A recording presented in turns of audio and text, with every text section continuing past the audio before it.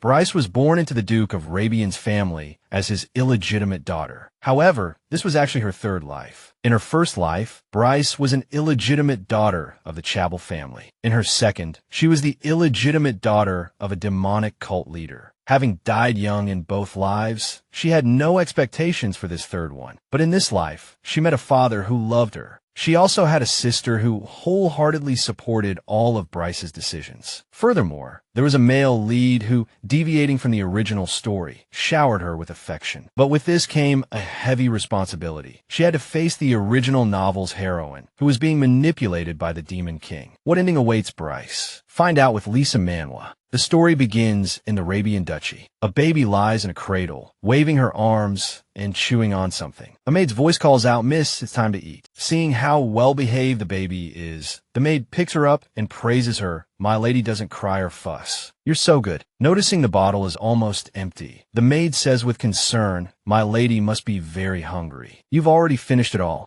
Even so, my lady is so gentle and quiet. I wasn't crying or fussing, not because I was a particularly good or gentle child, but because this was my third life. At this age, I couldn't be picky about food. Even now, this baby still didn't have a name, so the maid felt very sorry. When will the master give our lady a name? Hearing this, the baby didn't complain, just continued chewing as if to say, "I don't mind not having a name. This is already my third life. Whether I have a name or not doesn't matter. Because from my past lives, I was a child unwanted by my parents, and so I died tragically. My father in that life blamed everything on me. Your mother forced me and took my money, so don't expect to live like my child. In that life, I was merely the first illegitimate daughter of a wealthy family. Although discriminated against because of my birth, I was discovered by relatives due to inheritance issues and wrongfully killed in agony. In my second life, I was born as the illegitimate daughter of a demonic cult leader. Back then, my father, looking at the surprisingly calm baby, praised me. "You don't even cry at the sight of blood." How interesting. He picked up the baby and made a demand. "If you want to live, work hard." Having received life from that father, I practiced diligently, wanting to show him the results. "Father, please look at this." I treated my second father like my real father. At least he acknowledged me. To earn his recognition, I diligently practiced martial arts. He reached out to me with a warm smile. But in the end, I was trampled on by that father. You've learned this too. How arrogant. He had only let me live on a whim, and a cruel look appeared on his face. If I let this continue, my martial arts secrets might be leaked. Seeing my tearful face, he only said one thing. "In the end, I will kill you." My efforts were seen as a threat to his position, so he chased me away. He cursed incessantly, "Daughter of an evil demon." I ran away to save my life. I could no longer use martial arts, but those who didn't know this pushed me into the abyss. There, they persistently hunted me, the demonic cult leader's daughter. Thus, my second life ended at the edge of a cliff. Just as I was relieved that my repeated misfortunes were over, I fell into the most difficult situation. I opened my eyes again. I opened my eyes and was bewildered to find myself alive. What? I clearly fell off the cliff. Where is this? Could it be a stable? So I've been reborn. I was very confused and couldn't understand the situation. To what extent have I been revived? What? First, since I've been born, I need to assess the situation. Thinking this, I first looked at the woman beside me. The person next to me is. Looking at the beautiful woman, I thought, is this my mother in this life? What happened that she's in a place like this with a newborn child? Suddenly, a sound from the stable door caught my attention. Who is it? The person took off their hat and cloak, revealing a haggard and sorrowful face, leaving me puzzled. A man who looks here with that kind of expression. For some reason, I had a premonition. I saw a man's sorrowful face, my third biological father. I recalled the two biological fathers from my first and second lives and wondered, will I be an unwanted child this time as well? The man approached the mother and daughter, looked at them for a moment, and then lowered his head without saying a word. He reached out, touched me, and then picked me up and left the stable, leaving me confused. Where is he taking me? Still a baby, I couldn't resist sleepiness. Oh my, I'm suddenly so sleepy. At that time, I couldn't understand the true feelings of the man who took me away. But one thing is for sure, I've been in this house for a month now. I wiggle my hand. Then she snuggled into the maid's arms, thinking, I'm not dead yet. The maid, assuming the baby was upset over not being close to her father, comforted her. My lady, you must be very sad that the Lord didn't come. He has many considerations regarding your name, so please understand. Bryce seemed unconcerned, thinking, I don't know either. Although I haven't seen the father who brought me here since that day, it's not particularly important to me. Bryce recalled the two biological fathers from her previous lives and shuddered. Considering everything that happened in my past lives, it might be better if we don't meet. Compared to my past lives, this is already good enough. Living quietly and independently like this isn't bad either. Suddenly, the door burst open, accompanied by a shout, My lady, wait. I'll go in first. Two young maids, vying to enter the room, crashed heavily into each other, looking quite pained. The remaining maids sauntered in. See, I told you to come in one at a time. Seeing these three maids for the first time, Bryce was curious. Who are these people? Bryce, the baby, was bewildered by the chaotic scene. This is lively. Lillian, Hexa, and Perry, what's going on? Lillian excitedly sprang up and announced, The Lord has finally decided on a name for my lady. My lady's name is Blessbon Rabian. Hearing this name, a familiar feeling seemed to well up within Bryce. Rabian, what's going on? Although it's different from before, it feels very familiar right now. Perry bowed respectfully to Bless. Although it's a little late, I must greet you, my lady. She gave a kind and gentle smile as she introduced herself. I am Perry, in service to Rabian. Bryce still felt a sense of deja vu. Where have I heard that before? Then Hexa continued the introductions. I am Hexa. Lord Helios. Father will be here soon. Oh my God, Bless seemed to realize something. Oh my God. Finally, the energetic Lillian introduced herself. I am Lillian. If the Lord comes, he will introduce my lady's older sister. Lady Helena is my lady's older sister. Hearing this, Bryce's face paled. Wait, older sister Helena. Bless finally realized everything through the fog. I remember everything. That beloved novel everyone loved. Those were the names that appeared in the novel. And if it's Bless, Helena, Von Rabian's half-sister, a villain who was executed for isolating the female lead. Bryce couldn't help but burst into tears, worrying the maids. My lady, Lady Bless. In the original story, the reason Rabian was the villainous family was because it was destroyed by the male lead. Bless cried loudly, thinking that she, too, would meet the same end as in the original story. So, ultimately, this means that this life will be ruined too. The maids were startled and comforted her. Oh my lady, what's wrong? Bless resentfully complained. If there really is a God, he must really hate me. The next morning, the baby lay in a cradle placed in front of the light, absorbing calcium. The maid, seeing that Bless was crying less and being so well behaved, was a little happy. My lady seemed strong, which is good. My lady must grow up healthy and safe. She couldn't help but reach out and gently pinch the baby's cheek because my lady... Suddenly, Bless reached out her small hand and grabbed the maid's finger, stunning her on the spot. Bryce gave the maid a bright, happy smile. Finally, she went to question the baby's father. My lord, you didn't choose my lady's name, did you? Hearing this, he asked in confusion, how did you know? According to the maid, the name Bless was given by the baby's mother. Because you haven't even come to see her, and yet the name is Bless. Isn't that strange? He frowned uncomfortably after hearing this. I'm curious how this happened. If you're going to talk about that child, I don't want to hear it, he thought, observing the maid. This maid, ever since I first met her, she's been like that, acting like she knows everything. She voiced her feelings. My lord, things with you and Shisha really aren't good. Before the maid could finish, he angrily warned, Maid, enough. Ignoring the warning, she bluntly questioned, even so, do you want that young lady to become like that person too? He slammed his hand angrily on the table in front of me. Don't speak that name so lightly. The maid firmly refused his demand. No, you're the one who brought my lady here, Helios. Since you brought her, you must take responsibility. Helios fell silent after hearing this, saying nothing more. He recalled Shisha embracing her unborn child with anticipation. If this child is a daughter, I'll name her Bless, a blessing. Shisha gave a bright smile and pleaded, if this child is born, you must protect her for me. The maid firmly made her request, please go see my lady. Don't regret it like you did with Shisha. These words seem to have struck a chord with Helios. This is a reverse harem novel where the female lead transmigrated into a romantic fantasy world, captivating everyone around her and attracting the male leads. This is a dreamlike story where all the characters in the novel adore and cherish the female protagonist. It's my favorite work that I read countless times in my first life. The story progressed smoothly, and I enjoyed reading it because, thanks to the male leads, I didn't know how the plot would unfold. Bless cried and complained, but that didn't mean I wanted to step into this world. I know this novel very well, from who the main characters are to the past and the future. This might be able to save Rabian from its long destruction. This might be something Bless can do,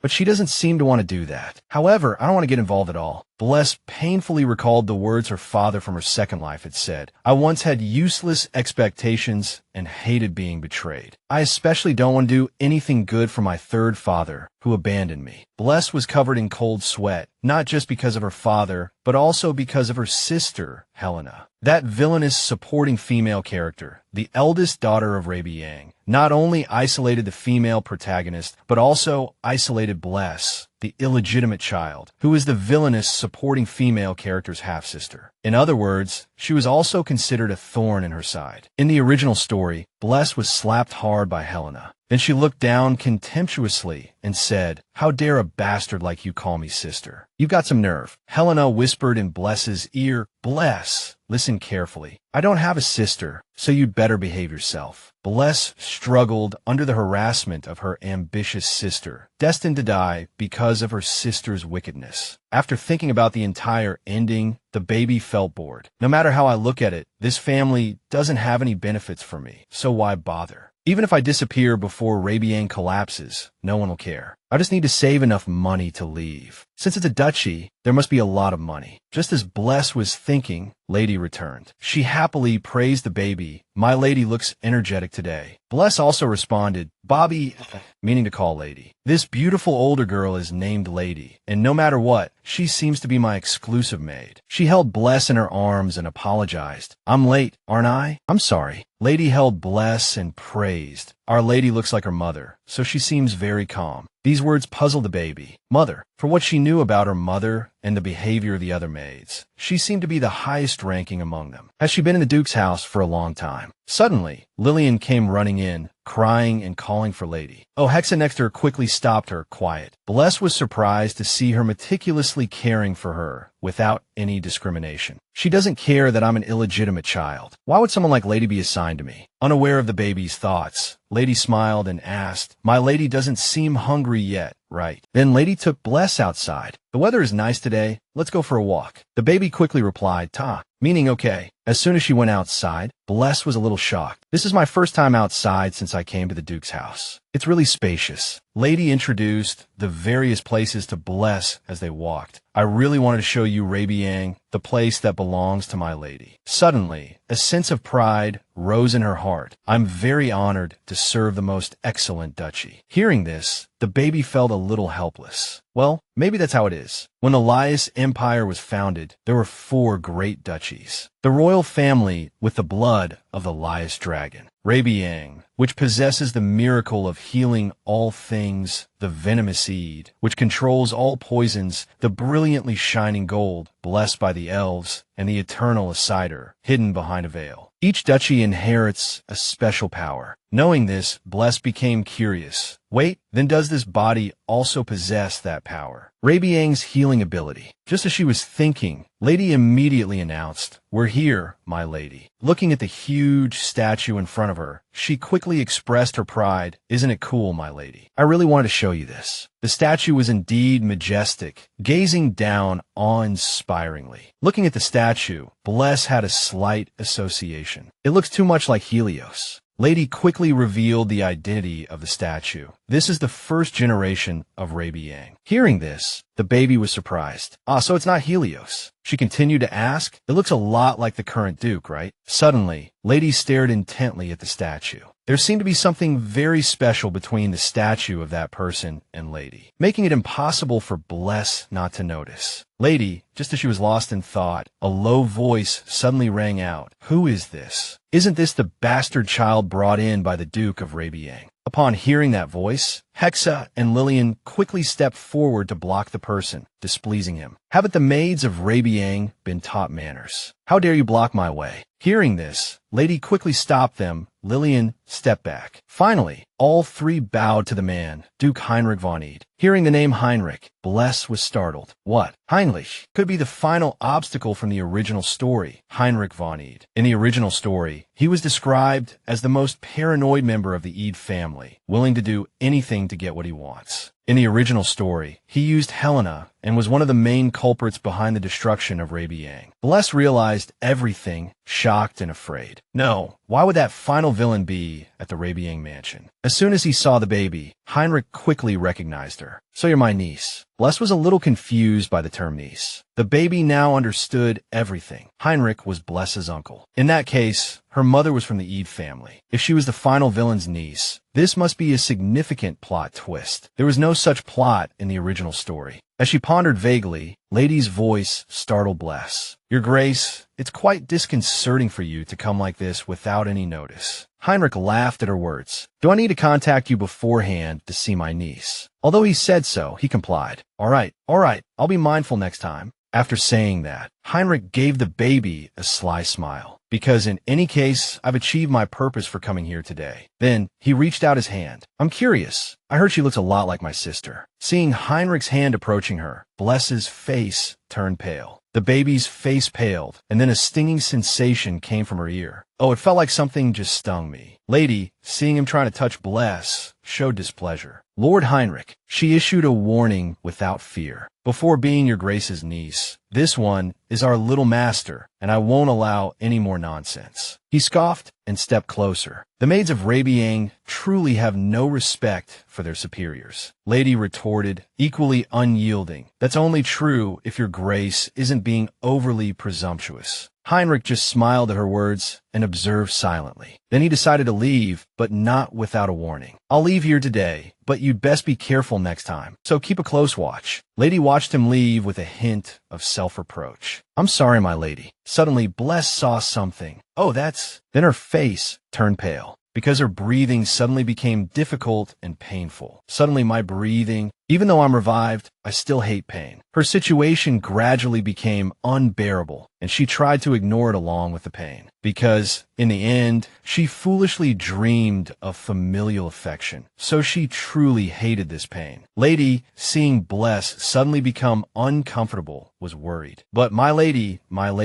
please believe that this is all for my lady's good. The baby was so uncomfortable that she could only softly call out, Lady. Although she didn't know what that meant, because it was Lady, the only one who was kind to her, she was willing to believe. On the other side, Helios was lying on a bench, reminiscing about his deceased wife, Shisha. That girl was both my blessing and a spy sent by Ede to break me. Back then, Helios bluntly asked Shisha, being played in the palm of your hand, I must have looked ridiculous, Shisha, or rather Roxiel Von Ed. My series of misfortunes all started when I learned that girl's true identity. Back then, Shisha could only lower her head and apologize. I'm sorry for deceiving you all this time, Helios. But despite my mission, I truly fell in love with you. She smiled, sincerely affirming one thing. My heart is sincere, and I want to live happily with you and this child. At that time, the girl was pregnant with our child, but the feeling of being betrayed by her was heavier than this fact. Helios asked with a bitter laugh, how can I believe the words of someone who constantly lies to me? Now, everything you say seems false to me. Shisha loudly denied it. Helios, that's not it. But he didn't seem to believe her and drove her away. I don't want to see you now. Go back to Ede, Shisha. Helios looked at the documents on the table, lost in thought. It's been several months since we parted ways like that, and Shisha has disappeared. It also said that Shisha's whereabouts were unknown.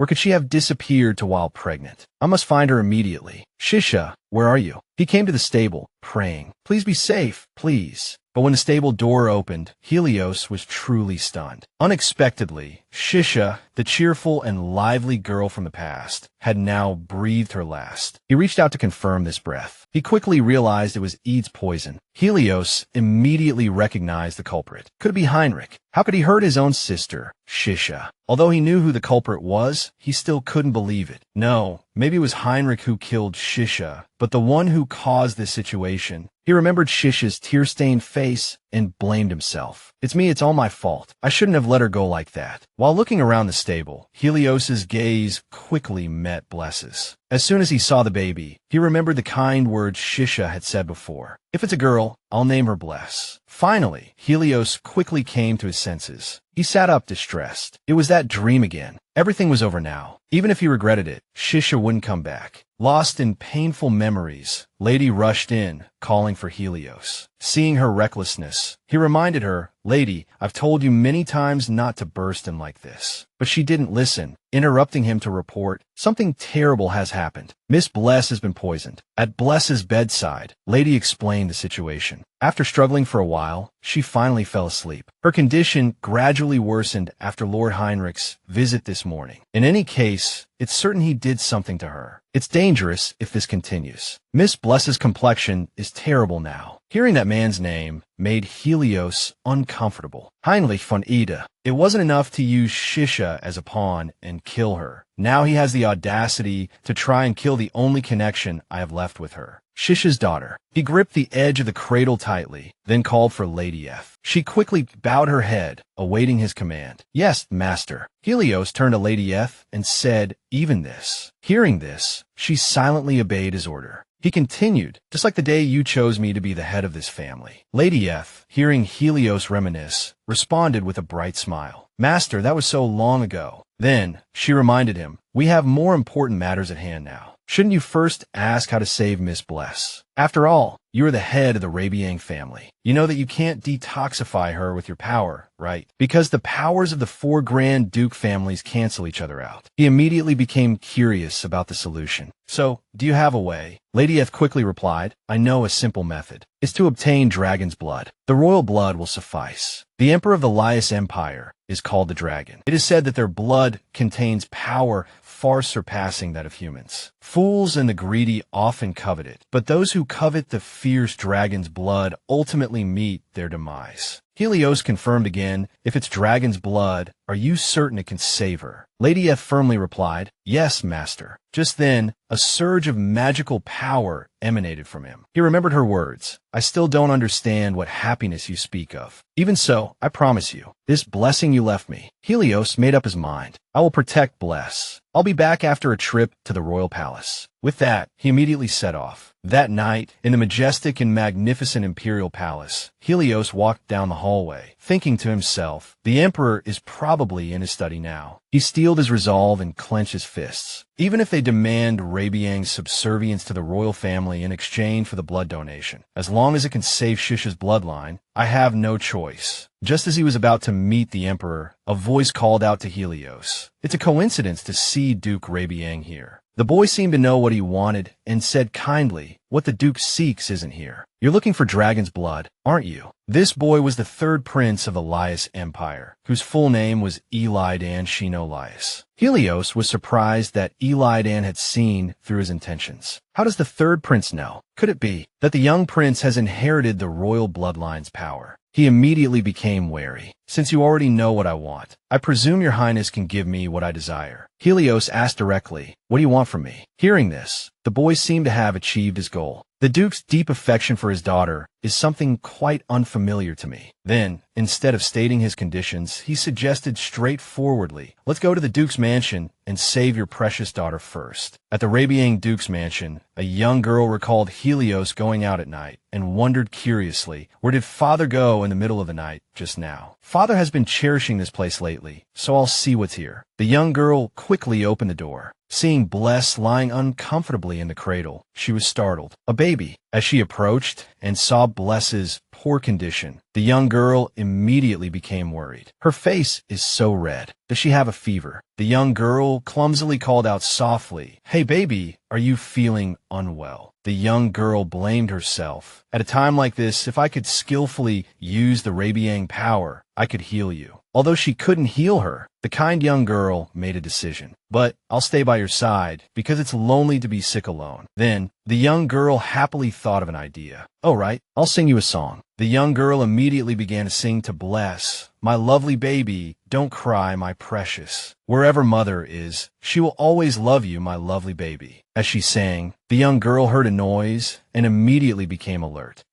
Someone's coming. The young girl worried, "What if I'm discovered running around in the middle of the night?" I'll be scolded. Just then, the little girl noticed the wardrobe in front of her. At that very moment, the door creaked open slightly. The little girl hid inside the wardrobe, trying not to make a sound, and listened to the voices outside. Eli Dan mentioned the Duke's precious daughter, and then Helios expressed his gratitude. Thank you for your kindness. Hearing this voice, the little girl immediately recognized her father. Finally, the people left. The little girl breathed a sigh of relief. They're gone, thank goodness. Although I don't quite understand what they were talking about, the story about my precious daughter doesn't seem to be about me. The little girl walked over to the cradle, thinking, so this child is father's precious daughter. Seeing Bless open her eyes, the little girl exclaimed, this child has the same deep purple eyes as father. Then, the little girl couldn't help but shed tears. My color is so light, so pretty. The little girl reached out her hand in disappointment, wanting to touch Bless's hand. So father never came to see me, but he came to see this child. The little girl asked herself, why doesn't he come to see Helena? Is it because Helena doesn't resemble father at all? Helena couldn't help but shed tears of self-pity. If Helena tries harder, father will come to see Helena, right? The little girl sat alone by the cradle. I also wish father would love me. A few days later, Bless felt extremely unwell. It's only been 2 weeks since I was reborn, and I'm already facing the biggest crisis of this life. It turned out that the so-called crisis was Helena constantly coming to play with her and chattering endlessly about Helios's virtues. Father is the strongest magician in the Empire. He's really amazing, isn't he? Bless uncomfortably refused to listen any further. I'm not curious, okay? Please stop, Helena. After I struggled with the Ed family's poison and woke up, 2 major changes occurred, one of which was this girl starting to come here. Bless frowned, recognizing those identifying features. There's no mistake, black hair and light purple eyes. It's her, the villain Helena from the original story. Helena von Rabian, daughter of the deceased Duchess and Bless's half-sister. In the original story, due to the influence of a member of the Ed family, the Duchess, she was portrayed as an arrogant and conceited villain. Compared to Helios, she had a closer relationship with Hinrich. Bless was extremely bored by her own thoughts. I didn't expect Helena to actually crave paternal love so much. Helena kept talking about Helios, father this, father that. Only when I truly live in this world do I realize there's so much background I don't know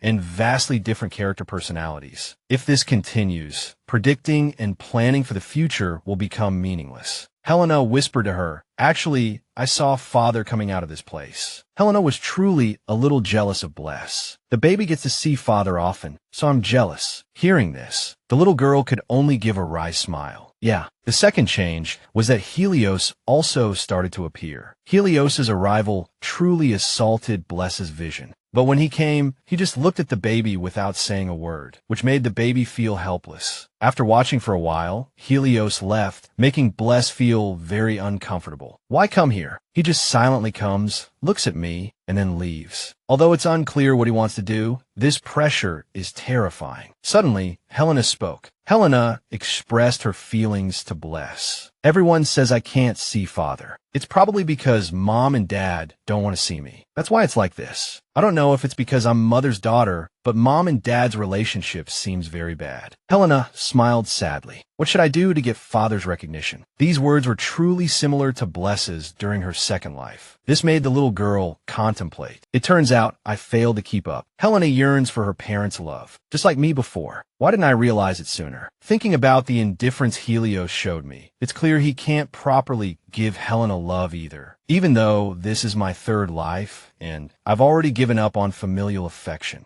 Assuming Helena falls into Heimer's hands and becomes a villain, it's actually also because of father's indifference. Seeing Helena's sad and pained face truly made Bless empathize. No, it's too depressing. Although sad, Helena was still happy to confide in Bless. Even so, it's really nice to be able to talk about father with the baby. I'll come see you again, so don't forget me, okay? The little girl finally paid a little more attention to her sister. Well, lying around all day is boring too. It's okay to listen to Helena's stories before I leave, right? Having made up her mind, Bless grabbed Helena's finger with her small hand. Right, this much is okay. This small gesture alone made Helena incredibly happy. Helena kept asking, "Are you holding my hand now?" Well, The scene of the two sisters playing together was seen by a man. After seeing Helena like that, he was at a loss, then turned around, letting out a reproachful sound. TSK, too sentimental. At that time, the previously dull social circles were abuzz with a new topic. Whenever nobles gathered, they would discuss amongst themselves, have you heard the rumors about Rabian and the House of Ede? It's said that the House of Ede tried to poison Rabian's illegitimate beast child, right? There are rumors that the Duke himself administered the antidote. Could he be thinking of making that illegitimate beast child his official heir? After the story about Rabian's illegitimate beast child, the nobles then gossiped about the royal family. By the way, have you heard about the second prince? I heard he's back because of a carriage accident. Now,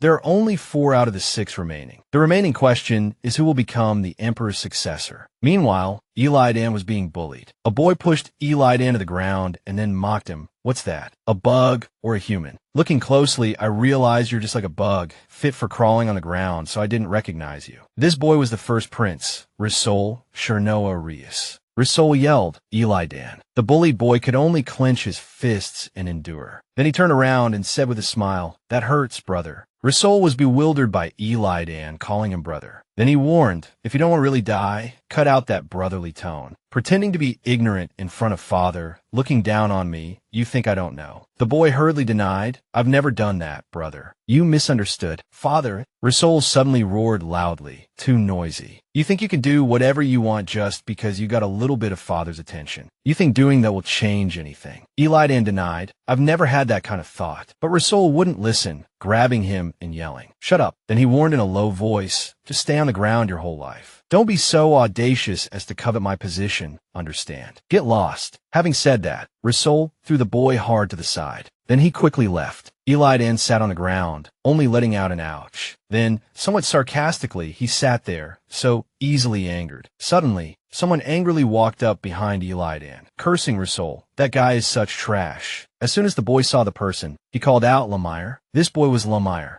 Eladin's attendant. Eli Dan slowly stood up and said disdainfully, even so, he puts on a kind act in front of others. Lemire said indignantly, that's why he's even more hateful. If he weren't a prince. Then Eli Dan stopped him and asked about something else. All right, what about the thing I asked you to confirm? Lemire hurriedly reported the situation. I heard she's safe and sound. That child, the dragon's blood one. Hearing this, the boy couldn't help but laugh happily, really. That's amazing. Lemire truly didn't understand Eladin's decision. Your Highness, why do you insist on making a deal with Rabian? Helios cannot be trusted. The boy turned around and smiled helplessly. There's no other way. Because he's the only one who can stop me from going insane after I obtain the magic sword. There's no one else in the world besides him. The person Eli Dan was talking about was Helios. A few days ago, at the Rabian ducal residence, Eli Dan came to the cradle where Bless lay. Then he let a drop of his own blood fall onto the baby's forehead. Bless quickly recovered. The boy said, although she'll still need dragon's blood in the future, this crisis is past. Then Eli Dan expressed his goodwill. If the Duke agrees to the agreement, I'm willing to provide blood regularly. Helios, seeing Bless saved, asked, what do you want? The boy didn't hide anything, stating his conditions. I want 2 things. First, the magic sword under your supervision. Make an agreement to return the magic sword. Helios was surprised to hear about the sword, the magic sword. But that? Eli Dan quickly interrupted what Helios wanted to say. I know. It said that it will drive the user insane, so it must be supervised by the House of Rabian.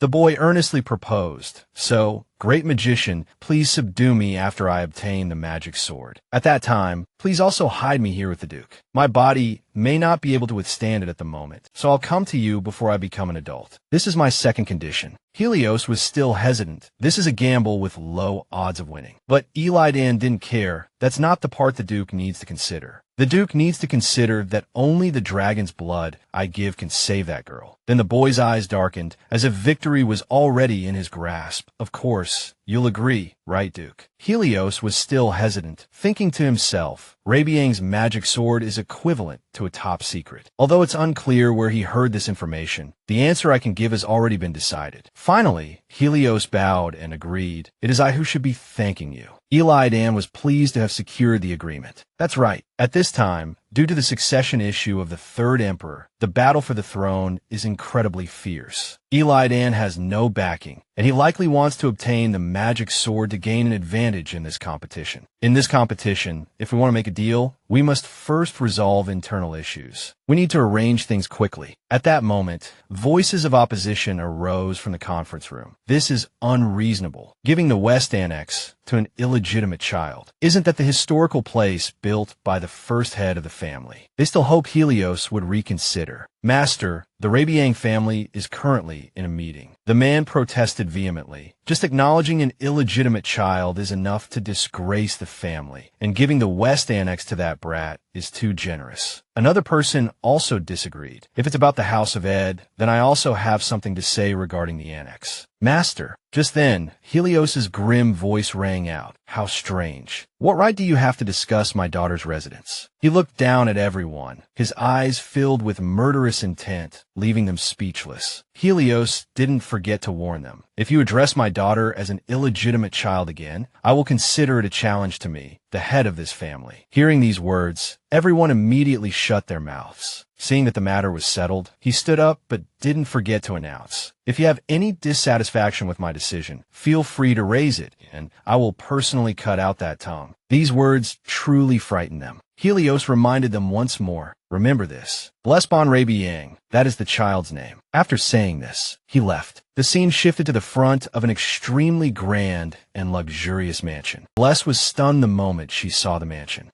Lady F, seeing the mansion belonging to the little girl before her, was equally surprised. This entire place is Mrs. Residence. Master, are you joking? Seeing her reaction, Bless breathed a sigh of relief. It seems I'm not the only one who finds this strange. Seeing their reactions, the servant beside them gently confirmed, the master has transferred the West Annex to Mrs. Name. This is not a joke. He was Harold von Valentine. Harold looked at Lady F reassuringly. Don't worry, as the master will announce this matter at the elders' meeting. She still seemed hesitant. After all, that was still a few days ago. Lady F had thought that Mrs. Current room certainly wasn't like a child's room, but just then, Helios suddenly barged in, saying it really won't do. We can't continue like this. Let's move rooms. At the time, I was truly panicked and afraid. Who would give an entire mansion to a newborn? Helios was truly crazy. Harold seemed to understand the master's intentions. It seems he intends to use this opportunity to solidify Mrs. Position. It's truly breaking with convention, giving her the most historical West Annex. Bless became more and more shocked as she listened. The most historical. What kind of thought process did he go through while I was asleep? Although it's not a bad thing, this pressure is too much. Harold respectfully said, let's go inside. Just then, the little girl remembered Helena. Right, Helena probably doesn't know I've moved yet, and she hasn't visited recently either. I hope nothing's wrong on her end. She was stunned. When Helena came to visit, Bless was nowhere to be seen. Where did the baby go? She was just here a moment ago. While searching for the little girl, a grim voice came from behind. I knew you would come here again. Helena turned around at the sound and called out, Jakers. This man was Helena's butler, Jakers von Radius. Jakers stepped forward and grabbed Helena, reminding her, Miss, I told you why you can't come here, right? Helena, being held, fearfully repeated what he had told her before. That's because I'm a member of the House of Ed, inheriting Mother's will. So I can't get close to the Rabian family. Hearing the little girl's perfect answer, Jakers was overjoyed. So you haven't forgotten, Mississippi Miss will also abide by the wishes of the House of Ed, right? Helena stammered, of course. He was very satisfied with this answer. That's right. It's wonderful that Miss understands this. Saying this, he quickly told Helena about Bless. I heard that the child you're looking for has moved to the West Annex. It seems you care about her a lot, so I prepared a housewarming gift for that child. Miss can go and come back quickly. Given permission to see Bless, Helena was ecstatic, really. Is it all right? Jakers smiled and affirmed, of course, Mississippi. I prepared something very lovely. In a dark corner, he slammed his fist against the wall, cursing, damn it. Jakers seethed with resentment. That woman, Shisha, is still a hindrance, even in death. That damned, illegitimate child. It seems we can already conclude that it's of Ed blood, right? The head of the Rabian family has also started to consider this point. He looked at the teddy bear on the table and came up with a cruel plan. Well, it wasn't like he was completely helpless. He'd just see if he could luck his way out of this magic overload. Finally, the bear was brought to Bless. Helena happily handed the gift to the little girl. "Baby, this is a housewarming gift." Bless was delighted to see the teddy bear and reached out her arms to take it. Helena placed the teddy bear beside her, thinking, "It's been a while since I've seen you. I finally found out you were in the West Annex after so much trouble. I was worried something had happened to you. Thankfully, nothing happened." Then Helena asked, "Baby, didn't father come yesterday?" Seeing that the little girl was only concerned about Helios, Bless uncomfortably looked away. "So, you're still only concerned about Helios, huh?" At that moment, the little girl felt strange. "Now that I think about it, it is strange. He usually comes around this time." Suddenly, Helena voiced her uneasy worries. "But if father were here, I couldn't give baby a present. Father would hate me coming here because, unlike baby, I'm mother's daughter." Helena looked truly envious. Baby is so loved. After listening to her, Bless could only call out to Helena in baby talk Babu. Helena came back to her senses. "Sorry, I said something strange. I need to talk to baby properly." Bless finally understood everything. Even though Helena thought her father hated her, she still longed for his love. "It's like seeing my past self." Helena changed the subject to the teddy bear. "Is this teddy bear pretty? The butler prepared it for me to give to baby. I was specially permitted to come this time, too." With that, Helena left, but not before saying goodbye. "I should get going." "Well then, baby, I'll come see you again next time." Bless waved goodbye as well. "Be careful on your way." Watching Helena's lonely back, the little girl empathized. Helena, she looked so lonely. If only Helena and Helios could become close, like I was with him in my past life. That's why I'm worried. While she was lost in thought, Lady Eth came in. "Our Lady, did you have fun playing with Miss Helena?" Seeing that she knew everything, Bless was startled. How did Lady Eth know and even deliberately avoid us? Thanks to her, Helena could come comfortably. I'm truly grateful to her right now. Lady Eth noticed the teddy bear. "My lady, what's this?" Bless replied in baby talk, Abu, meaning Helena gave it to her. As soon as she picked up the teddy bear and looked at it, she had a knowing expression. "You've received a precious gift." Then Lady Eth said with a happy smile, "The head of the house will be here soon. Let's wait a little longer." Bless uncomfortably tried to argue. "B.A."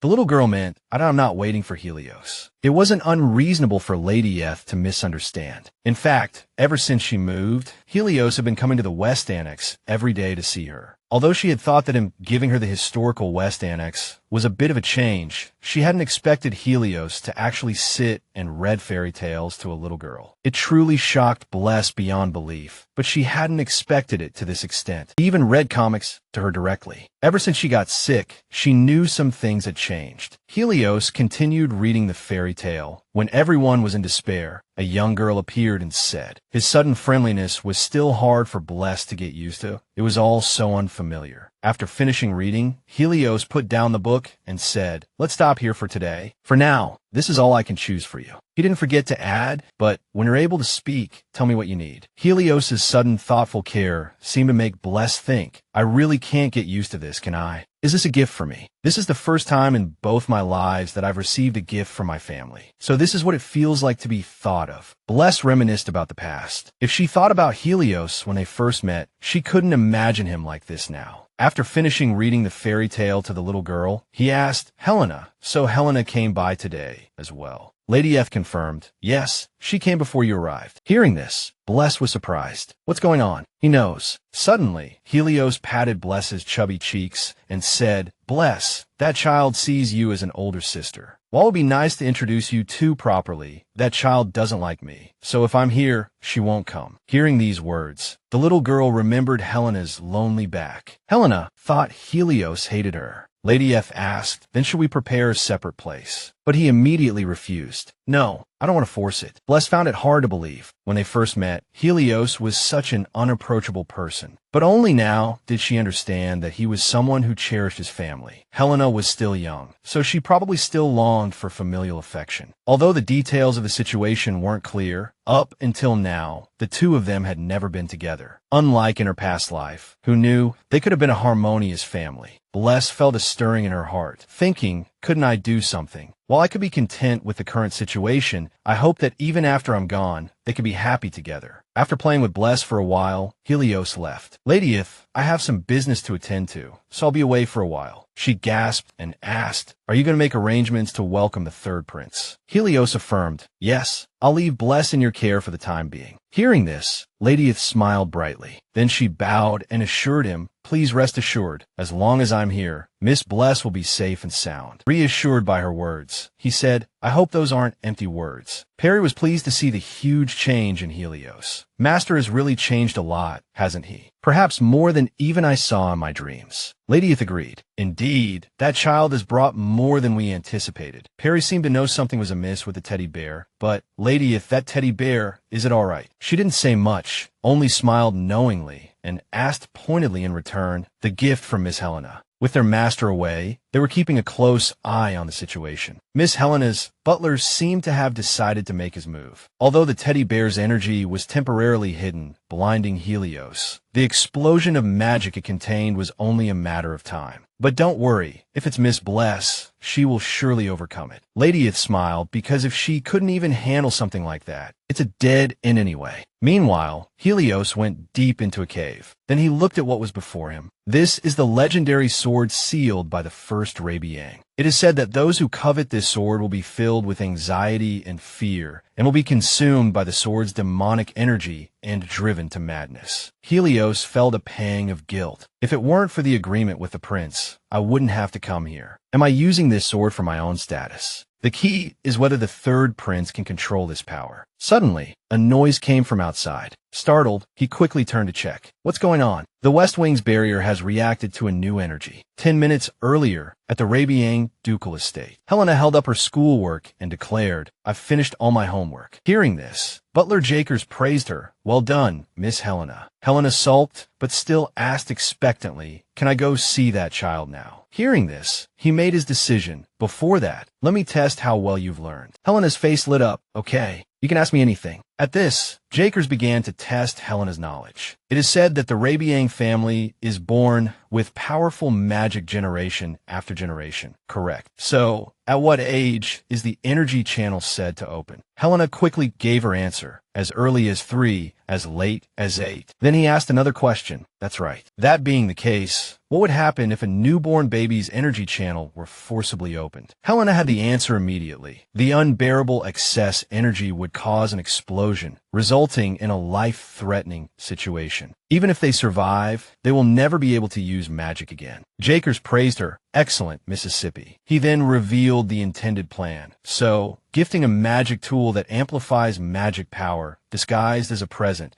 is a classic assassination technique of mage families, right? Helena, still naive, didn't understand. Disguised as a present. Jakers immediately revealed what he had done. Yes, just like the teddy bear you gave to that bastard child. Helena, who had been happily listening to the questions, suddenly froze. Huh. Then he said triumphantly, it's been 2 days since it was given. It seems the magic power will soon detonate quietly. Miss, there can only be one heir to Rabian. Helena sat at the table, still bewildered. What are you saying? Are you saying that child will die from a magic explosion? Jakers, driven by his own greed, continued. Everything is for you. Mississippi Helena finally understood everything because of the teddy bear I gave. Just as Helena understood everything, a powerful tremor shook the Rabian ducal estate. At that moment, Hexa rushed in, worried about Helena. Miss, we must evacuate. The West Wing has exploded. Hearing this news, the little girl couldn't help but cry no. Helena quickly jumped down from her chair, filled with guilt. That child can't die because of me. The little girl, determined, quickly ran to find Bless. I have to save that child. Meanwhile, Bless was in dire straits. What's happening? I can't see anything because of the smoke. Pink flames appeared around the little girl. Suddenly, my stomach throbbed, and then I heard an explosion. My stomach hurts like it's cramping. I've only just felt a little happiness in this life. Am I going to die alone like this too? Bless didn't want to die, so she cried out for help in vain. I'm so scared. Someone please save me. Just then, a voice echoed, Bless. The little girl recognized the owner of the voice in surprise. That voice is Helios. Helios ran over, his face filled with worry, and took Bless in his arms, then gave a reassuring smile. It's all right now, because Daddy's here. Feeling his concern, Bless couldn't hold back her tears any longer. Bless felt truly warm. Father had come. Only in this life did I understand how reassuring those words were. When Helios carried Bless out, the little girl looked bewildered. The West Wing was a complete mess. What on earth happened? Helena arrived at that moment and then heard the children's laughter. As soon as she saw Bless, Helena cried out, "Bless, I'm here." But just as she was about to run to the little girl, she saw Helios and stopped. "Father." Bless was surprised to see Helena amidst the wreckage. "Huh, Helena, why are you here?" Helios also asked Helena worriedly, "Why did you come here?" Hearing this, Helena became hesitant. The little girl panicked. Father seems angry." Hurt Bless. Helios stopped her. "It's dangerous here. Wait a moment." But Helena ignored him and confessed her transgression.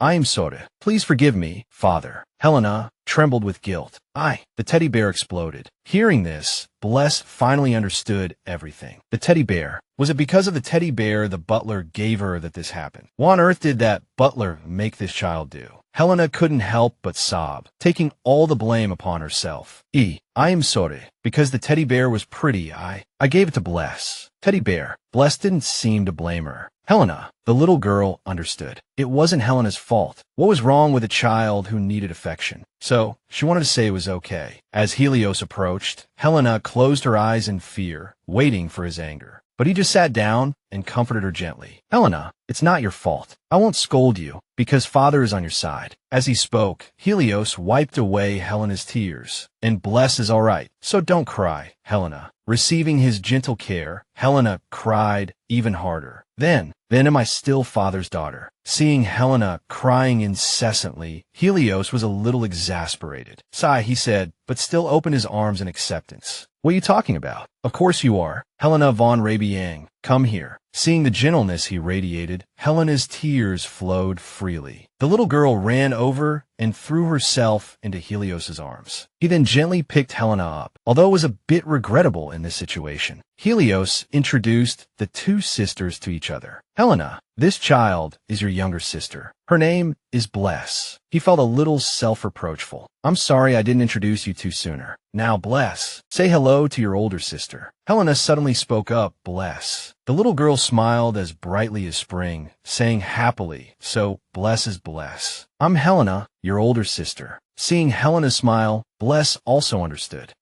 So this is what it feels like. Because I've been shut out by my family for so long, I didn't dare to hope for love. But they really seem to be saying they want to be my family. If I can be greedy this time, I want to live with them, with the family I finally found. A few days after the explosion, the devastated West Wing was restored faster than I thought. Helios imprisoned the butler. Helena was also freed from his mental abuse. The father and daughters came to find me together. Now, the Rabian family is very harmonious. When they come, the three of them play happily together. In addition, something else appeared. It was this pink bear constantly calling out Bless, making the little girl both exasperated and annoyed. So, Bless asked curiously, "What exactly are you?" The pink bear floated up and explained, "I am energy." This made the little girl wonder, could it be the after effect of the energy explosion last time? After confirming a few things about this unknown little thing, it turned out to be the case. Although after checking a few things about this unknown fellow, he didn't seem to be a dangerous child. 1, it could only be seen through my eyes. 2, it could read my mind. 3, it held goodwill towards me. Considering these points, this thing didn't seem like it would harm me. Suddenly, Bless pointed at the pink bear and called out Cloud. The little girl made up her mind, because if you're going to keep following me, it's better to have a name at least. After Bless named him, the pink bear was thrilled. "How about Cloud?" Cloud danced happily in the air. "Cloud, I have a name." Then he didn't forget to respond gratefully.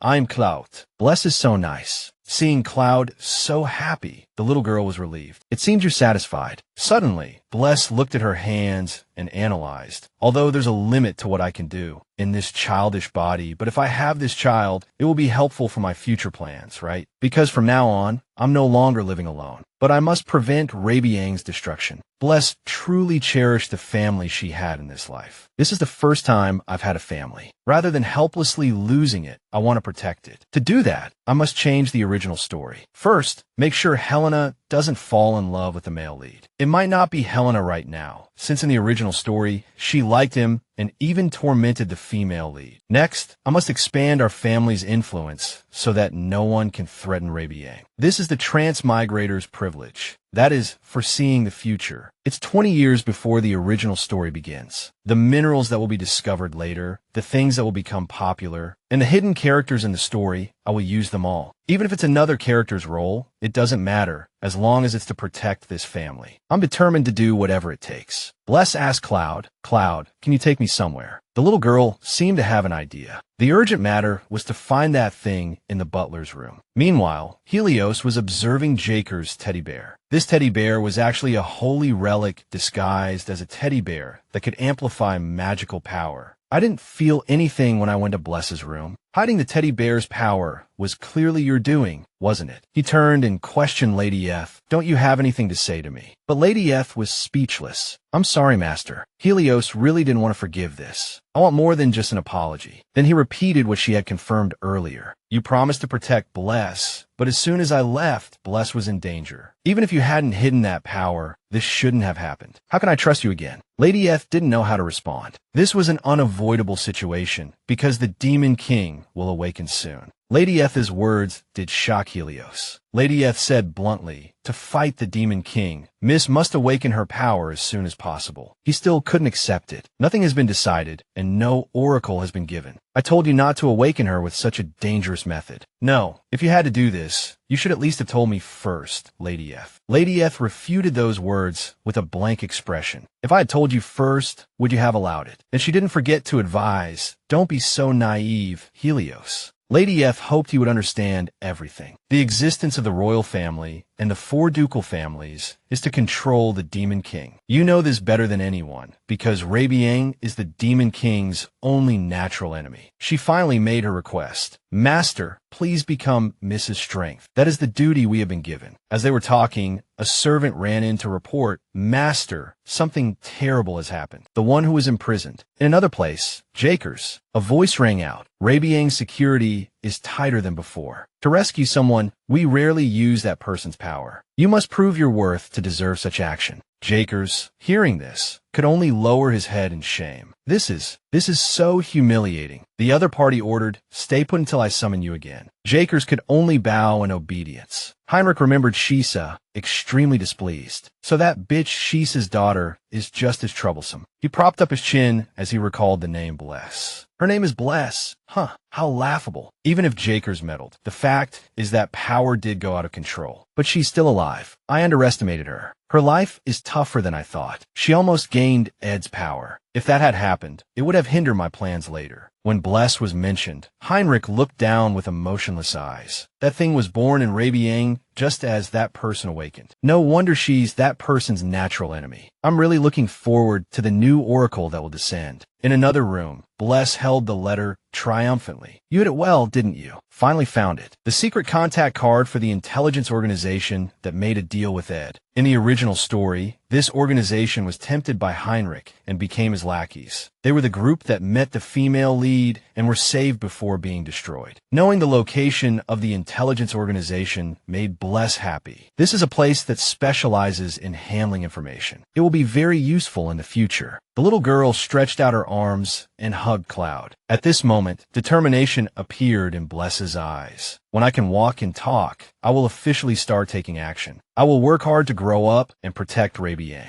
After making up her mind, time flew by. 7 years later, in the Rabian mansion, a voice called out Miss. The maid reminded her, Miss Helena has arrived. Bless turned around unhappily. Sister, currently, Bless Bon Rabian is 7 years old. The original story, beloved by everyone, was like a reverse harem novel, with male leads appearing one after another. It was even understandable why Helena was jealous of the female lead. Eli Dan grabbed the female lead's hair, then apologized. Just kidding, I'm sorry. According to the original story, Eli Dan would fall in love with the female lead. Your reaction is so funny. Eli Dan wanted the female lead to wait for him. Wait for me. I'll come to you soon. There's also a blonde young man who warned me to be careful. And then he said worriedly, what will happen if you're even more reckless than I am? Sister, besides that, there was a young man who knelt and submitted, saying, I want to stay by your side. Even if that person isn't me, it's okay, but absolutely don't push me away. The female lead, Bella, finally wavered because of the male leads. The male leads all faced the girl, but unexpectedly, the name the three male leads called out was Bless, which startled the little girl, and she opened her eyes. What? Bless sat up, recalling the dream, thinking was that a dream? But shouldn't it be Bella and not Bless at that time? Shouldn't I be calling the female lead's name? I'm so frustrated. The little girl walked out with a not-so-thrilled expression, making Helena ask worriedly, what's with your expression? Bless. This is 13-year-old Helena von Rabian. As soon as she saw Helena, the little girl immediately threw herself into her arms and complained, I had a nightmare, but I'm okay now that I see you. These words surprised Helena.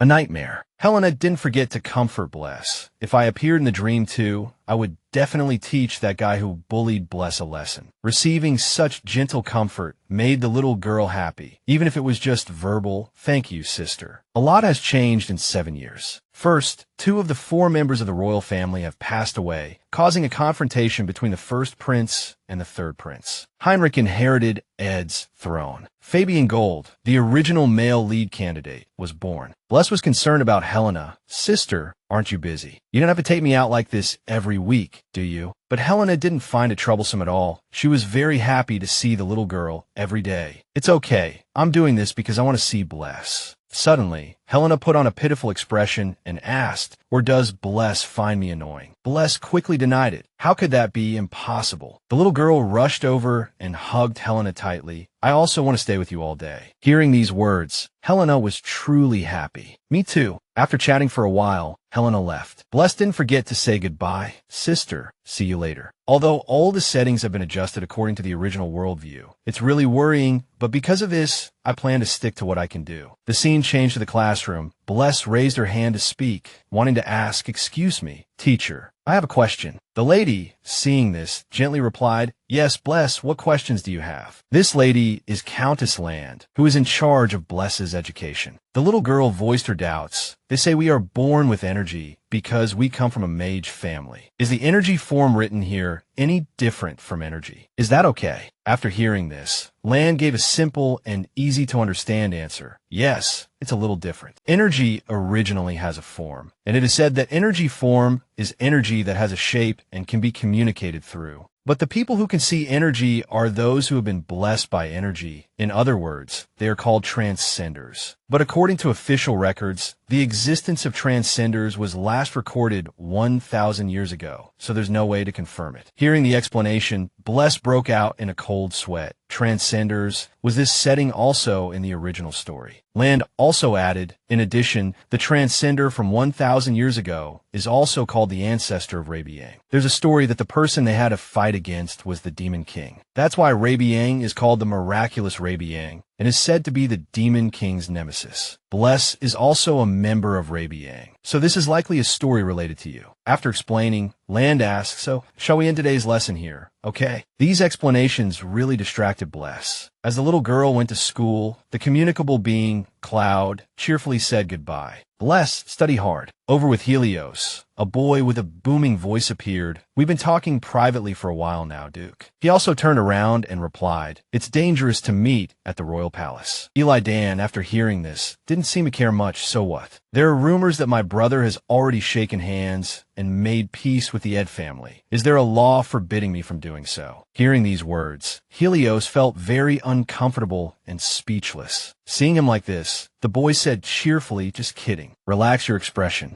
Eli Dan nodded, confirming one thing. I just came to say hello. I believe you haven't forgotten our agreement, right? He respectfully confirmed. When the time comes, I will give you the magic sword. Although that will have to wait until the prince keeps his position. The boy was very satisfied hearing this. I'll consider it done. Without dwelling on it further, Eli Dan quickly changed the subject and asked, how was today's banquet? You're here to grasp the movements of the nobles, right? Ray inherited Ed's bloodline. Helios uncomfortably recalled the person behind Hinrich. That's just a rumor spread by someone. The intention is too obvious. Honestly, it doesn't matter which of my children takes over Rabian. The boy posed a question, so you're just going to let them have their way. Helios denied it. How could I? I'm planning to initiate diplomatic affairs soon. I'll show them I'm still very much alive and kicking. Then, Helios looked down at Eli Dan and said, "That's the answer you wanted, isn't it?" Seeing that Eli Dan understood his intentions, the boy happily praised him. "Excellent. I'm still very pleased with the Duke." Back in the present, Helios reviewed documents while evaluating Eli Dan, still using others without hesitation. But compared to before, it seems there's a reason. While I don't particularly like doing what the prince says, I have no other choice. As he pondered, someone entered. "Master, it's me." Hearing the voice, he looked up and asked, "What is it, Count Karis?" The person was indeed Rabian's elder, Count Karis. Karis had something he wanted to ask, so he came to visit. "I heard you attended the banquet after a long absence. How did it go?" Those rumors about Rabian. Helios immediately understood his implication. "Is it about that matter?" Karis frowned slightly, displeasure evident on his face. "Master, until now, I've always been proud to be a vassal of Rabian, so I cannot understand how the head of the family can stand by and watch Rabian's reputation be tarnished. Miss Helena does not have Ed blood. Because of this, our claim seems weak, and Rabian's future is being questioned. Even the second child is a beastman's illegitimate child. After all, we bear the heavy responsibility of one of the 4 ducal families. We cannot disrupt this balance." After listening to the long list of complaints, Helios felt somewhat exasperated. If you knew who Bless's birth mother was, you would be even more terrified. Then he replied, "I understand the Count's opinion. You wanted to prove that Rabian is still powerful, correct?" Karis admitted, Yes, that's right." Helios rose from his chair and continued, "Indeed, after attending the banquet, I share your thoughts." These words startled Karis. Then he gave his instructions. "My upcoming birthday banquet will be made public. Please prepare accordingly." A few days later, Bless looked down in shock. "You said you were having a banquet, but you didn't tell me it would be this grand." Seeing the girl's nervousness, Mrs. Asa comforted her. "Are you nervous? Mississippi, don't worry. Everyone will like you." Hearing this, Bless could only manage a strained laugh. "Ha ha." She didn't seem to believe Mrs. Asa's words. "Don't worry, Mrs. Asa. I gave up on the expectation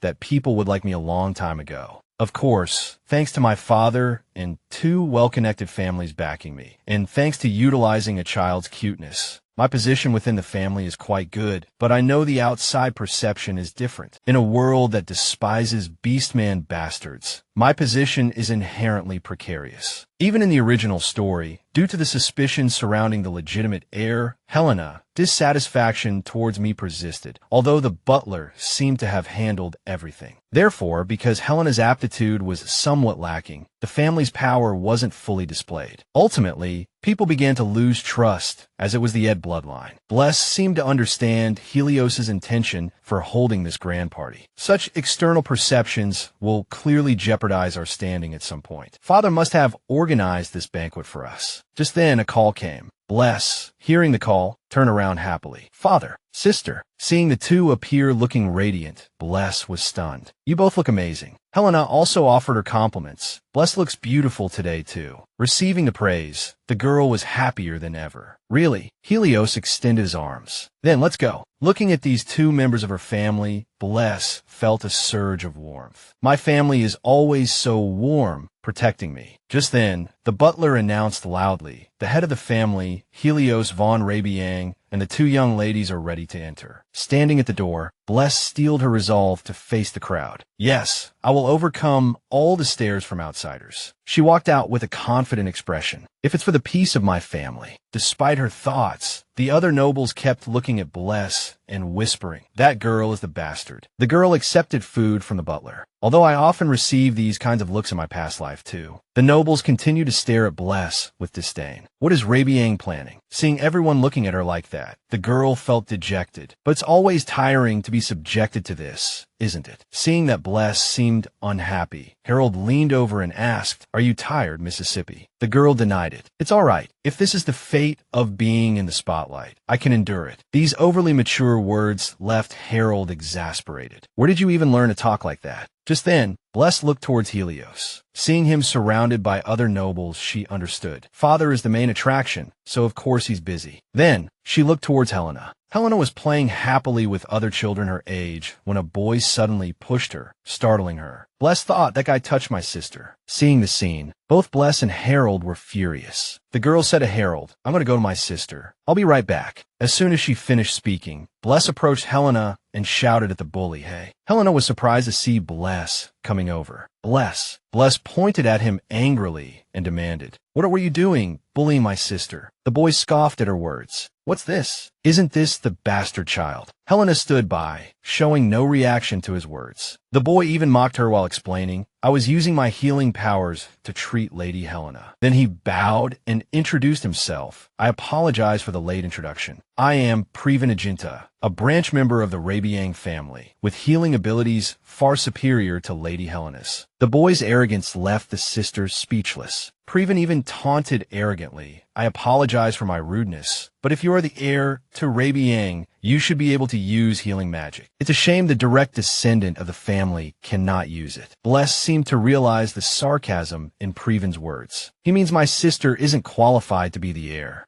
Actually, the powers of the royal family and the four ducal families, whether direct descendants or branch members, will manifest in a certain generation and converge on one person. It's not only the direct descendants who have a high probability of becoming the heir. Rabian's special abilities include healing magic." The other nobles were terrified when they heard this. Although I can't hear what he said exactly, the power has already manifested. Could it be that she can't even heal her own wounds? Seeing no one refute him, Preven became even more arrogant. "My lady, you needn't worry about Rabian's future because you cannot use your powers. Fortunately, the family's power has also appeared in. Not a branch member like myself." Karis watched all of this from behind. Preven is so arrogant and smug. If the most suitable person inherits the position of head of the family. But before the boy could finish, a voice stopped him. "Stop." Bless clenched her hands uncomfortably. "Even if you say I'm young and don't know my place, I can't listen to this anymore." She stepped forward to defend Helena. "You're going too far." Then, Bless spoke again in a firm tone. "Today is my father's birthday banquet, but it's also a day to strengthen family unity. No matter who you are, standing here and belittling the direct descendant of the family, are you trying to rebel?" Her quick response and irrefutable words impressed Karis once again. Bless continued to give irrefutable reasons. "Your actions will only make Rabian a laughingstock." These reasons left Preven speechless.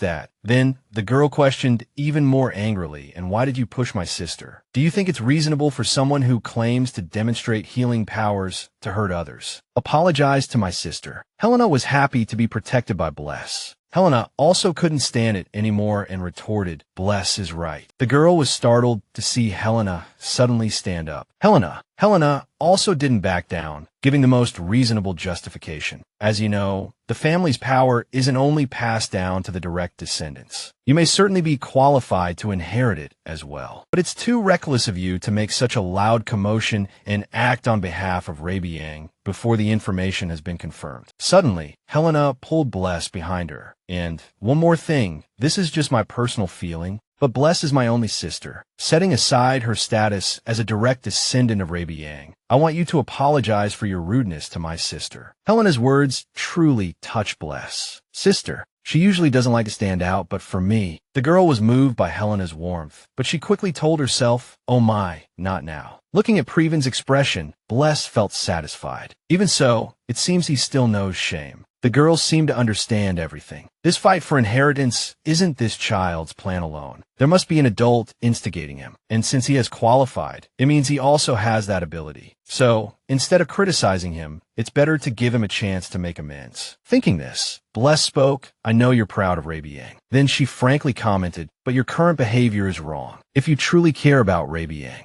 then apologize." The girl was still merciful. If he admits and reflects on his mistakes, he's not a bad kid. Preven hesitantly said, "I'm sorry." Then he bowed and apologized. "I'm very sorry. I have brought shame to the family on such an important occasion." This reaction truly satisfied Bless. "Good job." Just then, Helios walked over. It seems the situation has been resolved. He embraced his two daughters and praised them. "Helena, Bless, I knew you two would handle it well." Helios looked at Preven and asked for forgiveness for his actions. Although he caused the commotion, he's still a child who knows how to reflect. Please be understanding and forgive him. I will absolutely not summon this child's parents here. He looked down at his daughters, whom he was proud of, and declared, "But these two children are the direct descendants of the great Rabian family, and at the same time, they are my children. I want everyone to remember that although I am the head of the family, I am first and foremost these children's father." After the announcement, Helios looked at Karis and asked, "Well, Count, you've also seen that Rabian's future is very promising, right?" Karis, who had been hesitant before, was now completely reassured. The head of the family said there's no need to worry about Rabian. "I understand completely." Just then, Bless curiously looked up. "Who is this?" Karis bowed and said, "Please allow me to formally greet you both. I am an elder of Rabian, Count Karis." Karis looked at Helena and brought up the past. "I met Lady Helena when she was very young, and now she has become a dignified Rabian." He greatly praised Helena's actions. The way she calmly sorted out the internal hierarchy of the family is very admirable. This sudden praise made Helena a little shy. "I only did what I should."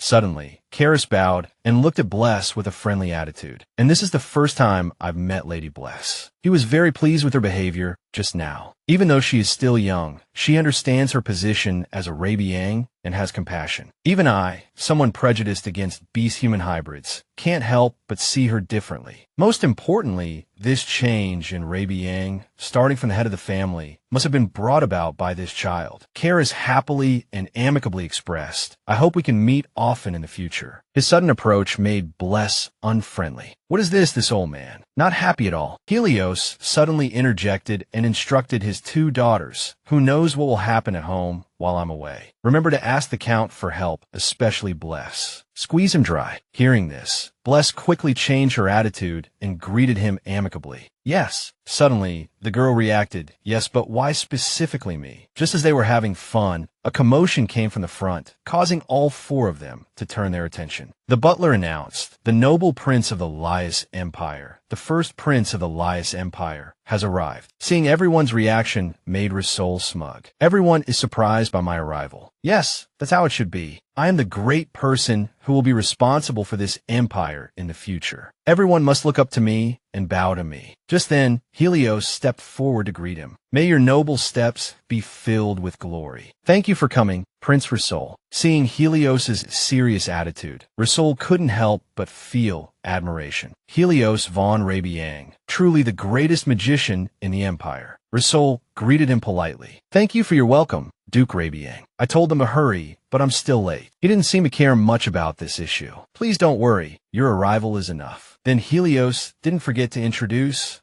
"These are my daughters." Helena gently lifted her skirt and curtsied. "Glory of the Empire, it is an honor to meet you, Prince Roul. I am the eldest daughter of Rabian, Helena." Hearing Helena's identity, Roul's ambition arose. The eldest daughter of Rabian, a worthy candidate to be considered for crown princess. Then he noticed Bless. In that case, this must be the rumored beast-human hybrid illegitimate daughter. Although the girl didn't like it, she still curtsied politely. "I am the second daughter of Rabian, Bless." Roul responded with a smile. "It's a pleasure to meet you, ladies." Bless felt very uncomfortable with this boy's two-faced nature. Bringing these thoughts to a public occasion. How shameless. Helios wanted to divert Roul's attention, so he said, "Compared to the capital, this is just a simple party, so it will be quite boring." The boy denied those words. "This is the Duke's birthday banquet. How could it be?" Then Roul's expression became greedy, and he suggested, "However, if the Duke is also interested in advancing into the capital, I will help you." This boy with impure intentions proposed, "If Rabian, who has always remained neutral, openly supports me, then I will gain more than half the support among the four great families. You should find it difficult to refuse my proposal, right?" After hearing this proposal, he could only remain silent. Roul, thinking Helios would agree, extended his hand with vain thoughts to begin the exchange. "They must want something. Come on, Duke, you have the power to help you." But he bowed solemnly. "Thank you very much for your words." Then he didn't mention it again and changed the subject. "This is your first time at the Duke's mansion, so let me introduce you to the residents. Please come this way." Seeing Helios's reaction, The boy was puzzled. Humph. Then he looked at Helena and Bless, thinking he won't let it go so easily. The original story's portrayal of the first prince is very brief. The first prince was expected to become the crown prince, but he didn't return after the demonic beast invasion war in the east. The only survivor was the third prince, Eli Dan. Eli Dan reaped the benefits and became the crown prince, but I think differently because the male lead candidate, Eli Dan, is a clever man. Roul's death might be one of his strategies, as both Roul and Rabian are destined to die at Eli Dan's hands. I felt a bit sympathetic before, but now I feel extreme disgust. What is this? Why are you looking at me like that, Helena? I knew he was a bad omen. Should I say everyone in the royal family is hopeless? Everyone knows Roul and Ned have already made peace. Aren't you satisfied yet? So you're trying to win over father. Wake up. We have no intention of having anything to do with the royal family. So stop wasting our time and give father back. Seeing Bless's reaction, Helena seemed to understand something and squeezed out a smile, persuading her, don't worry, father will be back soon. But when the party ended and the sisters lay in bed ready to sleep, Helios still hadn't returned, leaving Helena, as the older sister, feeling helpless. Why is father so late? While they were waiting, a maid came in to announce, Mrs., the lord of the house told you to sleep first. This news really shocked Bless. She looked at the gift in her hand and said regretfully, I still wanted to give this to father myself. Helena seemed to see through Bless's thoughts and asked, what did Bless prepare? The little girl, being asked, said excitedly, it's a secret, but I'll only show you. Just then, a clay figurine of Helios appeared, greatly surprising Helena, but she still tried her best to praise it. Wow, this is cool. Seeing Helena's awkward expression, Bless asked in confusion, what's wrong with your expression? Bless didn't persist and confessed, I knew my craft wasn't that good, but I still wanted to make a gift for Helios myself, because father is my first precious father. Because even though the Rabian family doesn't lack money, he's the one who truly cherishes the gifts I give. A while ago, when he saw the picture I drew, that strange expression was really funny. Looking at the drawing, Helios was truly shocked. Is this me? Bless's eyes lit up, and she admitted, yes, father. While waiting, the little girl yawned sleepily. Suddenly, Helena suggested, Bless, sleep with me today. After a while, Bless asked with surprise and anticipation, really? Although the little girl still felt a little regretful, she was luckily compensated. It's a little pity that I couldn't give the gift to father as I wished, but this is not bad either. The sisters quickly and happily lay in bed together. Bless opened her eyes wide and prayed silently. No matter what, father, forget about that damn prince and come back quickly. When Helios escorted Roul outside the mansion, the boy marveled at the surrounding scenery as soon as he saw it. Duke Rabian's house is so beautiful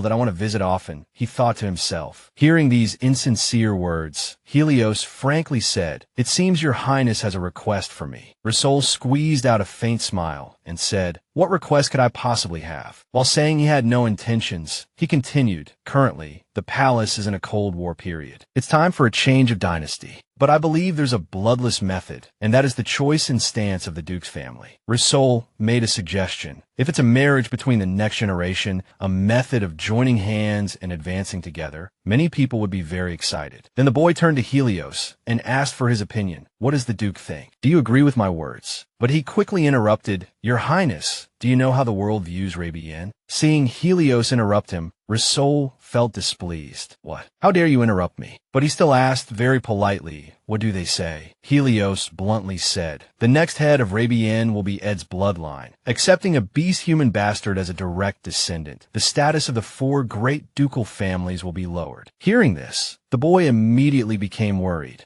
Who said that? Helios still calmly said, yes, someone dared to talk nonsense about my daughters. So, I created an occasion like this to publicly introduce my daughters. I mean, Rabian is a family that doesn't need to look at any authorities, Langsir, to introduce its own children. Hearing this, Roul was truly shocked. Helios continued, also, I heard that the two of you have been meeting frequently recently. If you could help me send my regards to Duke Ed, who is unable to attend today, I would be grateful. Then Helios quickly left, not forgetting to leave his sentence. It's getting late, so I wish you a safe journey, Your Highness the First Prince. He finally returned to the room of his two daughters, who were already fast asleep. They're already asleep. As soon as he entered the door, Helios noticed the gift beside Bless. He hesitantly accepted the gift, seemingly a yearly tradition. Helios opened the letter and read, "Father, Father, it's Bless. Although this gift is insignificant compared to sisters, I wanted to give Father something I made myself, so I hope you won't laugh at me when you see it. Happy birthday, Father, this year as well. Sincerely, Bless." After reading the letter, he was overjoyed. Stroking the girl's head, he thought, "Bless, your and Helena's happiness and health are the best gifts you could give your father." Helios quickly tucked the two sisters in and made a wish. "Never forget, now or in the future, you're my only family." In the Nezuko family mansion, Hamar controlled the magic in his hand to manipulate a shuriken, the weapon enveloped in magical energy. He gradually moved it towards a target, but missed, clicking his tongue in annoyance. "It's been 8 years since I obtained this source of power, but I still can't control it. Is it true that only a Rabian can wield this power source?" Hinrich seems to have a way. If that's the case, then there's only one option left. Have that child inherit the Rabian bloodline, and then I'll absorb that power. If I can do that, I will completely control this power. Hamar clenched his fists, muttering Bless's name, then prayed silently, "I hope you grow up safely." Meanwhile, Bless was on a picnic with her father and sister. The weather was beautiful, and Bless was very excited. "Today is the picnic day I've been looking forward to." She looked at Helios with eager eyes. "Father's busy days are finally over, so we finally have time, right?" Bless couldn't help but act spoiled. "Father, carry me." Hearing this, Helena affectionately scolded Bless, really still acting spoiled. He lifted the girl into his arms and said to Helena, "Helena, Father can carry you too." Helena refused. "I'm fine. I've grown up." Saying so, Helena held out her hand. Then she coolly requested, "I want to hold hands." Seeing this, Helios was delighted, and Bless squealed with happiness. "My sweet, lovely daughter, even if you pretend you've grown up, you're still a child." Suddenly, the girl happily told him, "I made sandwiches today. You can look forward to them." Helios seemed surprised. Really, he seemed a bit picky. They look a little unfortunate. This hurt Bless's feelings. "Father, I was so looking forward to our family time together. Give me love." Helena is always by my side, taking care of Bless. Bless, really this girl is so mischievous, running around like a rabbit. Bless also put an earring on Helios. "Father only has one earring." The girl smiled brightly and affirmed, "That's right. This is also family, where I can give my love. I hope things can stay like this forever." While playing happily, the ball was thrown too far. Honestly, Bless. She ran to get the ball, but Helios stopped her. "I threw it too far." The girl said cheerfully, "It's okay. I'll be right back." While going to fetch the ball, the girl affectionately complained about her father. "Honestly, Father, you have no sense of how to control your strength. Where did it even roll to?" Bless finally found the ball over there, but suddenly, the surrounding atmosphere became foggy. The girl reached out to pick up the ball. Found it. Suddenly, a strong wind blew. "What's that?" "Wind." Suddenly, in her subconscious, Bless heard a prompting voice. "Come this way. Come here." The little girl seemed to be mentally controlled, as if someone was calling her, and she walked forward. The voice kept urging, "Come this way." But Cloud suddenly rushed out and blocked her. "Bless, that's not allowed." Cloud created a defensive barrier, pushing away those bad things and protecting Bless. At this moment, the little girl regained consciousness. She immediately worried about Cloud. "Cloud, oh Cloud." Bless looked at the smoke in front of her and thought, what was that just now? Suddenly the wind blew, and then for some reason, I felt numb, like someone was calling me. But are there plants like that here? Just then, Helios found her. "Bless." As soon as she saw him, the little girl quickly shouted, "Father." Bless hugged Helios and pointed ahead. "Father, there's something strange over there." This puzzled him.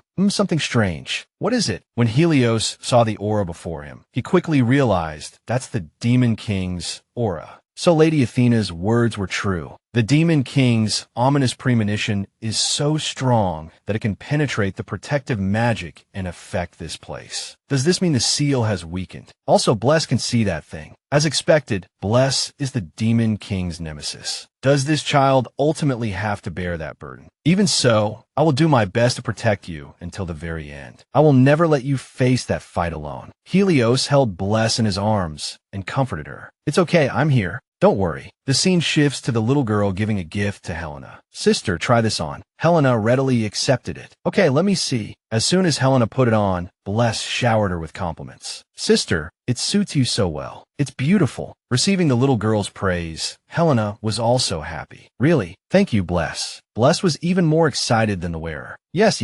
It's as if it were tailor-made for you. Helena was deeply grateful for the gift. Bless said she wanted to give me a gift, and she even called a merchant here. I'm so touched. The little girl was a bit embarrassed after receiving the thanks. I have an allowance now. Bless felt a little uneasy. To be precise, I was originally planning to give Helena a divine artifact, she thought. But Helena's words weren't wrong. Although Father said it was okay at the time, it didn't sound like it. Father couldn't control his expression, which meant something was going to happen. Bless looked at the clouds, lost in thought. Although I have Cloud and I know the original story, it's kind of cheating, but she doesn't know. The little girl looked at Helena, who was smiling brightly after receiving the gift, and thought, I hope she'll be safe. Helena was deeply grateful. I'll use it well, Bless. At that moment, someone came over and complimented Bless. Miss, you have excellent taste. The girl explained, that hairpin is magic or with a level 6 protection spell attached. Hearing the words level 6, both of them were a little surprised. The little girl had indeed exceeded their expectations, even better than they had imagined. Because the range that ordinary magicians can reach is level 5 or 6. The girl was honest and even asked Helios to verify it. The Duke can confirm its authenticity himself. He, who was sitting on the side, also confirmed it is indeed a level 6 spell. Bless became even more excited after hearing this and insisted that Helena accept it. Sister, you must accept this. Helena agreed. All right. Cloud, like a radar, constantly searched for anything evil around Bless. Suddenly, it swooped down and told the little girl, Bless, take this is Bless's. Bless was curious after hearing this. Huh, Cloud says so. So what is it? At this moment,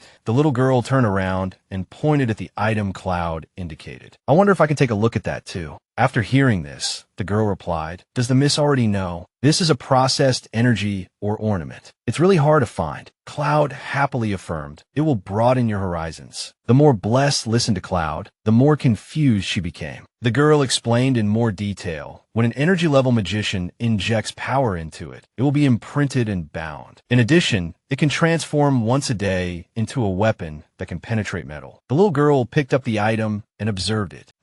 She exclaimed when she learned its function. It can be found even if it's lost. It's really an amazing ornament. Since there was no one else in the room, Bless suggested, Well, my family is gone. Tell me where you found this. The girl happily replied, We searched hard for Bless. The little girl was truly surprised after hearing this. Although I commissioned a protective artifact, I didn't expect to receive something this good. The girl came to Bless's side. It would be troublesome if I forgot who Bless commissioned. Anyway, you're really good at pretending you don't know in front of your family, aren't you? Tired of hiding like this? The girl then showed a friendly smile, as if she saw through everything. This girl was the gem merchant Biala, a foreign friend, and Biala was an elf, someone who could see through people's souls. Biala was a pure-blooded elf, the only one who recognized Bless's identity. Biala, who liked interesting things, was fascinated by the unique Bless and used her business and connections to make her the queen of high society. If she can stand on the side of someone like me, who is unfamiliar with the world, then most importantly, I will have a powerful trump card. A few years ago, I asked Father to call Biala to Rabian. I believe she will be on my side. The reason was that when they first met, Biala quickly noticed Bless's difference. Oh my lady, your body and soul are different. It was also because she, like the protagonist, was a transmigrator. Even so, Biala was still sad because she hadn't seen the little girl Bless for a long time. It's been a while. It feels a little awkward. Bless really didn't expect the two of them to be so close, but she also didn't expect it to be to this extent. The little girl said helplessly, It's suffocating, Biala. Bless pushed Biala away and demanded, Tell me how the things I asked you to do are going. Biala immediately took out a card. Although it was difficult, I found it. The instructions on how to use this card. 7 years ago, the secret contact card of the intelligence agency obtained from the butler's office. At that time, the little girl was very happy. I finally found it. The secret contact card that the intelligence agency agreed upon with Ed. Although she didn't know how to use it, so it wasn't useful. But if it was delayed any longer, it would fall into Heimer's hands, and that could become a danger to Rabian. Since Biala travels all over the Empire gathering information, she seemed like someone who would know how to use it, so I asked her privately. Biala quickly explained the card, saying that on the night of a full moon, the leader only meets with the person holding this card. It just so happens that today is a full moon. If I miss this opportunity, the next one will likely be a month later, and the meeting can only take place at the secret intelligence base. The problem is Bless has to get past Rabian's security. With her current childlike body, it seems difficult, as the little girl looks only 7 years old. After hearing this, Bless was troubled. Then what should I do? Seeing the little girl's distress, Biala quickly came up with a solution. Don't worry, Biala, I've already thought of everything. Then, Biala took out 2 items, a scroll that could teleport someone to the secret intelligence base, and a bracelet that could disguise one's appearance. As long as you wear the bracelet, you can transform into an adult. But remember, this bracelet is only magic. With Biala's wholehearted support, Bless gratefully said, "Thank you, sister." The little girl was secretly delighted. She could finally meet the intelligence agency. They were highly skilled in handling information, which would be helpful in supporting Rabian. At this moment, Biala expressed her doubts. But Bless, why don't you just ask the Duke directly? If it's Rabian, it should be easy to obtain this level of information, right? Bless answered the question frankly, because normal children wouldn't ask for these things. Biala can see souls, so she can accept the other me, but my family, maybe not. As soon as she finished speaking, the little girl's mood became downcast. Father, Helena, if only you knew I was a transmigrator. Biala stretched out her arms, understanding Bless's worries. You're afraid they'll think you're an imposter. Biala hugged the little girl and comforted her. Don't think like that, Bless. No matter who Bless is, your family will love you. You can trust the words of someone who can see souls. Just like me. Deeply moved by Biala's affirmative encouragement, Bless remembered that she had only ever received help from Biala. Thinking of this, Bless secretly made up her mind. I want help too.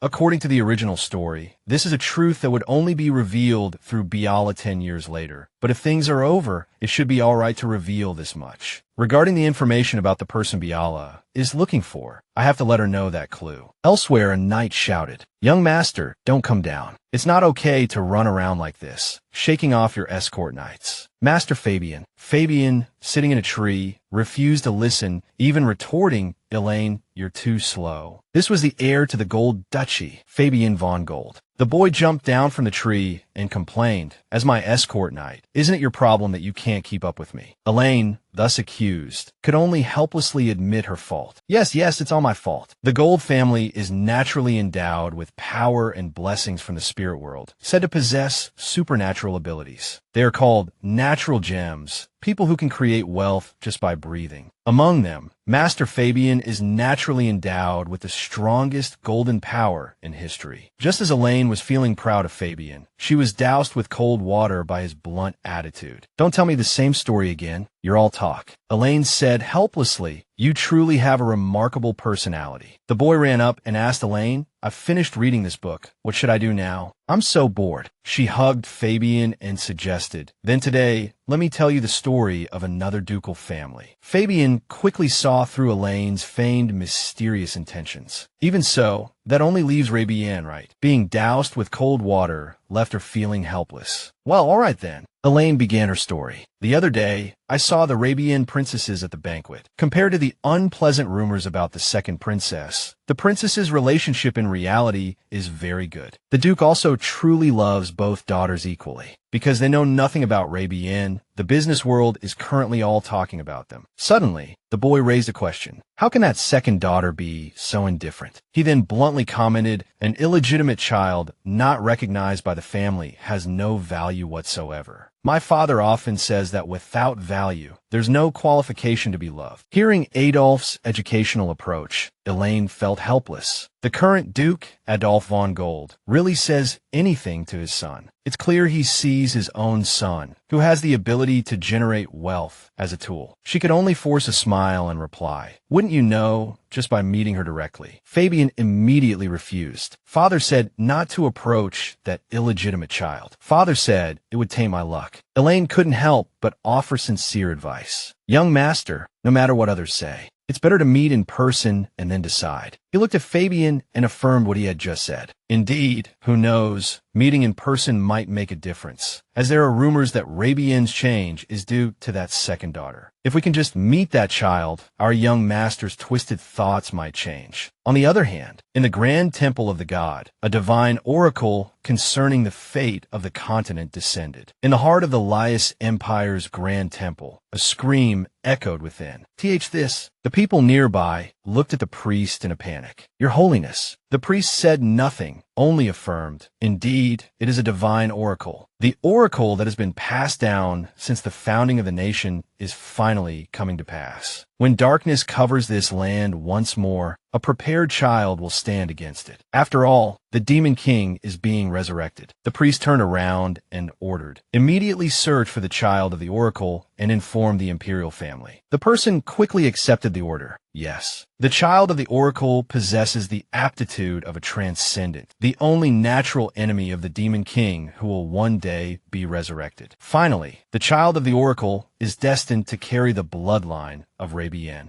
However, even though the temple knows all these truths, finding the child of the oracle is still difficult. Because the bloodline of Rabian is spread throughout the entire empire, searching for each person one by one is practically impossible. Hopefully, the imperial family and Rabian will prepare together. Emperor Lethia Aries of the Laius Empire fell into deep thought after receiving this news. Then he asked gravely, the ominous sign of the demon king, do they mean that it is ultimately true? The reason why the imperial family and the four Grand Duke families were born is to prevent the demon king's awakening one day. This story has been passed down through generations, told only to the emperor, because only with the contradictory oracle concerning Rabian is it necessary to find that natural enemy. In Rabian, the ones who remember the demon king to ensure his existence in the world, as expected, are the so-called Rabian. The emperor truly couldn't understand how Rabian could be both the enemy of the demon king and the one who remembers him, without even knowing the reason. Everything has been passed down through inheritance, with no way to verify its authenticity. However, since there's an oracle about the demon king's resurrection, then the content about Rabian is likely true as well. In that case, searching for the child of the oracle might actually be hastening the demon king's revival. Who knows, the child found, although the demon king's natural enemy, might make a contract with the demon king and revive him. Indeed, everything is still unknown. Even so, I cannot simply abandon this matter. For someone who can't even secure their own position and only resorts to tricks. Before this, Eli Dan declared to the emperor, I will soon forge the demon's sword from Helios. Your Majesty only needs to wait. I will disguise myself and disappear from here. Anyway, Your Majesty cannot trust my brother. The emperor didn't know who to choose. Or rather, this is a reckless fool who would wield the demon's sword. It's not yet time to entrust the fate of the empire. Even so, I must still search for the child of the oracle. This way, no matter what happens in the future, I can handle it. Publicly revealing the oracle now will only bring chaos to the empire. Even if the true meaning is still unclear, I still need an excuse to summon the Rabian family. Speaking of which, isn't that child's birthday approaching? Thinking of this, the emperor gave the order. Hey, send a message to the temple on the other side. Bless used magic to leave Rabian. Good. Looking at her own body, the little girl was satisfied. Does it really look like an adult? This is the perfect disguise. Even the clouds around me are disguised as white. Bless walked calmly past a person, full of anticipation. This way, no one will recognize me for sure. After passing by the person, Bless was very happy. Passed.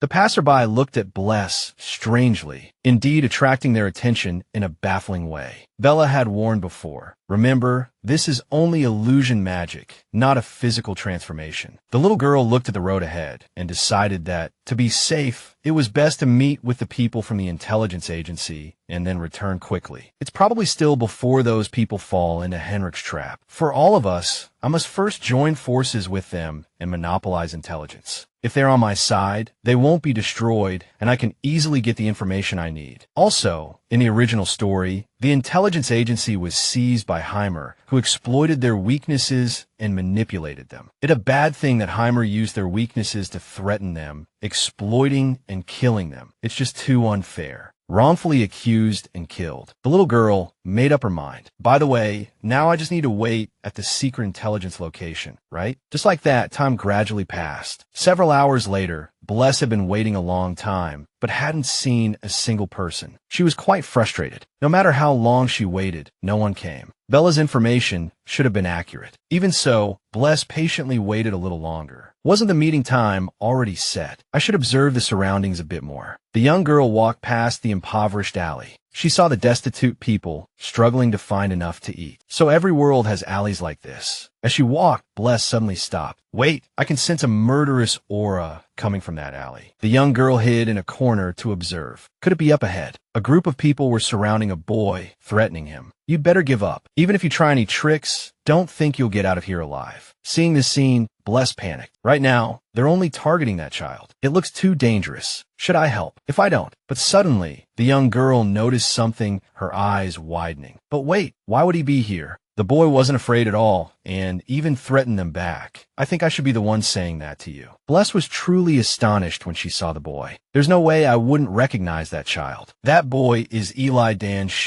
Elias, both the male protagonist of this world and the future crown prince. He's the one who leads Helena down the path of the villainous and brings ruin to the flourishing Arabian Empire. He's also the person I least want to see, because the male protagonist can't possibly die in a place like this. Thinking this, Bless's face turned pale, drained of all color. The young girl made up her mind and slowly stood up. I have to get out of here before I'm discovered. It seemed Eli Dan had already noticed Bless, so he hinted, I knew you were hiding. Hearing the boy say this, the group thought he was scared and shouted, What? Are you scared? So you're changing the subject. Shut up. After saying that, Eli Dan made sure the group didn't leave alive, then turned around and said, Where do you think you're going? Seeing the young girl didn't answer, the boy shouted, Hey you, why are you here? After saying that, Eli Dan grabbed Bless and wouldn't let go. The boy thought, Are you also an assassin sent by my brother? If not. But as soon as he saw the young girl's face, Eladin's eyes widened in shock. Bless, who was caught, was equally frightened. The boy seemed to know the young girl's identity, so he asked directly, Why are you here? About an hour ago, Eli Dan was walking around, looking for something. This should be about the right place. The Secret Intelligence Agency holds all the information of the Empire. If I combine the secret contact card with a magic circle, immediately, a man with his face covered appeared respectfully from the magic circle. We have been waiting, honored guest. If you do this, you can meet them. This puzzled Eli Dan. The location has been changed. It's camouflage magic. So the boy didn't hesitate to ask directly, Are you the head of the Secret Intelligence Agency? Looking at the man's appearance, Eli Dan couldn't help but be surprised. I didn't expect the head of such a notorious organization to be so young.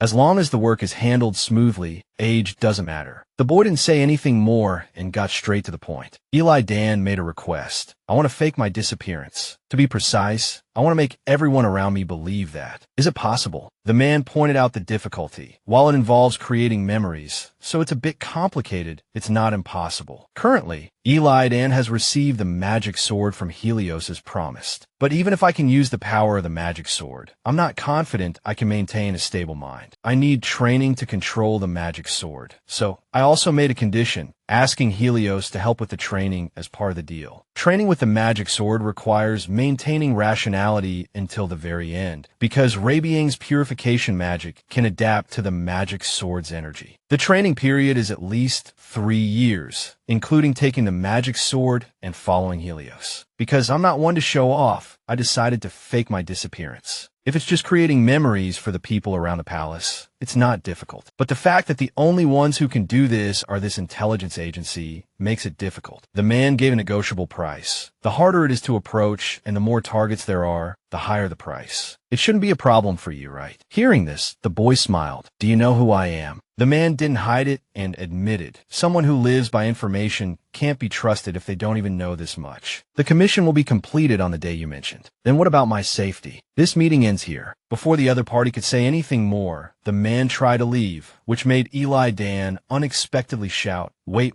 I didn't expect the conversation to end so quickly. The man looked at the young man and said, I'm glad you acknowledge our abilities, but to continue this meeting while exuding such killing intent. Aren't you tired? The man politely bid farewell. In any case, thank you for your patronage, honored guest. Watching the man leave just like that, Eli Dan thought. Was I too hasty, trying to force them into my camp, even if it meant coercion? Or have they already joined forces with someone? Even though the intelligence agency has sided with me, I missed this opportunity because I can't wield the magic sword. Who knows? I still need to find Helios as soon as possible, even if it's just for a day, even if it's just for a little while. I just need to confirm that the intelligence agency hasn't sided with the Ed family. That's good. After thinking for a while, Eli Dan had no choice but to give up. They really don't give me any time to rest. Bless was hiding right next to him. Discovered. The young girl broke out in a cold sweat, screaming internally, that sharp-eyed guy. I even held my breath. How'd he find me? And he talks as if he knows me. I don't remember ever meeting him. The young girl decided to get out of this situation first. Just as she was about to leave, a figure suddenly appeared, cursing, "That bastard." The group arrogantly threatened. "Do you know who we are? How dare you try to trick us?" Eli Dan seemed unafraid, even arrogant, as he replied,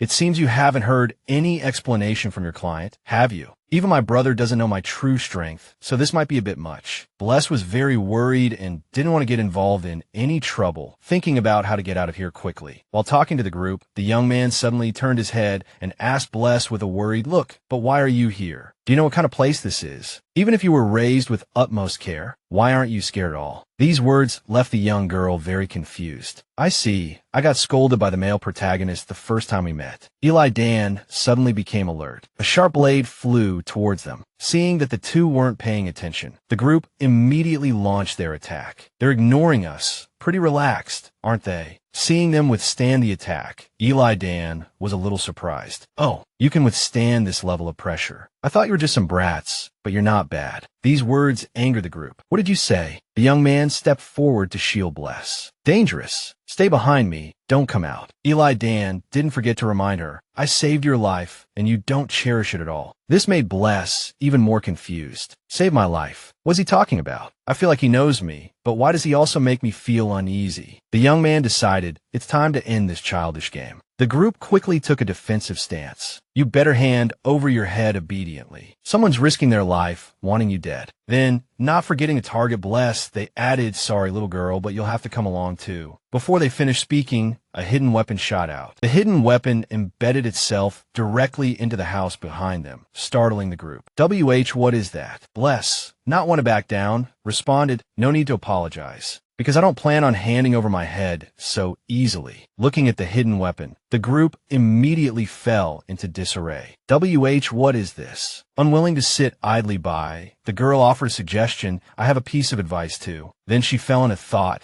Since this is the original story's male protagonist, he'll be safe even if I don't interfere, and I don't want to be noticed by Eli Dan. Remembering the words, "Someone's risking their life, wanting you dead," the thought of her life being threatened because of someone else's desires filled her with nausea and a shiver. Bless retrieved the hidden weapon and gave the group a chance. "If you want to run, now's your only chance." The girl continued to ponder, "I might regret this choice later, but right now, I want to help Eli Dan." Seeing Bless handle the hidden weapon so skillfully, Eli Dan exclaimed in surprise, "You even learned how to fight." The girl didn't want to say much, only replying, "Be quiet." She then thought to herself, "Thank goodness I learned how to use throwing knives for self-defense. That was close. After all, Yun is what gives me the most power." Then, Bless seemed to sense something. "It's been quiet for a while now. That's strange. It's as if they're afraid of something." Suddenly, a fluctuation of power flashed by, causing the girl to reach out and touch it. This is the power of an element. If that's true, could this be what Yun is afraid of? Bless seemed to brush against Eli Dan, causing the young man to turn around in surprise.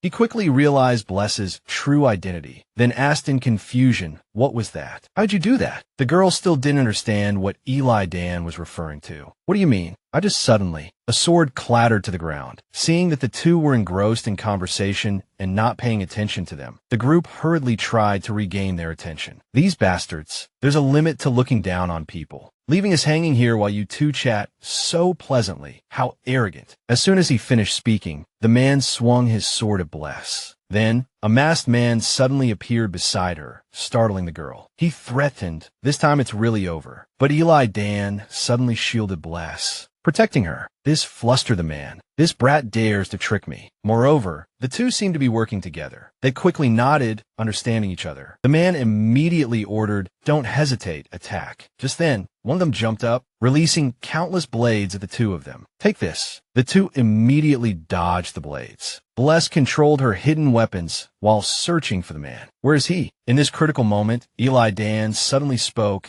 "I'll return the words you just said to me, word for word." "Sorry, this ends here." As soon as he finished speaking, the young man leaped up, circling behind the man, then released his aura around them, causing the group intense pain. Finally, they all lost consciousness. Seeing everyone had fainted, Eli Dan urged, "I can only knock them out temporarily. Let's go while we can." Watching the young man handle all this so calmly, Bless couldn't help but notice. Eli Dan, he's so calm in this situation. Come to think of it, he was like this in the original story too. The fight for the throne is so fierce. Are these assassins also part of it? He's so young, yet so familiar with this kind of thing. No wonder he looks so tired. The girl, feeling a bit worried, quickly pulled herself together. "Get a grip, Bless." Then she resolved to stop sympathizing. "If I slip up and get involved, it will only end in destruction and death. Because Elladan's happiness is the heroine's to protect, I shouldn't care anymore." In the original story, Eli Dan also overcame the hardships of his youth, became the crown prince, and dreamed of a happy future with the heroine. Bless made up her mind and clenched her fists. "I just need to protect my family's happiness." At this time, although Eli Dan remained calm, his heart was full of confusion. "It's strange, even though I used the power of the magic sword. My mind is still clear. How is this possible?" The young man wondered, looking at Bless suspiciously. Then he came to a conclusion, because that child is Arabian. Could it be that she's also starting to inherit the power of Arabian? Even thinking this, Eli Dan refused to believe it. No, that's impossible. Arabian's power is close to healing life, but that child's power is different. Perhaps it's even more useful than Helios's. Just then, a patrol was approaching Bless. Hearing the sound, she quickly realized it was the patrol. If they see us like this, it'll be a big problem. Eli Dan knew this too. Things have become troublesome. Then he reassured the girl, "Calm down, kid. Let's get out of here before anyone comes." Scene changes to a dark dungeon. Two guards chatted as they walked. "I heard there was a big commotion recently. Seems like the patrol is hanging around here because of that. I heard it was caused by a brat." "Really? It's a good thing the patrol can't find this place. If we were caught and the goods were exposed, we'd be done for. Because this auction is particularly important." "That's right. I heard everyone is waiting for that one item." Saying this, one of the guards placed food inside. "Here's your food." Looking at the child locked inside, the guard was puzzled. "I really don't understand the taste of those big shots. Why would they want a slave? A slave who uses dark magic." Back to Bless and Eli Dan after walking for a while. The young man realized something he wanted to know. "I was too busy earlier to ask, but why is Helios's daughter here? If she insisted on coming to this place, there's only one reason. Could she already know about that matter?" Eli Dan thought again. And that power from earlier, that's definitely not Arabian's power. From the beginning, the family's power was suppressed by the dragon's blood I gave her. Although I don't know the specifics. But Bless, unaware of Eli Dan's thoughts, was still thinking about how to escape. Should I leave here? The young man was truly curious. Can that child's ability use magic infinitely? I have to confirm it. Seeing the girl wanting to leave, Eli Dan asked directly, "What's wrong? Are you leaving already?" This really startled Bless. Then she stammered,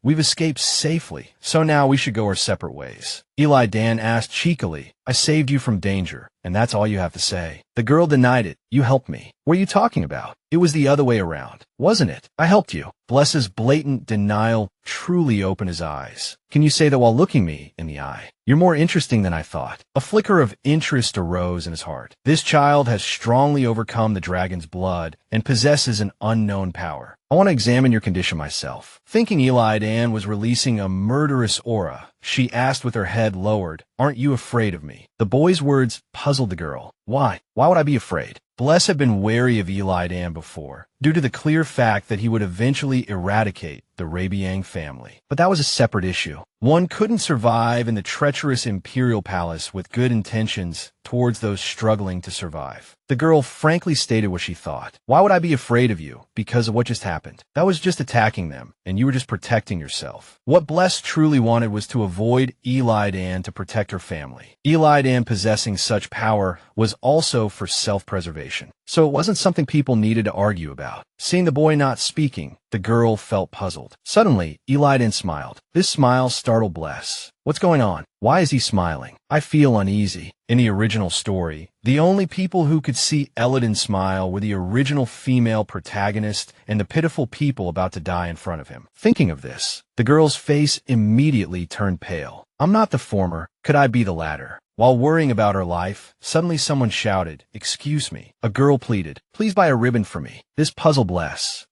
The girl continued to plead, "Please help me. My brother's starving." The more Bless listened, the more flustered and at a loss she became. "Oh, what should I do? I don't have any money with me." Looking at what the girl was holding, Eli Dan quickly made a decision. "I'll buy it. Give me the purple one." The boy's sudden action puzzled Bless.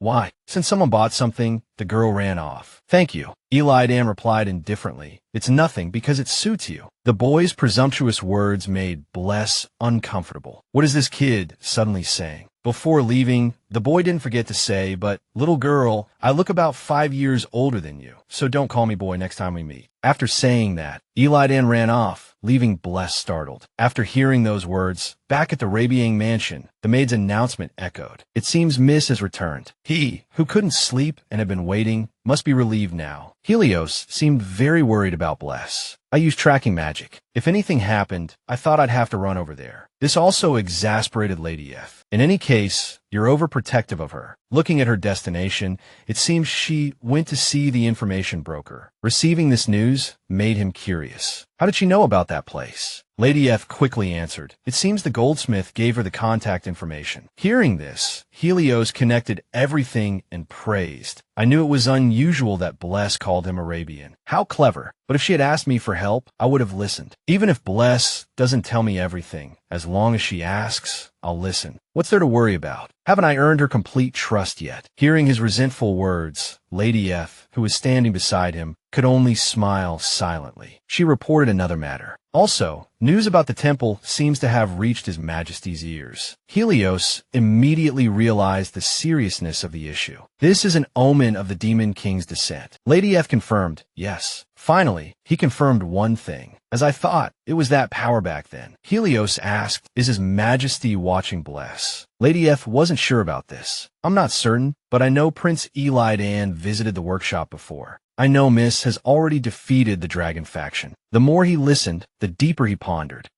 Then Lady F said frankly, "Sooner or later, we must confirm Miss's power. If we understand Miss's abilities, we'll bring her to a place where she can be monitored." Helios agreed. "I'll do my best not to attract the royal family's attention. For now, I'll reorganize the matters that can be handled." But back in her room, Bless was completely bewildered. What did Eli Dan mean by that? How did he know I'm just a little girl? Seeing the panicked girl, Cloud comforted her. "Calm down, Bless." Helios was truly worried about Bless. So dazzling, I wonder if she can conceal it all. But the girl, unaware of her own importance, was holding her head and screaming, "Ah!" In the end, I didn't get anything, and I messed things up. Everything is ruined. Cloud also panicked. Bless recalled Elodin's smile. "I look about 5 years older than you, so don't call me boy next time we meet." She quickly woke up from that dream. Then she held her head and screamed in despair. What was that dream? The girl turned over, biting her nails, thinking, when we first met, when he grabbed my wrist, did he discover my true identity then? But the way he spoke, it's as if he knows me well. Bless jumped up, refusing to believe it. "No, it's fine. Come to think of it, she had never seen Eli Dan outside. Even if he saw her true form, he wouldn't know she was Bless von Rabian. Besides, Bella is the only person Eli Dan cares about. As long as she's careful until Eli Dan meets Bella, it'll be fine." A few days later, a bird knocked on the window, attracting Bless's attention. She quickly recognized it as Bella's messenger bird. The letter read, "Good afternoon. Have you met the card's owner?" After reading it, Bless replied, "Hello, Bella." The meeting was unsuccessful. Upon learning this, Bella was also a bit helpless. They really aren't easy to meet. Then she confirmed again, "Does it have to be them?" Bless answered with certainty, "Yes." Those are the people I want. Then, she sank in her thoughts. The future shouldn't deviate too much from the original. Only then can I take advantage of the original storyline. If I want to strengthen my power while maintaining the framework of major events, then the best way is to target the supporting characters. And they also know that in the original story, everyone like us, the Rabian family, dies. To avoid death, to get a chance to correct wrong choices, they chose Ed. Bella, instead of finding it troublesome, praised her. That's great. If Bless says so, there must be a reason. Receiving the compliment, the girl smiled happily. Thank you, Bella. Bella continued to message, but there's also a problem. If anything happens, they said they'd hide for a while. So, it will be a while before they resume external activities. This made Bless fall into deep thought. What exactly happened? Suddenly, as if having a new discovery, the girl was startled. Wait, come to think of it, it's true. In the original story, why did she meet Eli Dan at the information exchange? The information exchange is also a trading place for the royal family. Could it be? Bless shook her head, dismissing the thought. Impossible.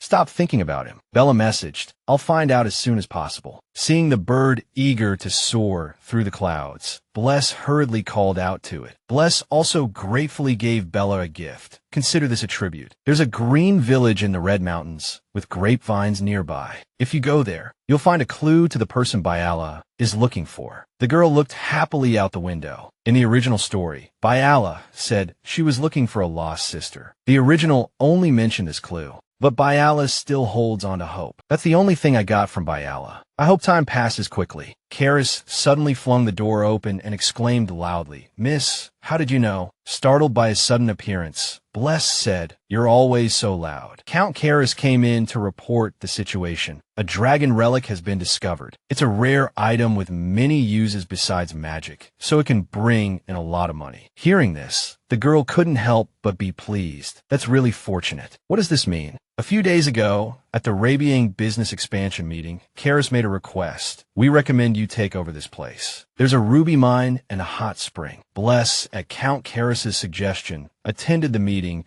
but her extremely reluctant attitude shocked him. Miss Bless, are you dissatisfied with what I said? The girl said bluntly, I don't like that place. I like another place. That place, the heart-shaped forest, is commonly known as the Black Moss Forest. This land was discovered by Fabian, one of the male leads in the original story. From the outside, it just looks like an ordinary forest, but in reality, a huge dragon relic was soon discovered there. Afterward, the place was called the Land of Gold, but Fabian immediately gave it to the female lead, Bella. Shouldn't the person who discovered and bought it first be the owner? Aren't you planning to buy it back with my money? Karis said frankly, without hesitation. Seeing that reaction, it was clear everyone knew. The girl was startled upon hearing this. Suddenly, he showed an unexpected expression. Miss, if you really have precognitive abilities? Bless quickly interrupted him. No, it's just a coincidence. Then she quietly called Karis over. Count, come here for a moment. Called like this, although puzzled, he obediently leaned in so the girl could whisper. If you can give me a few private mines in my name, Count, I'll give you more information. Karis asked, perplexed. You mean mines? If it's a matter of money, just ask the head of the family directly. He was about to continue when he suddenly realized,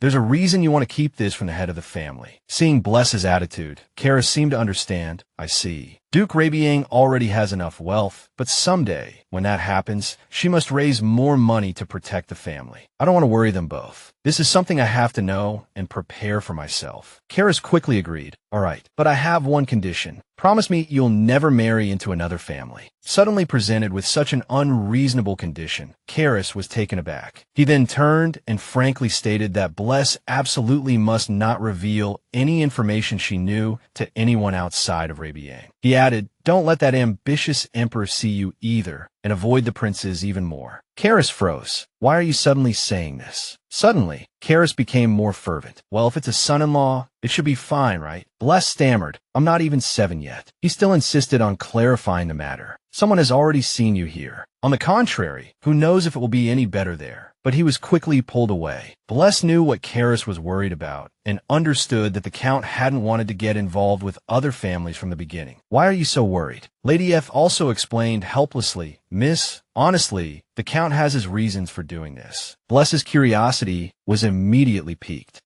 What is it?" Lady F immediately gave the reason. "It's because of His Majesty the Emperor. He said he wants to hold a birthday party for Miss, and the venue is in the heart of the Imperial Palace." Bless was shocked after hearing this news. What? At this moment, Bless was in the study reading documents. The form of energy is connected to the human master, and only the master can see the energy or talk to the energy. Seeing that the documents were all similar, Bless was disappointed. The things written on them are all the same. Feeling frustrated, Bless wanted to learn more. "I want to know more about Cloud, but there's too little information." Seeing this, Cloud consoled her. "Take it slow, Bless." Then she burrowed into Bless's arms and said, "Bless, it's late. Aren't you going to sleep?" Feeling the gentle touch from Cloud, Bless smiled and replied, "I have some things to do today, so I'll sleep later." Seeing that Bless didn't seem discouraged, Cloud was also excited. "Bless, you look happy." Having been seen through, Bless replied, "Did I show it?" "That's because today—" She was about to tell Cloud the reason when Lady F suddenly entered. "Miss, you're not asleep yet." Seeing her, Bless exclaimed happily, "Lady F." Lady F walked to Bless's side and said gently, "The head of the house said the lesson is ready. Let's go." Bless seemed interested in this and agreed, "Okay." "That's because today is the day of the secret lessons with Father." Secret lessons with Father. The so-called secret lessons are when I voice the requests I want to make to Father. This is a lesson that, until now, only I, Father, and Lady F know about for the sake of protecting Rabian. Thanks to the privilege of knowing the original story and the inner strength from my past life, we've prepared in many ways, such as ample funds and various physical strengths. So Rabian will be strong and able to protect me. However, unexpected events can still occur. Bless made up her mind. So I need a power that can protect myself. Someone with a brilliant mind and outstanding abilities in this worldview. And I also want to learn magic from someone I can trust, even if it might expose my identity. That is, seeing Bless, Helios called out with a smile, "Come here, Bless. And my father is the captain of the Royal Magic Knights." Bless quickly ran to his side. "Father, you've been busy lately, haven't you? Aren't you tired?" Helios didn't look tired at all as he looked at his daughter. "It's not to the point where you should be worried. Rather, I'm curious why you're still awake at this hour." Bless earnestly compared herself to him. "I'm just like Father, so this much is nothing." Helios could only respond helplessly, "Is that so?" Then he began to explain. "Well then, let's continue from where we left off last time. Bless, after obtaining energy, what changes occur? Depends on the user, and the energy will gradually adapt to them. Is this similar to the opening of the eyes that Cloud mentioned? In an empire where many other powers exist, such as the energy field, it not only refers to magic, but also hints at the abilities of the royal family and the dukes. The royal family's dragon blood, Rabian's sweeping magic, the four dukes' powers, like Ed's venom. In addition, there's another power, dark magic. It is said that the form and color of energy will vary depending on the ability it is used for." Hearing this, Bless began to ponder, thinking back to that time. Then, she frankly asked Helios the question she was curious about. "I don't know if it's because there are minerals in the energy, but I can't see the form of energy that you're talking about at all." He was puzzled. "Is that so? But it seems I can't mention Cloud. Father knows about Cloud's existence, so he'll understand immediately if I mention her. When I told Father that I wanted to participate in the lessons, the first thing Father said, before that, he asked Bless a question. Then let me ask you first, do you know the form of energy?" Recalling that question made her curious. But why did Father immediately ask about the form of energy? Was it a coincidence, or did Father know something? While she was lost in thought, Helios suddenly called her back. "Bless." Then he used his own ability. "From now on, I will answer all questions about energy, so just tell me what you see." Yes. When the energy emanated, then glittering snowflakes formed, exciting Bless. Her father's energy was a mix of silver and blue, very bright. She was surprised that he asked about the icy magic in such detail. Do I have to be this specific? Is everyone different? Bless wondered. Perhaps it was Helios's suddenly somber expression that puzzled the girl. "Father," he explained,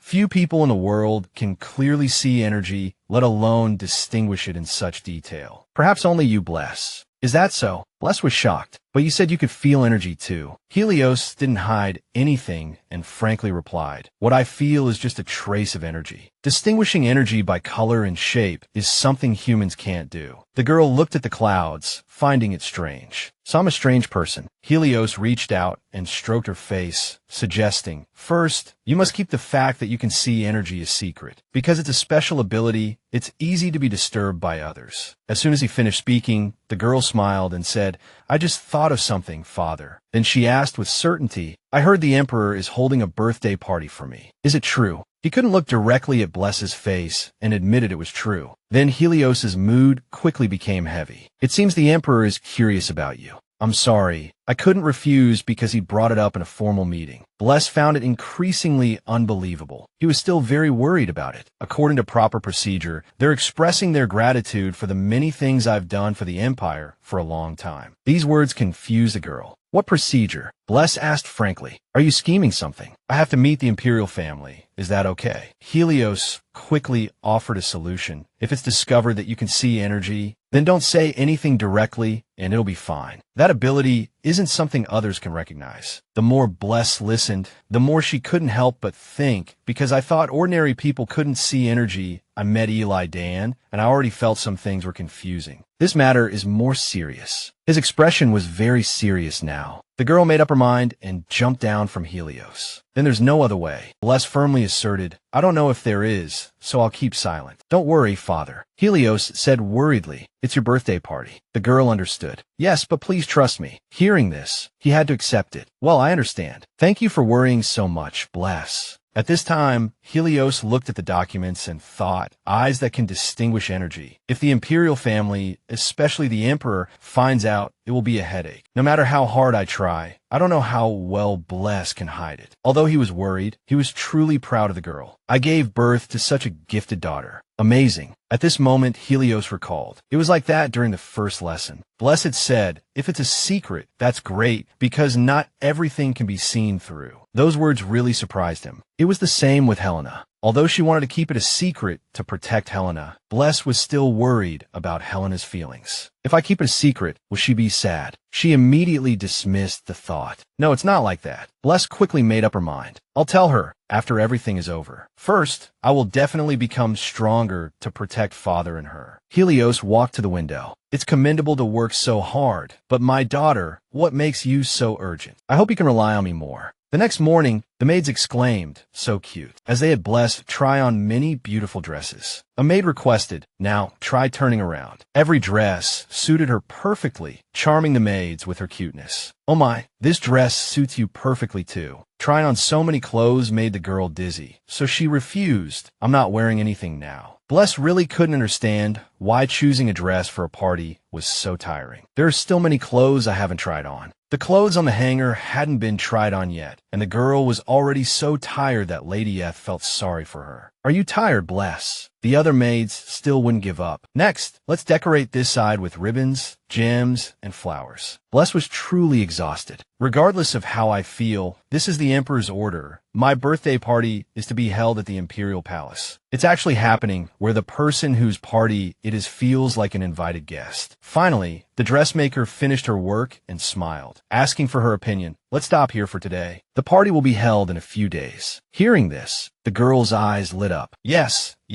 I'm currently experiencing busy days as the main character of the party. If the birthday party is held at the Imperial Palace, there's no choice but to see the prince, right? I thought we'd never meet again, but it's better to be mentally prepared. Bless was sitting and reading when she suddenly became curious. Lady F, what kind of person is Prince Eli Dan? Lady F was surprised to hear Bless suddenly mention the prince. Why did you suddenly bring up Prince Eli Dan? Bless scratched her head and explained, well, my birthday party is being held at the Imperial Palace, and it would be rude if I accidentally ran into him and acted improperly. That would be awkward. Although it sounded a bit fake, she patiently told Bless, although I don't know much about Prince Eli Dan, he's a rather passive and gentle person. These descriptions really didn't sound like the Eli Dan Bless had encountered. She continued, even just from rumors, you can tell he's intelligent. Bless was confused. Why? Lady F quickly gave her reasoning. The remaining crown prince candidates are Prince Roul and Prince Eli Dan. Perhaps even now, there's still conflict and a balance of power within the royal family. Can someone who survived the War of Succession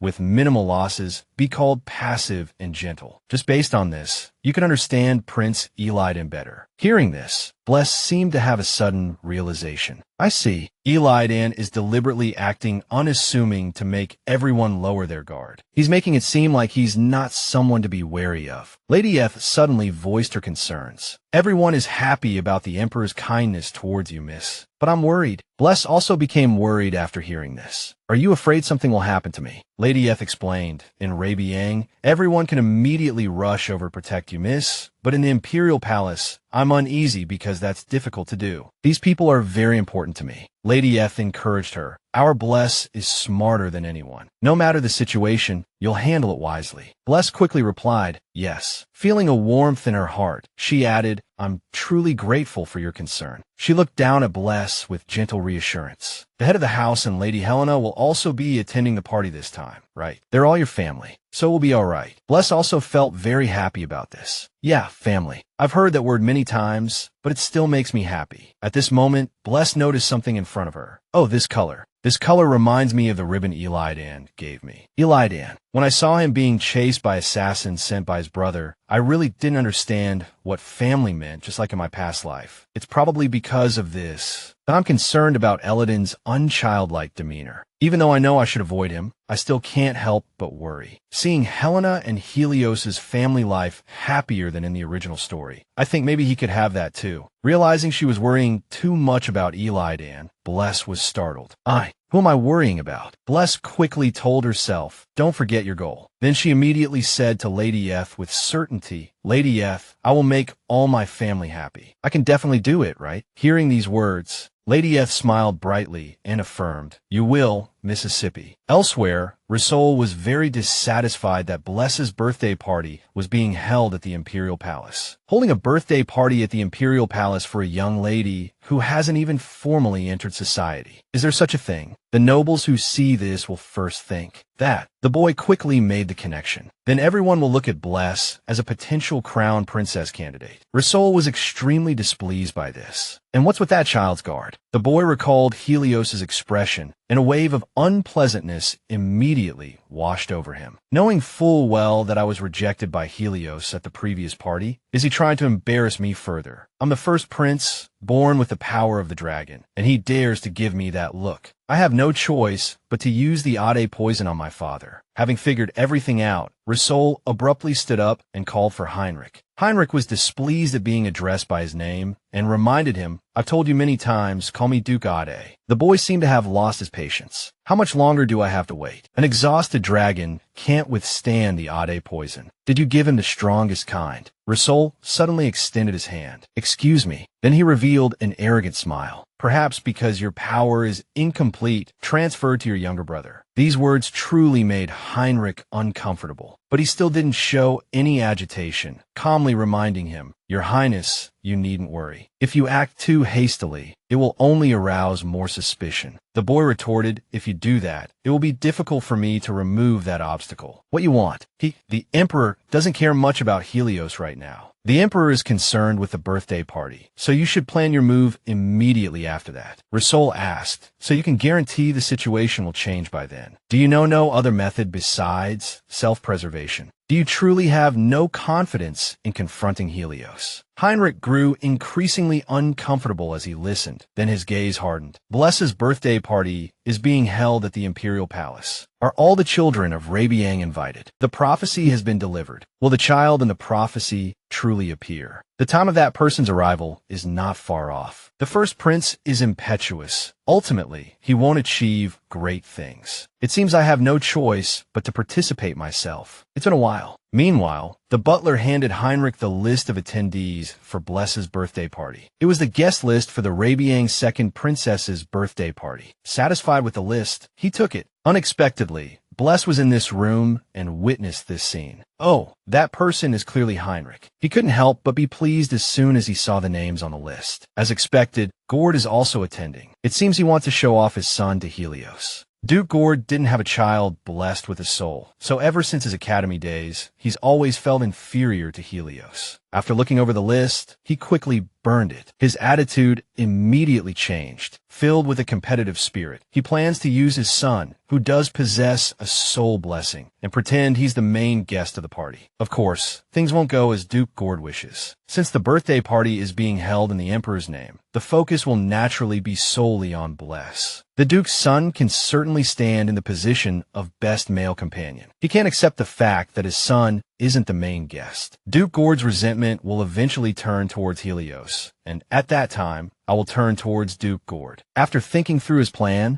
Hinrich was satisfied. Both Duke Gord and Helios are sensitive about their children. There's no weakness easier to exploit than that. Just you wait and see. He hadn't even put his plan into action, and he was already dreaming. Ultimately, I will become the ruler of the empire. After having that dream, Bless quickly woke up, completely bewildered. What was that? The girl scratched her head in confusion. A dream. It felt so real that I can't believe it was just a dream. Meanwhile, Cloud, still sleepy-eyed, asked, Bless, did you sleep well? Bless wondered if it might have been a prophetic dream. Through Cloud's existence, I've been prophesied to have extraordinary abilities. The girl happily replied, Cloud, did you sleep well? But nothing special happened, so I'm not sure. Could having prophetic dreams be one of the characteristics of extraordinary abilities? While Bless was lost in thought, Lady Eth came in. Oh my, why is Miss awake so early today? The girl quickly deduced, this means Hinrich is plotting something at my birthday party. Who knows if it's true, so I must be vigilant. Bless and Lady Eth were sitting in the living room when Lillian came barging in. I have to go in first. Hexa quickly stopped her. Wait, don't push, Lillian. Finally, the three of them rushed in, wishing the girl a happy 8th birthday. Miss Bless, happy 8th birthday. Lillian said excitedly, Miss, please entrust the leader's task to me today. Hexa interjected, Lillian, don't you know anything about decorum? When were you allowed to come in here? Lillian was annoyed with Hexa. Are you even listening? Perry simply offered a gentle greeting. Hello. Feeling everyone's warmth, the girl was happy. Thank you, everyone. Then Lady Eth quickly asked for the girl's opinion. So, shall we get ready to go to Miss Helena? At that moment, on the other side, Helena, wearing the hairpin for last time,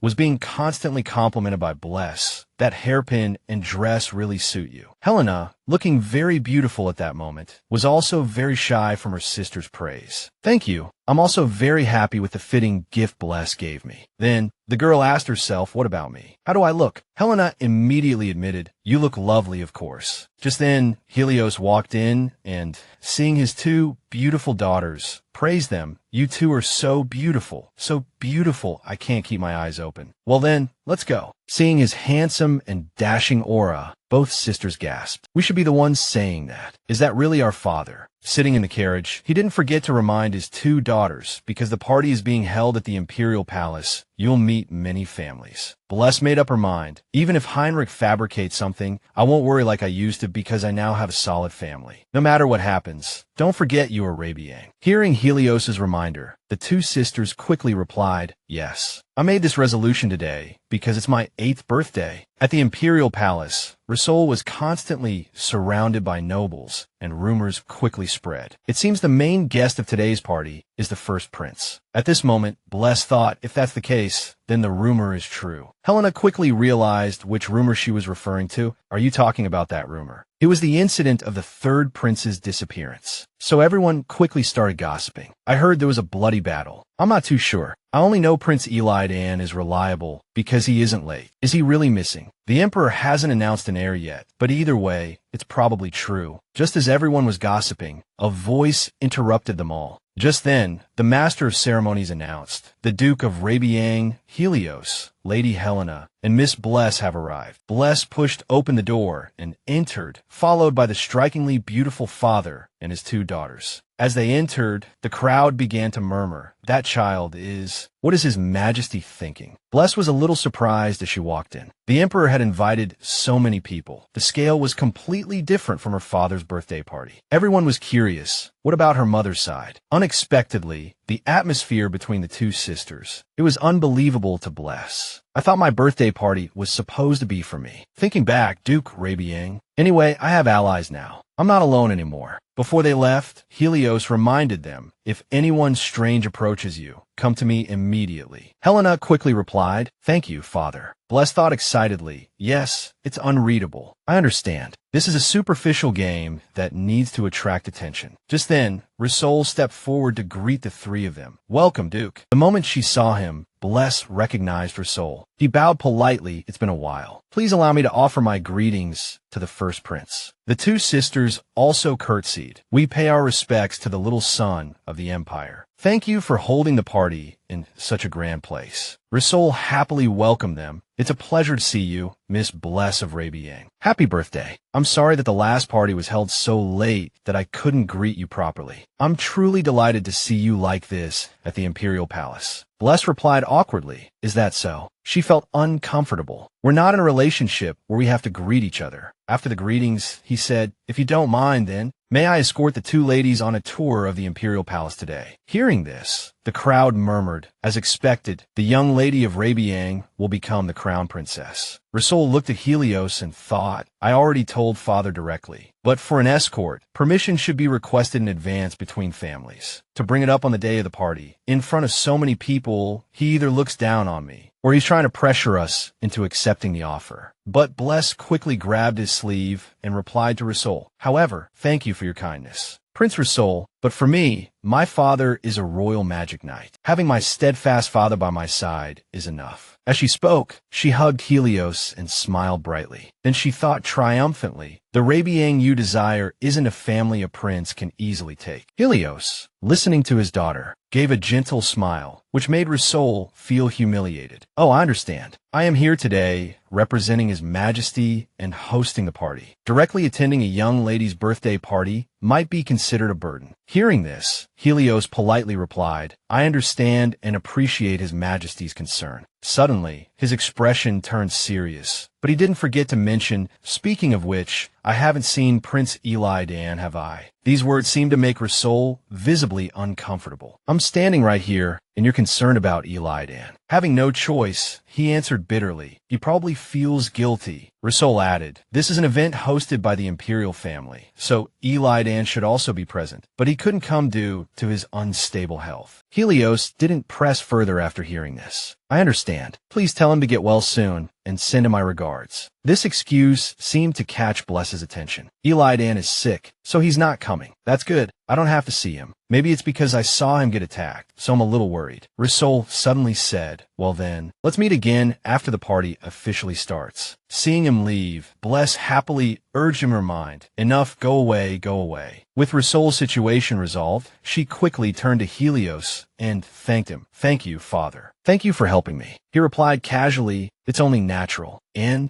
I didn't like his escort offer either, so don't worry." Helena, after a moment of silence, exclaimed, "He's so rude." Bless agreed, "That's right. He just doesn't understand." Bless was happy to see that both her father and sister agreed with her. Then she whispered in Helios's ear, "You know what? You're the most elegant person at this party today, like a jewel." Both sisters smiled brightly in agreement. He was proud to be praised by his daughters. It's an honor to be praised by today's protagonist. Then, Bless sweetly complimented Helena. "Sister, you're the most beautiful person ever." She was also pleased. "Hee, thank you." Then she returned the compliment. "Bless is the cutest." The three of them were enjoying themselves when a lady suddenly approached and called out to the two sisters, "Helena, Bless." Seeing Lant, the two sisters immediately greeted her, "Lady Lant, teacher." She also politely bowed to them. Then she started chatting with the two sisters. "It feels so different to meet at the Imperial Palace. As expected, these dresses suit you very well. Bless, happy 8th birthday. Your gift is already in your carriage." Hearing this, Bless gave a bright, grateful smile. "Thank you, teacher." She suddenly thought, "I heard that the third prince isn't attending today." Upon hearing this, Lant hesitated slightly. "That matter. Actually, a rumor is circulating in the Imperial Palace. Prince Eli Dan has disappeared." The two sisters were shocked at this news. Then Lant added, regarding the rumor, "Because this is an occasion he couldn't possibly miss. Everyone is suspecting that the rumor might be true." Bless couldn't understand. Disappeared. Eli Dan suddenly disappeared. Because of this incident, the first prince's supporters have suddenly increased. She glanced at Roul. At that moment, Eli Dan had suspected that the assassins were sent by his older brother. Thinking back on it, this disappearance might be related to the fight for the right of succession. After speaking for a while, Lant offered comfort. The pillar of light hasn't appeared yet, so nothing is certain. Hearing this, Bless felt much more relieved. That's right, the pillar of light hasn't appeared yet, so Eli Dan definitely isn't dead. How could the male lead die? It appears only when the pillar of light, when only one royal family member with the dragon's blood remains. A beam of light carrying the power of inheritance will appear. Unlike the 4 dukes, who receive the inheritor's power upon awakening, this royal family member must kill all other royal family members with the dragon's blood to fully inherit the power, and only then will the pillar of light appear. All the people of the Empire will know that the crown prince has been born. The prince, Bless, truly couldn't understand. So what was Eli Dan thinking? After chatting for a while, Lant realized she had said too much and excused herself from the 2 sisters. I've said too many meaningless things today. Today is Bless's birthday, so forget what I just said and enjoy yourselves. Helena quickly replied, "Yes, thank you, Lady Lant." Then Lant suggested, "Shall I introduce you to some of the other families?" The 2 sisters quickly agreed. "Yes." Elsewhere, Roul's voice rang out again. "I thank you all for attending Miss Bless's birthday party. The host of this party is the long-serving Royal Magic Knight. Please welcome Duke Helios von Rabian." As with other parties, Miss Bless is still young, so after the gift-giving ceremony, there will be no special events. Please enjoy the party freely. He felt extremely uncomfortable. To be honest, I was very surprised that my parents left the party to me. The rumors about Elodin's disappearance are a bit unfortunate, but while that kid is gone, I can definitely do it. Roul made up his mind, clenching his fist, who will be the next head of the family. But he continued his speech. Now before that, at this moment, a question arose in Roul's mind. Why are the officials also attending? It seems it's time for the gift giving. This is a rare fruit that only grows in the Eastern Desert Kingdom. It has a truly unique flavor. Bless smiled perfunctorily, not understanding what it was all about. Then other nobles also presented their gifts. This is an amethyst, also known as a fairy's tear. It's a famous processed product of Lioli.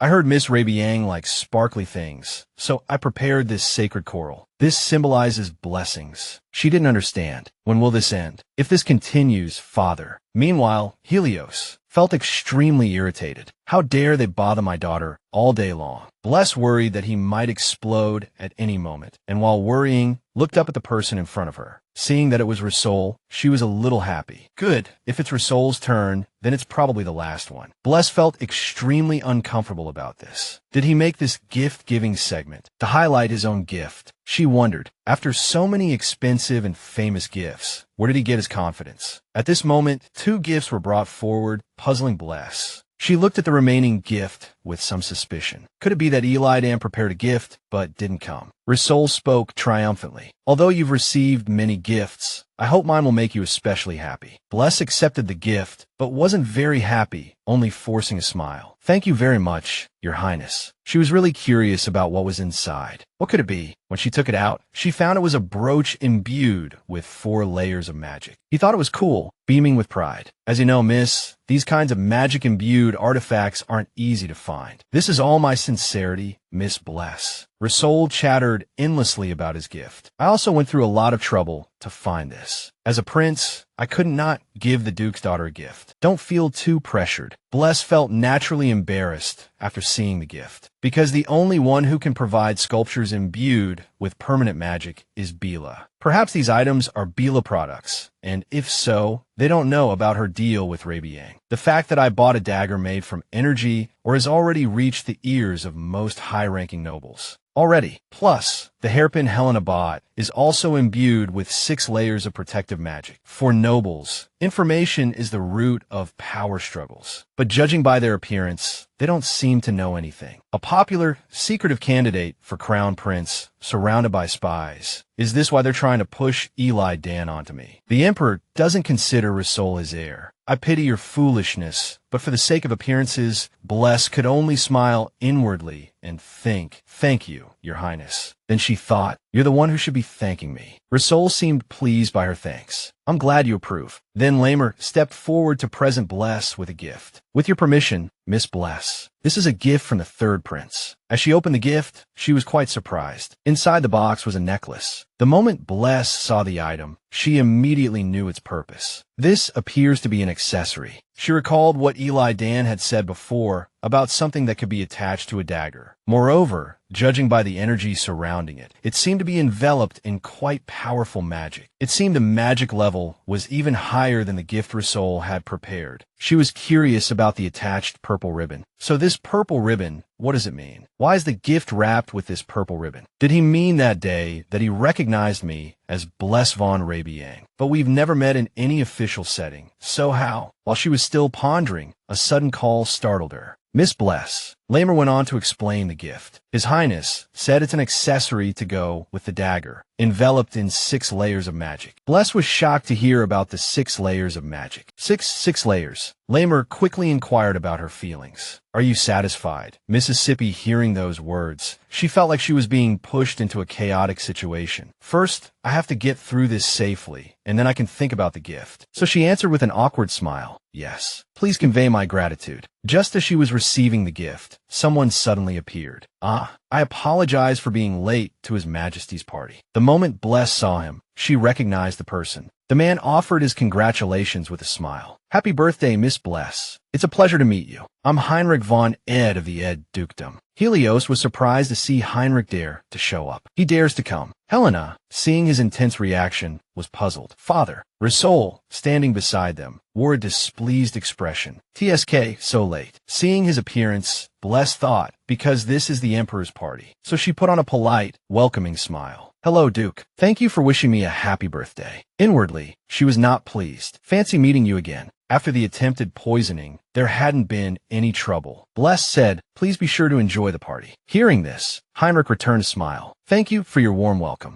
To celebrate your birthday, Miss, I've prepared a special gift. The look in his eyes made her feel disgusted. It was an unconcealed, habitual hatred for the Rabian family, a murderous intent she could sense even with her child's body. Hinrich turned and ordered his attendant, bring it here at once. A necklace was brought forward. A necklace? He asked with a smile. Will you accept it? Though reluctant, Bless maintained a friendly demeanor. Of course. Bless didn't understand. You even prepared a gift. What are you thinking, Hinrich? At that moment, she looked at Helios. Then, with a confident smile, she reassured him, I'm fine, Father. Because Bless knew that if her father intervened, it would cause trouble for their family. I wasn't planning on causing a scene here anyway, so it's all right. Looking at it, it seemed normal. Suddenly, her father's face appeared on the necklace, and when she saw the woman who appeared in the necklace, Bless immediately recognized her. It's the one I saw behind the stables. Then, abruptly, Hinrich began to explain the necklace. This is a magic item that displays the faces of one's parents. For some reason, it's made for those who don't know what their parents look like. Hearing these words, Helios couldn't remain calm and rushed forward, grabbing Hinrich by the collar. Then he threatened, How dare you? Are you mocking my daughter? The other nobles quickly stood up to stop him. Duke, you're making this difficult for us. Have you forgotten your standing before the princes? You're provoking him with such little restraint. I didn't know you had such strong feelings for your daughter. What changed, Helios? You, who abandoned your lover in the stables. He seemed to have gone mad, muttering under his breath, that name is still the same. From the day I abandoned Shisa and left her to die, I haven't had the confidence to be the Duke. These words quickly enraged Hinrich. Seeing the two confronting each other, Bless worried about her father, Helios. She also noticed her sister, Helena. Seeing both of them so worried for her, Bless felt a surge of emotion. Actually, I'm used to Mother's absence, so those words don't hurt at all. On the contrary, I'm grateful that my family is angry for me. So I only have one question. Until now, I only thought this was the plot of the original Hate Rabian. But Hinrich's actions today seem intended to insult Bless. During our first meeting, he said I was his niece. Because of my mother's relationship with Hinrich, Bless hypothesized, could it be that Hinrich hated my mother? And then she concluded, so he must also hate that woman's daughter. Bless hurriedly stopped Helios. Father, I'm fine. Seeing her like this, he was perplexed. Bless, not only did she not show any displeasure, but she was very grateful. Duke Ed, thank you for letting me see my mother's image. These words indeed deviated from Hinrich's plan. What was the reason? Bless also understood what kind of situation he wanted to create. Hinrich ruined this party, probably wanted to make my birthday terrible, but I won't fall into such a mediocre provocation trap. She smiled brilliantly, expressing gratitude. Although I only learned what my mother looked like today, until now, I've never felt alone. My father, my sister, and everyone in Rabian have always raised me with love, so I can truly say I'm grateful. Thank you for letting me see my mother. Thank you, sir. Then she said,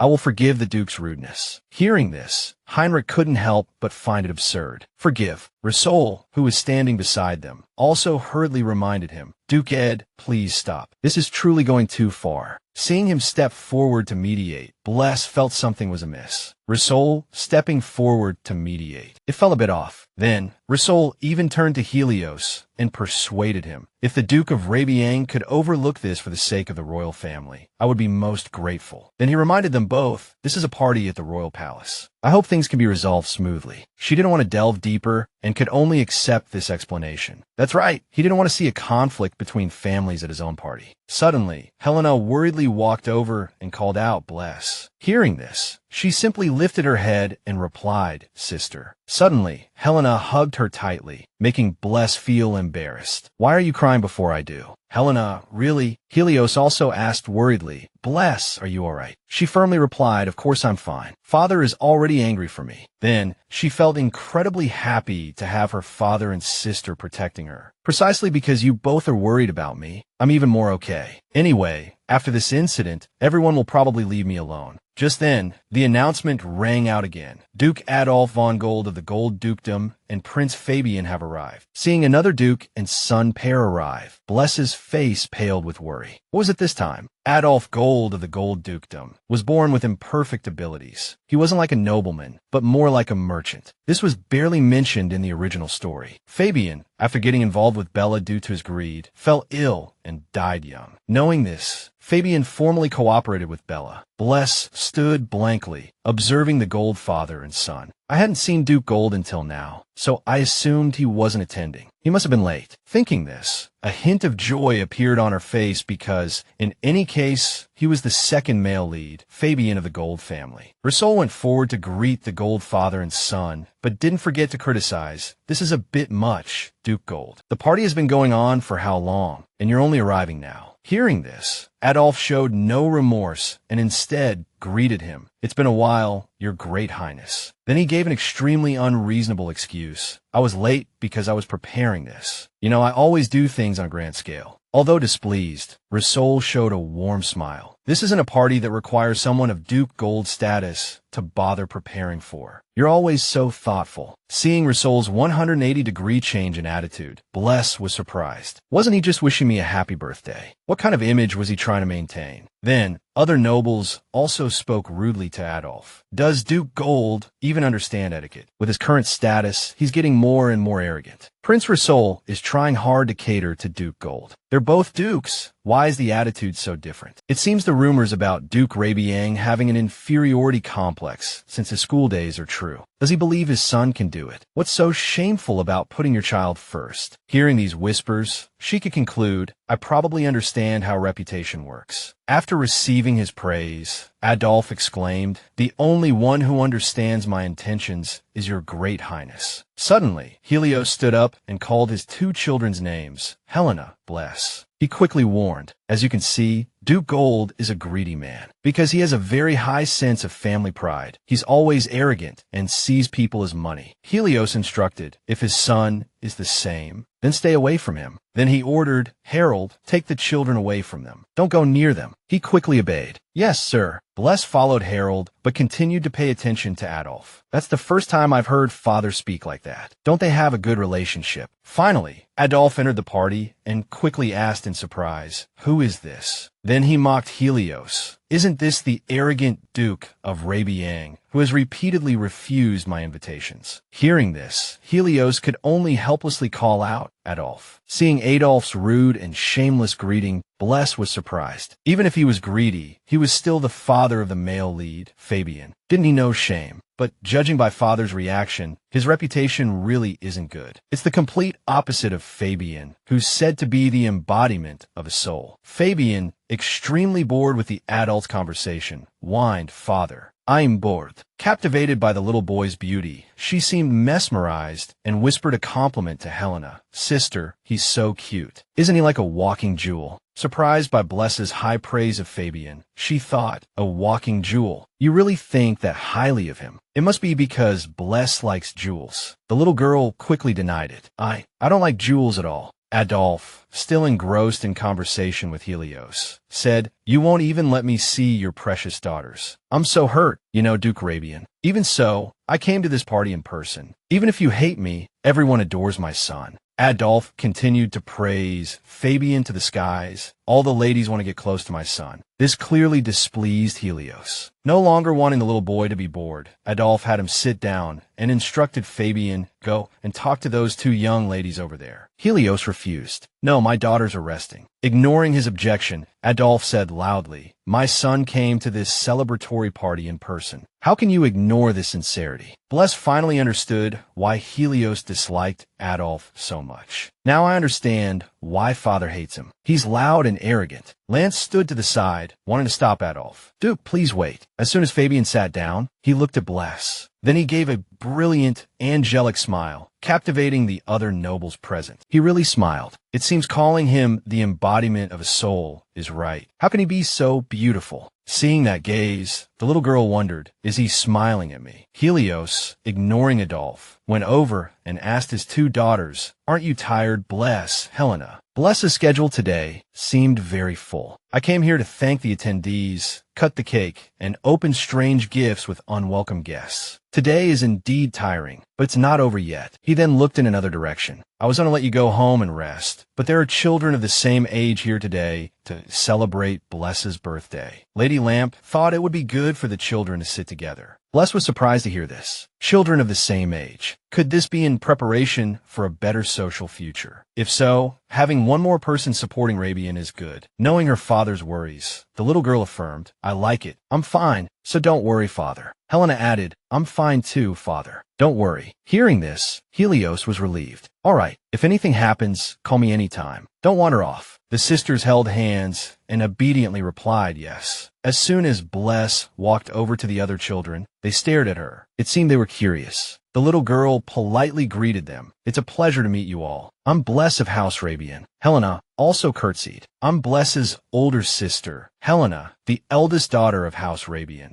As soon as she finished speaking, Bless gave a bright, friendly smile to welcome them. "Thank you for coming to my birthday party." This smile really surprised the children. The children also immediately introduced themselves to the two sisters. "It's a pleasure to meet you, Mrs. I'm Miss, and I'm..." Suddenly, a sarcastic voice rang out. "Since this is a special invitation from His Majesty the Emperor, being in the same space with people of a different class feels really..." These words made Bless exasperatedly confirm, "Are you looking at me while saying that?" The little girl grumbled irritably, "What are these brats saying?" The two girls sneered. "Oh my, it seems she heard everything. But what we said isn't wrong, is it?" The girl pointed directly at Bless and accused her. "Anyway, because of you, I heard that Duke Gold prepared many gifts, but you didn't thank the young master. That's very rude, isn't it?" "Young master." Bless quickly recognized that it was Fabian. Helena quickly asked, "It's my sister's birthday party today. What do you mean by rude?" The girl continued self-righteously, "Miss, are you angry on behalf of your sister?" Looking at a young lady who can't even pretend to be nonchalant, it seems the right of inheritance of Rabian will fall to another family. Helena could only remain silent, unable to refute her. The little girl was now extremely annoyed and wanted to see what else the girl could say. "I'll just sit here and see what you can come up with. You're going a bit too far. Judging by your appearance, you must be the young miss of the Marquis of Bourbon." The Bourbon family is also said to have been associated with the Gold family for a long time. So why do you trust Fabian so much that you would act like this? Even if Fabian is young and unable to express his own opinions, what right do you have to speak for him? Bless clenched her fists in annoyance. She had initially had a good impression of Fabian, but then the little boy himself admitted, "Yes, it's her, isn't it?" Fabian pointed directly at the little girl and bluntly asked, "Am I right?" "You're a bastard." The little boy recalled what Elaine had said before. Back then, Elaine told me she seemed like someone special. I was curious about what kind of person she really was. She's more ordinary than I expected, so I'm a little disappointed. But she did end up changing Rabian. I wanted to see what was so different about her. How would she react to being insulted like that in front of so many people? I thought she'd cry and be ashamed like everyone else, but Bless's expression wasn't what Fabian had anticipated. What's with that look? Why is she looking at me like that? He stared at the little girl's disappointed face. Fabian couldn't understand. I didn't say anything wrong. Why is she looking at me like that? Another girl quickly urged Fabian, "Young Master Gold, don't mind her. It seems she doesn't even know the proper etiquette towards you." Another girl chimed in, "Exactly. Unlike you, blessed by the spirits, young master, she can't even use her family's power." The more the little boy listened, the less he understood. How could she be so self-righteous when she can't even use her power? A powerless bastard, isn't she just useless? The girl continued to taunt and humiliate Bless arrogantly, a bastard without any power. If I were her, I'd be too ashamed to even attend His Majesty's party. You got guts. Fabian, listening, thought it made perfect sense. If you're useless, you can't be loved. My father's always like that, and that's why everyone loves me. But she seems a little different. The little boy couldn't comprehend it. She's clearly useless, yet her family loves her, and the royal family even threw her a birthday party. How did she earn their love? Elaine asked me to observe and judge, so I came, but after seeing her in person, I understand even less. I'm so curious about what's so special about her. The girl continued her loud accusations. Anyway, it seems the miraculous reputation of Rabian ends here. Suddenly, Fabian stepped forward to stop her. "Miss Belben, that's enough." But unexpectedly, Bless interrupted. "Stop it. I won't tolerate another insult against Rabian." Helena watched Bless with concern. Then, the little girl began to reprimand the other girl. "I don't know what gives you the right to insult Rabian so casually. If you're relying on your long-standing relationship with the Gold family." The girl was rendered speechless, only able to laugh awkwardly and stammer. "Why you little—" Then Bless turned to Fabian. "As for that responsibility, you should ask the Duke." Even after being told this much, the little boy still couldn't understand. "Why should I? We didn't say anything wrong. What does she mean?" Bless, her face darkening, accused them. "What you and the young lady said was not only a personal insult to me, but also a grave insult to Rabian." The little girl was extremely annoyed by Fabian's obtuseness. What kind of environment was this child raised in? Bless quickly made her demand. "So you must apologize." The little boy still wanted to argue. What's wrong with telling the truth? The little girl tried to explain. Even so, disrespectful words are wrong in themselves. Fabian, unaware of his wrongdoing, put on a self-righteous air. "No one has ever said anything like this to me before, so maybe you're misunderstanding something." Seeing his expression, Bless was truly speechless. The little girl rubbed her forehead in exasperation. "I thought Fabian was just being influenced by those young ladies because he's young, but that's not it. He genuinely doesn't realize his behavior is wrong. Because everyone around him says he's right, he's unaware of his rudeness. In that case, I'll take this opportunity to make it clear to him, so he won't be rude to me or anyone else again." With that in mind, Bless pointed directly at Fabian and stated his mistake. "Young master,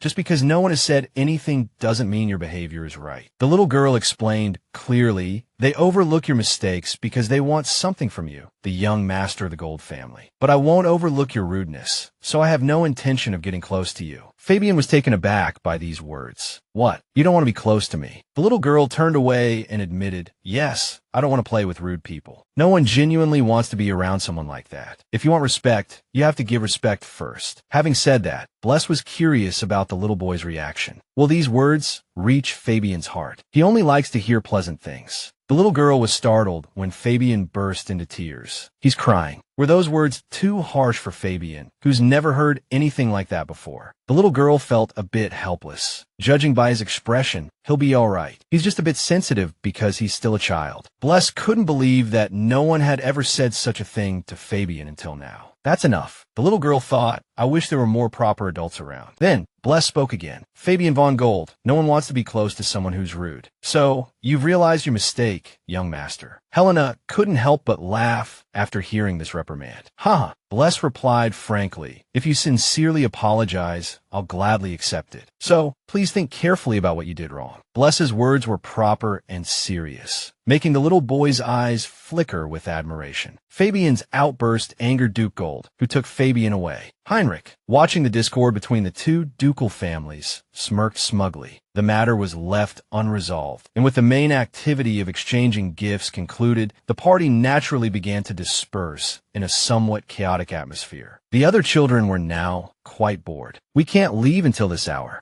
I'm tired," another child urged. "The Imperial Party is almost over. Please bear with it a little longer." Bless was also looking forward to it ending. "I wish it would end soon too. What kind of party is this? It's so tiring. I'm relieved the Imperial Party is almost over." Just then, a red-haired girl in the crowd sighed. "This is a gathering of families for generations. Isn't it too noisy in such an unexpected place?" The little girl continued. "Even so, as soon as Bless saw the little girl, she recognized her with surprise. But Helena, standing nearby, was puzzled to see the little girl motionless. Bless, the red-haired girl, spoke up. It feels good to see her confident like that." After Bella said, "It feels good to see her confident like that," Bless now had to face the female protagonist from the original story. This caused the other children to murmur amongst themselves. "Is that true, Miss Bella?" Bella, being questioned, stammered, "Oh, of course, it's just my personal opinion." Bless seemed to realize something. "Bella. If it's Bella, could it be?" Helena watched worriedly from behind Bless. The little girl knew Bella was the female protagonist of the original story. "Bella von Roby. I know this party is a gathering for everyone related to Rabian. If that's the case, then that child is likely the female protagonist from the original story. Bella. If it really is Bella, then this meeting could be an opportunity. That child seems to want to get close to me. If that child really is the female protagonist from the original story, then building a relationship now will definitely be helpful." The little girl decided, "I'll try talking to her." Because Bella had voiced her thoughts, Bless spoke gratefully. "I was wondering if I went too far, but thank you for thinking so highly of me." Bella was taken aback by being suddenly addressed. "Oh." Then, the little girl quickly tried to build rapport. "May I ask your name, miss?" Seeing no one else around Bella, Bless was puzzled. Where have the other young ladies gone? At the same time, there shouldn't be any misunderstandings. Still, the only one who matters to me is her, so none of that matters. Just then, Bella introduced herself. "I'm Bella, Bella von Roby." As soon as Bless heard Bella's full name, she had to believe this was the female protagonist. Bella von Roby. The full name is exactly the same. "I never thought I'd meet the female protagonist at my own birthday party." The little girl made up her mind. "I'm going to make good use of this opportunity." Thinking this, Bless stepped forward amicably and shook Bella's hand. "It's a pleasure to meet you, Bella. As you know, I'm Bless von Rabian. We seem to be the same age, so let's speak casually." Being treated so suddenly made Bella stammer.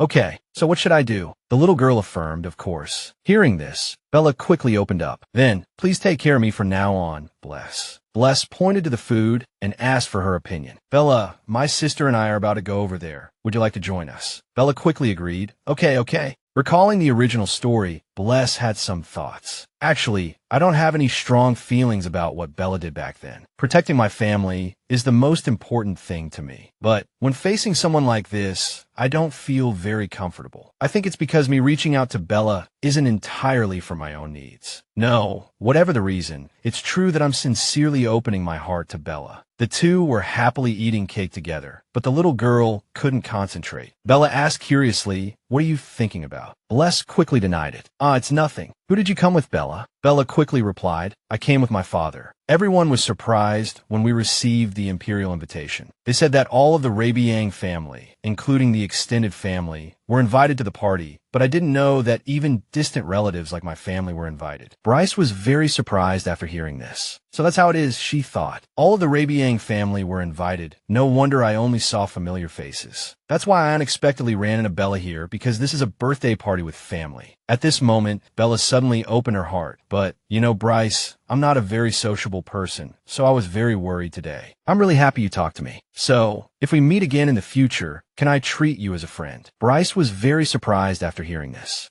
Then, she felt guilty. As expected of the female protagonist, Bella is such a kind and sensitive person. I feel so guilty that it's hard to look her in the eye. Even so, the little girl accepted. Of course, if we meet again, maybe it will be our debut into society. At this moment, Bryce remembered, if it's our debut. Isn't that when the original story begins? In other words, it's when the possession begins. Maybe this meeting with Bella is really our last. As the two were chatting happily, Bella's father called her. "I think I have to go home with my father now." At this moment, a feeling of reluctance welled up in the little girl's heart. I suddenly feel so sad. With a very sad expression, but still maintaining a cheerful attitude, she invited Bella. If we meet again, please come to my house, but only if you still remember me when we meet again. Upon receiving the invitation, Bella smiled brightly. Bryce hoped, by then, please come as a friend. At this moment, the carriages of each family were already leaving one after another. Adolf walked out of the imperial palace and angrily rebuked Fabian. You useless thing. How could you let that bastard reject you? Helios will look down on me even more in the future. I don't want to see your face, so you take a different carriage. Elaine came from somewhere and asked, Young master, I heard you met the second daughter of the Rabian family at the party. How did it feel to meet the person you were curious about? The young master quickly answered, strange. Seeing Elaine suppress laughter, Fabian was annoyed and glared at her. Elaine quickly composed herself. I'm sorry. Then she asked for the reason. Why did you find it strange? Did that child do anything impolite to you, young master? Fabian denied it, remembering Bryce. No, I was the one who was impolite. I was curious about her reaction, so I said some rude things. I really thought she would react, whether it was sadness or crying. Instead, she said my actions were wrong. It was the first time I met someone like that, so it felt really strange. And also, she said she didn't care about my abilities. These words really made Elaine even more curious. So, did you feel sad, young master? The young master denied it. No, absolutely not. On the contrary, I want to get closer. Everyone wants something from me, so they're nice to me, but she wasn't. So I want to get closer. What if she hates me? Fabian suddenly burst into tears. You said before that if I apologized, she would forgive me. What if she changes her mind? Seeing the young master like this, Elaine could only helplessly exclaim, Oh my goodness. But she still patiently said, Young master, it will be different next time. Fabian still seemed unconvinced. How does Elaine know? Elaine hugged the young master and asked, You've reflected on your mistakes, haven't you, young master? Fabian answered affirmatively, yes. So Elaine began to explain, No one will hate someone who honestly admits their mistakes. Hearing this, the young master stopped crying, his eyes bright. Really? Elaine confirmed, yes, so that young lady will accept your apology, young master. Fabian wanted to ask again, will it really be like that? Elaine was very certain. Of course, Elaine would never lie to you, young master. Finally, the young master was willing to believe. Since it's Elaine, I'll try to believe it. Sitting in the carriage, Fabian decided, then, the next time I see her, I'll apologize for the bad things I said before. If she accepts, I'll suggest we become friends. On the other hand, Helena seemed very tired after the party ended, but suddenly she was called by Bryce, sister. The little girl thoughtfully handed her some water. You must be tired. The party is almost over. Drink this and hang in there a little longer. Seeing Bryce like this, Helena was very moved. She blamed herself, thinking, I should have been the one to say these things. She took the water cup, not forgetting to thank her younger sister. Helena sometimes felt that Bryce was more like the older sister than herself. Today, Bryce calmly dealt with the Dukes on her own, and even when the children made mistakes, Helena hadn't been able to step forward even once. I'm the older sister. I want to protect you. But unexpectedly, the glass contained alcohol, causing Helena to become completely drunk. I'm fine, father, I can walk. Helios held her in his arms and helplessly ordered Harold, prepare the carriage. Then, he didn't forget to ask Lant for help. Please take care of Bless until I return. She readily agreed. Yes, your grace. Please go. Bless was very remorseful and apologized from behind. I'm sorry. I didn't know that was champagne. Lant comforted the little girl. Let's have the last dessert and wait here until his grace returns. Bless replied guiltily, yes. Suddenly, a loud quarrel erupted in the hall. Hey, what did you just say? Since you're a servant, you should apologize. How dare you? This caught Bless's attention. What's that sound? The little girl planned to eavesdrop. I have to go see. But she bumped into the person in front of her and fell heavily to the ground. Ouch. At this moment, the person reached out and helped the little girl up. I'm sorry, miss. Are you all right? Bless looked up and said, yes, I'm fine. But the little girl suddenly froze. Could it be Ed's power? Looking at the person's eyes, the little girl felt confused and murmured, why can I see Ed's power? But finally, She remembered Helios's order. Father said not to talk about the things I see, and I don't know what to do anyway. But if I can sense Ed's power, it means I'm being targeted by them. It's really uncomfortable to leave it like this and become Ed's target. There must be something born out of resentment. The little girl kindly reminded him, if you've been feeling unwell lately, you should see a doctor. I think it should be okay to just say this much, right? Then she quickly left. I have to go. Bless thought as she walked. It turns out that everyone was invited to my birthday party. I really don't know what the Emperor is thinking. I don't understand why the priests of Rabian are so chaotic too. Lady Lant is waiting for me. I have to go check it out quickly and then go back. As soon as she got there, Bless hurriedly asked, why is it so noisy here? The people, upon seeing the little girl, Miss Bless, they immediately pointed and accused, hey, this servant. Bless was confused. Servant. The person pointed out the servant's mistake. He bumped into me and didn't apologize. But when she saw the servant, it was actually Eli Dan, which greatly surprised Bless.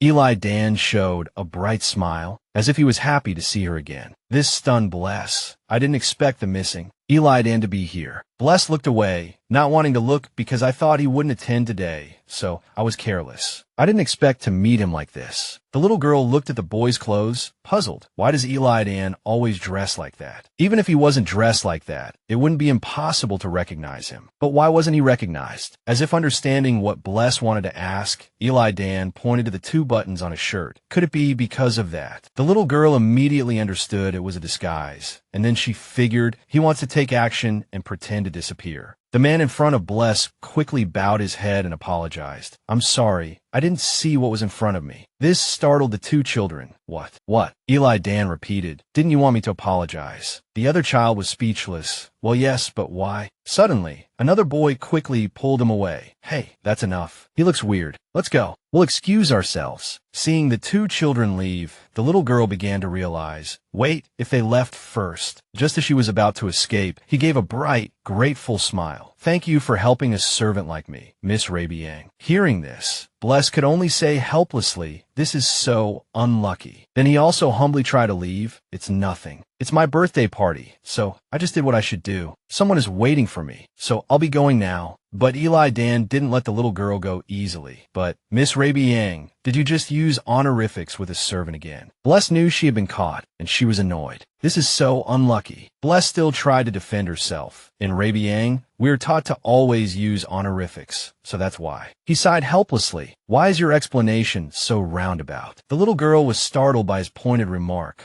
Eli Dan leaned closer and reminded her, it's too late to pretend you don't know now, isn't it? I showed you just now, and you recognized that I was in disguise, didn't you? You saw my true appearance too. Bless could only respond with a strange smile, somewhat incredulous. He knows who I am. The little girl started thinking. He said he noticed I recognized him. Thanks to that, but she quickly denied it. No, if he's the Eli Dan I know, then the possibility of being suspected from the beginning is very high. Even if I don't know why, it's like seeing my own reflection, being able to see my true appearance, knowing the truth of my real identity. If that's the case, then he came to confirm this. Why would he do that? What is he thinking? Finally, Bless gave up. Whatever, it doesn't matter anyway. Then he approached and asked, by the way, how's my gift? Because what I gave you last time was too cheap, I gave you another one in the same color. Are you satisfied? Hearing this, Bless thought, he seems to know everything, so I won't mention that incident again. So she went along with his words. Yes, I received it. Eli Dan, seeing the young girl speak so cautiously, was a little perplexed. Why are you suddenly like this? You were so spirited the last time we met. Bless quickly denied it. Haha, when was I like that? Inwardly, the young girl felt disappointed. I thought you didn't know I was Bless. Von Rabian. He spoke frankly about the gift. It's okay to be honest. If you don't like it, I'll prepare something else. These words puzzled Bless. Knowing that I was from the Rabian family at the time, why is Eli Dan being so friendly to me? Aren't the royal family and the Rabian family on bad terms? He disguised himself from the beginning and then disappeared. Could it be that this is the 3rd prince? Or does he have some ulterior motive regarding the Rabian family? Bless kept thinking. Because she didn't know Eli Dan's intentions, she didn't know how to respond. Just then, she heard someone calling her name repeatedly. Bless. Called by her name, she turned around curiously. At that moment, Eli Dan smiled knowingly. It seemed you have a lot of questions. We can share them when we meet again soon. Bless was puzzled by these words. What are you saying? But unexpectedly, Eli Dan somehow disappeared, much to Bless's surprise. Eli Dan, did he disappear again like last time? Just then, Helios also ran over, shouting, "Bless, where are you going alone?" Lady Lant,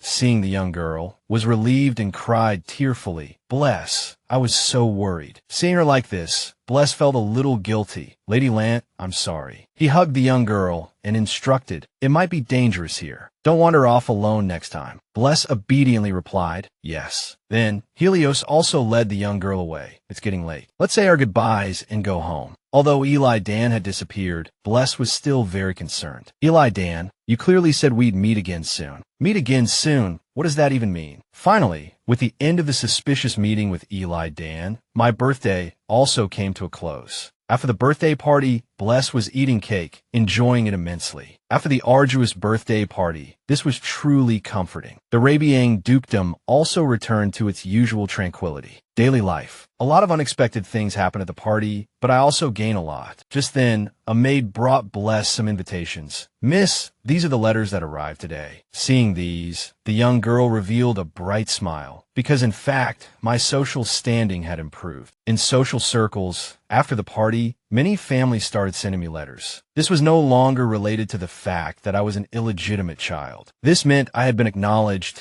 as the second miss of the Rabian dukedom. This also meant that my scope of activities had expanded. Bless, while reading the letters, had a question, so she asked the maid, "But can I attend all of these invitations? What if father doesn't allow it?" She quickly replied, "The letters delivered to Miss have all been screened by the master, so everything you see here is permitted." Knowing this, the young girl was truly surprised. There are really this many. Bless enjoyed herself as she read the letters one by one. I didn't expect so many people to contact me. To be honest, they just want to build close relationships with me through this, but that's fine too. She was reading the letters when she heard Helios call her, Bless. Seeing him appear, the young girl called out, "Father." Then she asked happily, "Are you finished with your work?" Helios quickly sat down and explained, "I rushed over because I had an appointment with you." Knowing he came for her, Bless was touched. "Really? Madam, my father is here. Please bring that out." Hearing this, the lady gave a wry smile, but still complied. Yes. At that moment, a dessert was brought out. Recently, in addition to invitation cards, many gifts have been sent, including my favorite dessert. I don't want to accept expensive gifts, but this is so delicious. It's okay to keep receiving it, right? The young girl sighed in enjoyment as she ate. It's really as delicious as the food in the imperial palace. The maid and her father remained silent about this. The source seems reliable, but because it doesn't say who sent it, I can't thank them. There's no family crest on it either. Seeing Bless continuously eating the dessert, Helios asked worriedly, "Is it that dessert again?" The maid confirmed, "Yes." This gave him a headache. In the imperial palace, the emperor's voice rang out, "I call you, and you rarely come, but today you came on your own. What's the matter?" Helios had arrived at the imperial palace. Helios respectfully bowed to the emperor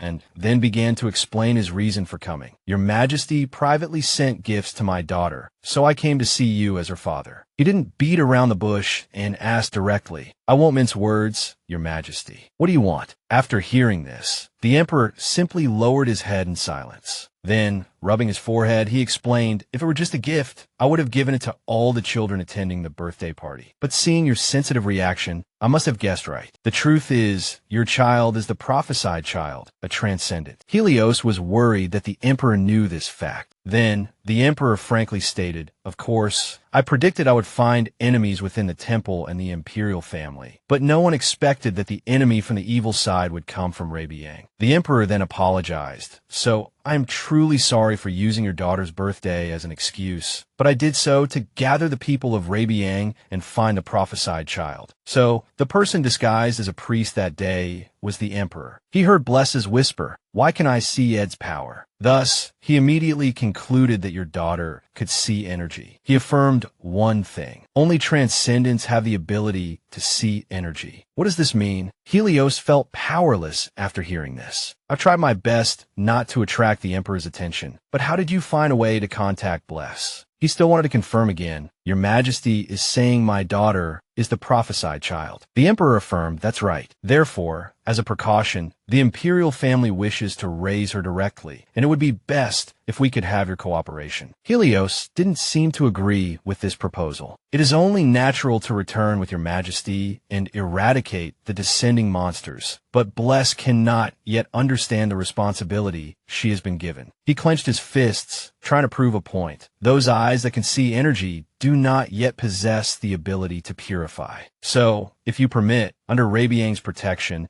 I will be responsible for raising Bless to be worthy of the title of Transcendent. If you agree, I, Duke Helios of Rabian, hereby swear that I will always stand with the imperial family. After hearing this, the Emperor had to reconsider. This was originally an unacceptable proposal, but remember, you have already given that up. Finally, he made his decision. Helios of Rabian, from now on, I will be watching your every move. Helios reluctantly accepted, yes. Finally, the Emperor dismissed him. All right, you may go. Back in the present, when Helios read the Emperor's letter, which said, think of it as an investment for the future, he was puzzled. I thought he would let it go. I really don't understand what he's thinking. I don't want to be involved with troublesome people for even a minute. It's really worrying. Lost in thought, he stroked Bless's head, startling the little girl. Ah, father, what are you doing? Just then, Bless noticed Helios's face and thought, speaking of which, father seems more tired lately. What's wrong? Then she innocently asked, father, do you want to eat too? Helios and Lady Lant were taken aback by this question. Then he firmly replied, I'm fine. That night, the little girl, observing that no one was around, slipped out of bed. There shouldn't be anyone outside, right, Cloud? Then, Cloud handed her a letter. Bless, this is what you need. Bless accepted the letter and thanked her.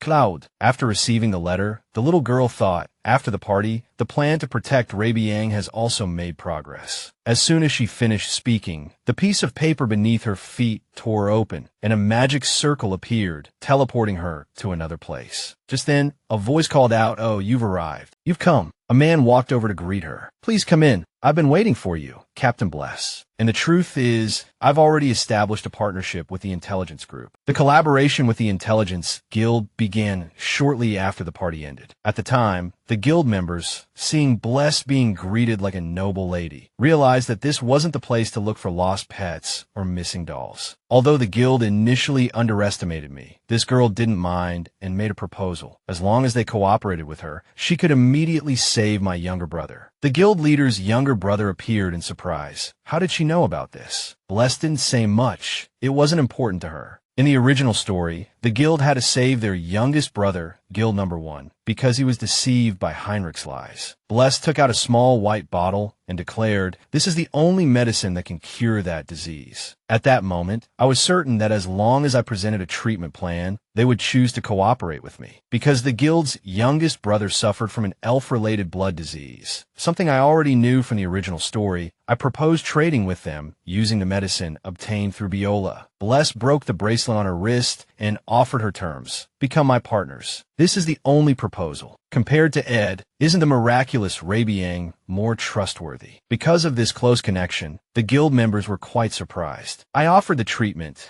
because I firmly believed they would join forces with me. But as soon as the guild members appeared, they kept calling her Captain Bless, and then excitedly worried that she would be tired. Is it too tiring for you to come here today? I have other arrangements later, so I have to leave as soon as you arrive. It's a shame. Bless found it hard to believe that she would be called Captain and treated so warmly. She turned around and denied it, not at all tired. Besides, I've already told you not to call me Captain anymore. I can come over any time, so you don't have to cancel your arrangements. Feeling a pang of reluctance about the guild, Bless sighed. She wondered if she was being too blindly loyal. In any case, with the increased security in Rabian, she would have to endure it for now. Then, Bless brought up the other ducal family she had asked Guild to investigate. How is that coming along? Guild immediately replied, first, information on Acidol is extremely difficult to obtain, so I don't have much to offer. There hasn't been much activity since the captain's birthday party. As for the Gold family, it's best to see for yourself. That night, Guild led Bless to a certain location. As they walked, she thought to herself, this is the slums, isn't it? Gil confirmed, yes, especially here in the slums. There were a lot of children here, until we built an orphanage as part of Gold's recent charity project and brought the children there. Bless was a little surprised. Young Master Gold is doing charity work. Duke Gold, I didn't think he was that kind of person. Is he scheming something? Bless then expressed her unease. If Duke Gold is genuinely helping the children, that's fortunate, but it's also unsettling. Guild expressed understanding. After all, his recent behavior has been rather questionable. And the truth is, I've been bringing the children in for charity work, but there are rumors that taking the children away isn't a good thing. Bless was confused. What does that mean? Guild explained, slave traders are known to prowl around the slums. People say that as long as you pay them, they'll let you use the children for anything, and then they take them away. So the atmosphere around here has been quite tense lately. Hearing this, Bless quickly made up her mind. No, I still need to look around. Guild worriedly tried to stop her. No, it's dangerous here. But she wouldn't listen. She told Guild, Grace said you have plans later. You should go. Guild was still uneasy, but Bless smiled confidently. I'll be fine, really. She clenched her fist. Did you think I came here unprepared? Don't worry. She thought to herself, having someone around would be inconvenient when I use Cloud to investigate. So you go. Then Bless gave him a task. Find out more about Duke Gold's charity project. Guild quickly responded, yes, I'll have it ready before our next meeting, Captain. Bless cringed at the title. I told you to stop calling me that. At that moment, many poor and hungry people filled the slums. Cloud soared high in the sky, sensing everything. Bless asked, is it the same over there as it is here? She was impressed. Is that so? Thank you for confirming. Cloud, happy to be acknowledged, replied, you're very welcome. While holding Cloud, Bless thought to herself, I was worried Grace would stick by my side, but thankfully he left more easily than I thought. Anyone would do the same in his position. It seems he really was forced to go somewhere, which is why he left in such a hurry. Charity work. It's something the Duke is officially involved in. While it's not illegal, considering his behavior at the party and his reputation, Duke Gold doesn't seem like the type to help others. I'm also worried about the children being taken away so abruptly. Is he indirectly planning something? Just as she was having these suspicions, a group of people suddenly appeared, shouting, "Seize him." Bless was startled by the yell. What was that? Suddenly, a hand reached out and covered Bless's mouth, and she was pulled to the side, leaving her bewildered. What's going on? She looked up at the person behind her, suspicion dawning in her mind. This child, could it be? The boy was extremely worried and gestured for Bless to be quiet. I'm sorry, please be quiet for a moment until those people leave. The group continued their search. He's injured, so he can't have gone far. Search everywhere. Don't forget that Brat's ability is more valuable than the others. The group quickly obeyed. Yes. They were clearly annoyed. Where could that rat have run off to? Bless peeked out to observe, surprised. They can't see us now. Even Cloud couldn't find her. Where's Bless? Bless is here, but why can't I see her? She's in the shadows. Bless called out to Cloud. Stay here. Don't move. The group continued to search. Don't just stand there. Search properly. There's blood here. He can't be far. Search carefully. Hearing this, the boy anxiously clutched his chest.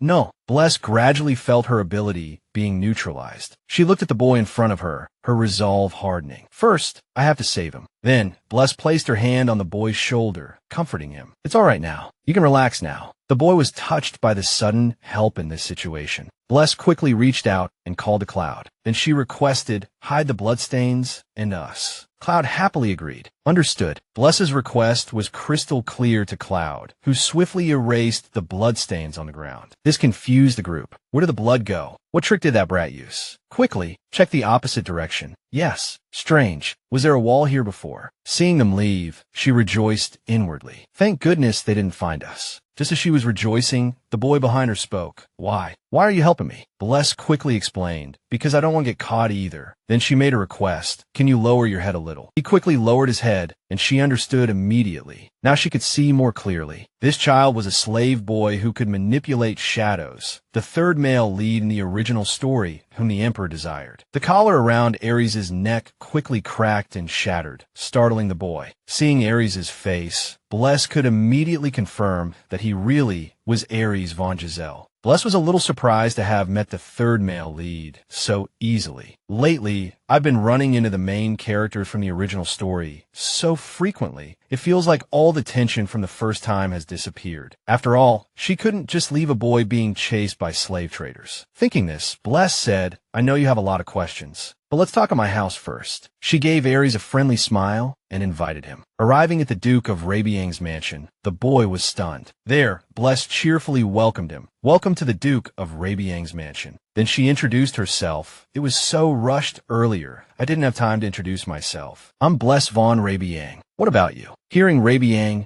Aries realized. Rabian, could it be one of the 4 dukedoms? Seeing the look on the boy's face, Bless immediately understood his thoughts. He was probably thinking that, so he concisely gave his name, Aries. Seeing Aries' discomfort, Bless said worriedly, "Aries, you seem to have a lot on your mind. It's understandable, with so much happening in such a short time. Let's rest first. I have to tell my father. We'll talk more tomorrow." Thinking this, Bless went to comfort the boy. "All right, Aries, you're safe now. Don't worry, it's getting late. Let's talk about everything tomorrow." She reached out her hand, but the boy quickly pushed it away. Aries was still suspicious of her kindness. Why are you helping me? A noble lady wouldn't be nice to me for no reason. The boy's conviction likely stemmed from what the people who had captured him had said.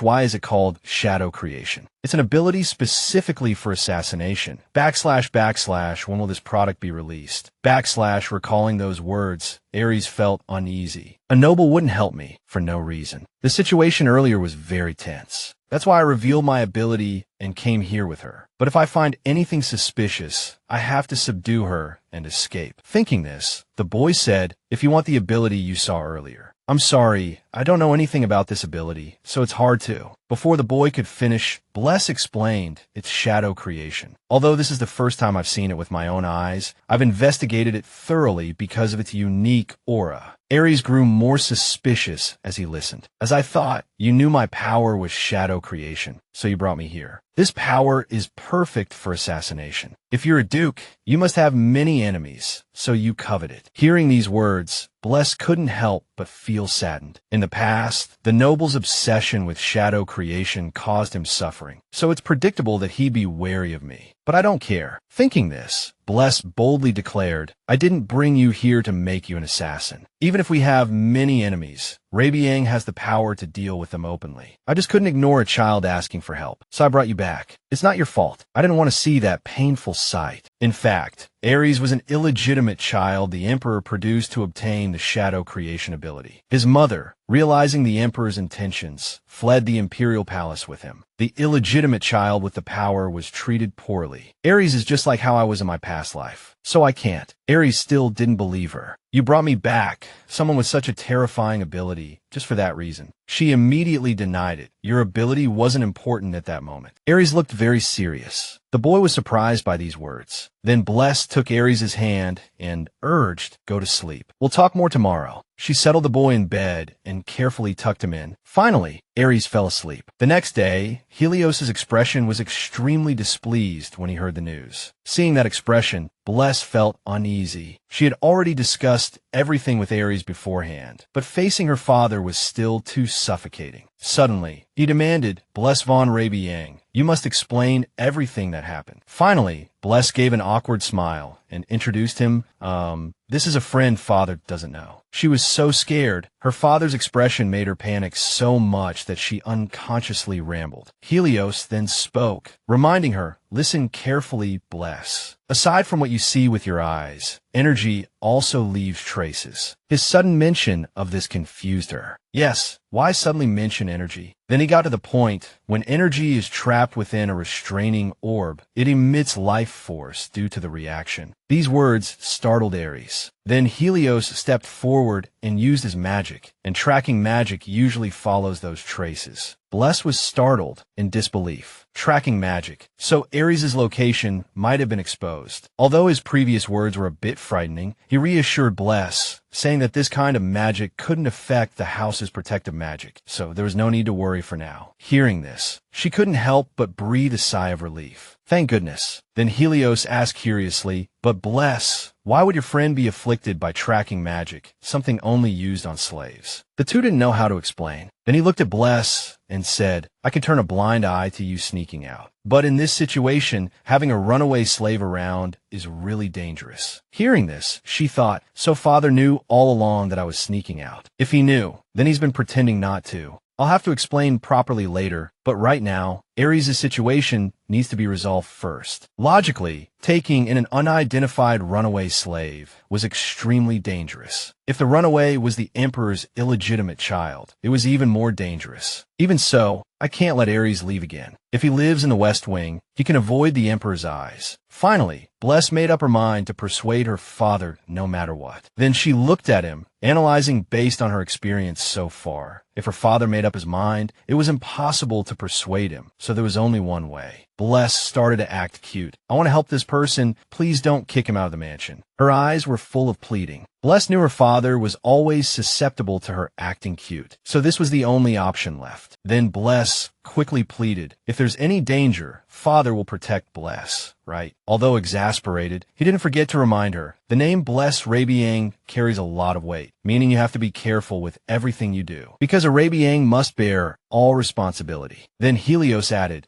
you don't have to say it. Bless accepted, okay. Then he proposed a condition, only for a short time. Once he recovers, he'll go to the East Wing with the servants. Bless quickly corrected, no, the West Wing, and not with the servants, but escorted by knights. That way they can help each other. Helios seemed reluctant, Bless, but she rushed over and acted cute. Father finally, he had no choice but to give in, stroking her head and saying, all right, I surrender. Do as you say. Bless, having received his agreement, repeatedly praised him. Wow, father is the best. Then Helios turned to Aries and asked, what's your name? The boy hesitantly replied, it's Aries. Then he requested of Bless, I need to talk to Aries alone. Please go outside for a moment. Bless was a little worried, talk to Aries alone. But eventually, she left so Helios could talk to Aries. He began, the reason I'm meeting you alone is because I wrote this for you. Seeing it, the boy was surprised. An employment contract. Helios went on to explain, since you'll be living here soon anyway, the necessary procedures must be followed. The contract read, this contract will safeguard your money until you come of age. During your stay at the mansion, you are required to cooperate with controlling your abilities and conceal your whereabouts from external forces. After reading the contract, Aries was surprised. This contract. Then the boy quickly agreed to the contract. This contract is agreeable to me. This means he knew about me since last night. So why did he remain silent? Did he not know I was a runaway slave? Helios explained, I couldn't do anything arbitrarily because Bless brought you here. I was just waiting, knowing she would come to ask for my permission. If I directly hired you as a night guard, everyone would be surprised. But if it's my daughter's wish, it won't be difficult. Aries then raised his question. The clause states to conceal my whereabouts from external forces, so you know my identity. Helios admitted, yes. Therefore, if you stay here, I can conceal your whereabouts from the Emperor, your father. With my position, this information is accessible. There's no need to be so surprised. He further added, I don't need to use you to establish a connection with the Emperor, so don't worry. I don't want to hand you over to the Imperial family and be hated by Bless. Aries confessed, I am the controller of shadow creation, the Emperor's illegitimate son. Even knowing all this, you still allow me to stay here, simply because the young lady wishes it. Helios admitted without hesitation. That's right. Hearing this, Aries couldn't help but comment. What a strange family. The daughter, despite knowing my abilities, still wants to help me unconditionally. The father says he'll hide me from the Emperor because his daughter wants it. Finally, the boy stammered his decision. I want to stay here. I don't want to return to the Imperial family. Helios quickly approved. All right, from now on, I will protect you within Rabian. I expect you to abide by the terms of the contract. During your stay at the mansion, I will find a way to manage your special ability. This is not just a matter of protection, but a necessary part of concealing your whereabouts. Aries was more surprised than ever. They're even going to protect me in this way. I really thought they wouldn't care this much. Helios began his instructions. Shadow creation magic is based on emotions. If you can't manage your emotions properly, that power could harm those around you. So, if you can control all your abilities during your guard duty, I'll make another request at that time. There's a good teacher in the mansion who can teach you, so study hard. Helios quickly summoned Hexa, who promptly replied, "Yes, master." Aries was a little surprised. Shadow creation. He asked, "Can you help this child control his abilities?" Hexa readily accepted the task. "Leave it to me." Aries was truly astonished. There was someone like him, someone with the ability of shadow creation. A few days later, Lattice curiously asked Helios, "That child has been here for several days now. Although the training with Hexa is very arduous, he's still persevering and doing quite well." Helios sounded pleased. "That's wonderful." Then he instructed, after the Demon King awakens, tell Hexa that the more cards Bless has, the better she can utilize them. Lattice quickly replied, "Yes, master." Lattice continued her report. "The Imperial family has been much quieter over there. I thought you would take him away because he's a shadow creation mage." But Helios hadn't. The Emperor created that child solely to oppose the Demon King. So as long as he can control his abilities, it doesn't matter where he goes. There's a child who has been prophesied as the child of prophecy since birth. Think about it. Things might progress smoothly. Lattice agreed. If it were the Emperor, he would think so too. Is it because that child is the child of prophecy? Extraordinary children are all gathered around Miss Bless, the third prince, the Intelligence Guild, and now a shadow creation mage. Lattice seemed a bit exasperated. Among them is the young master of the Gold family, who keeps sending letters like this. This letter is an invitation to the Gold Duke's Charity Project Support Association. Young Master Fabian directly invited Miss Bless. Helios took the letter and read it, then commented,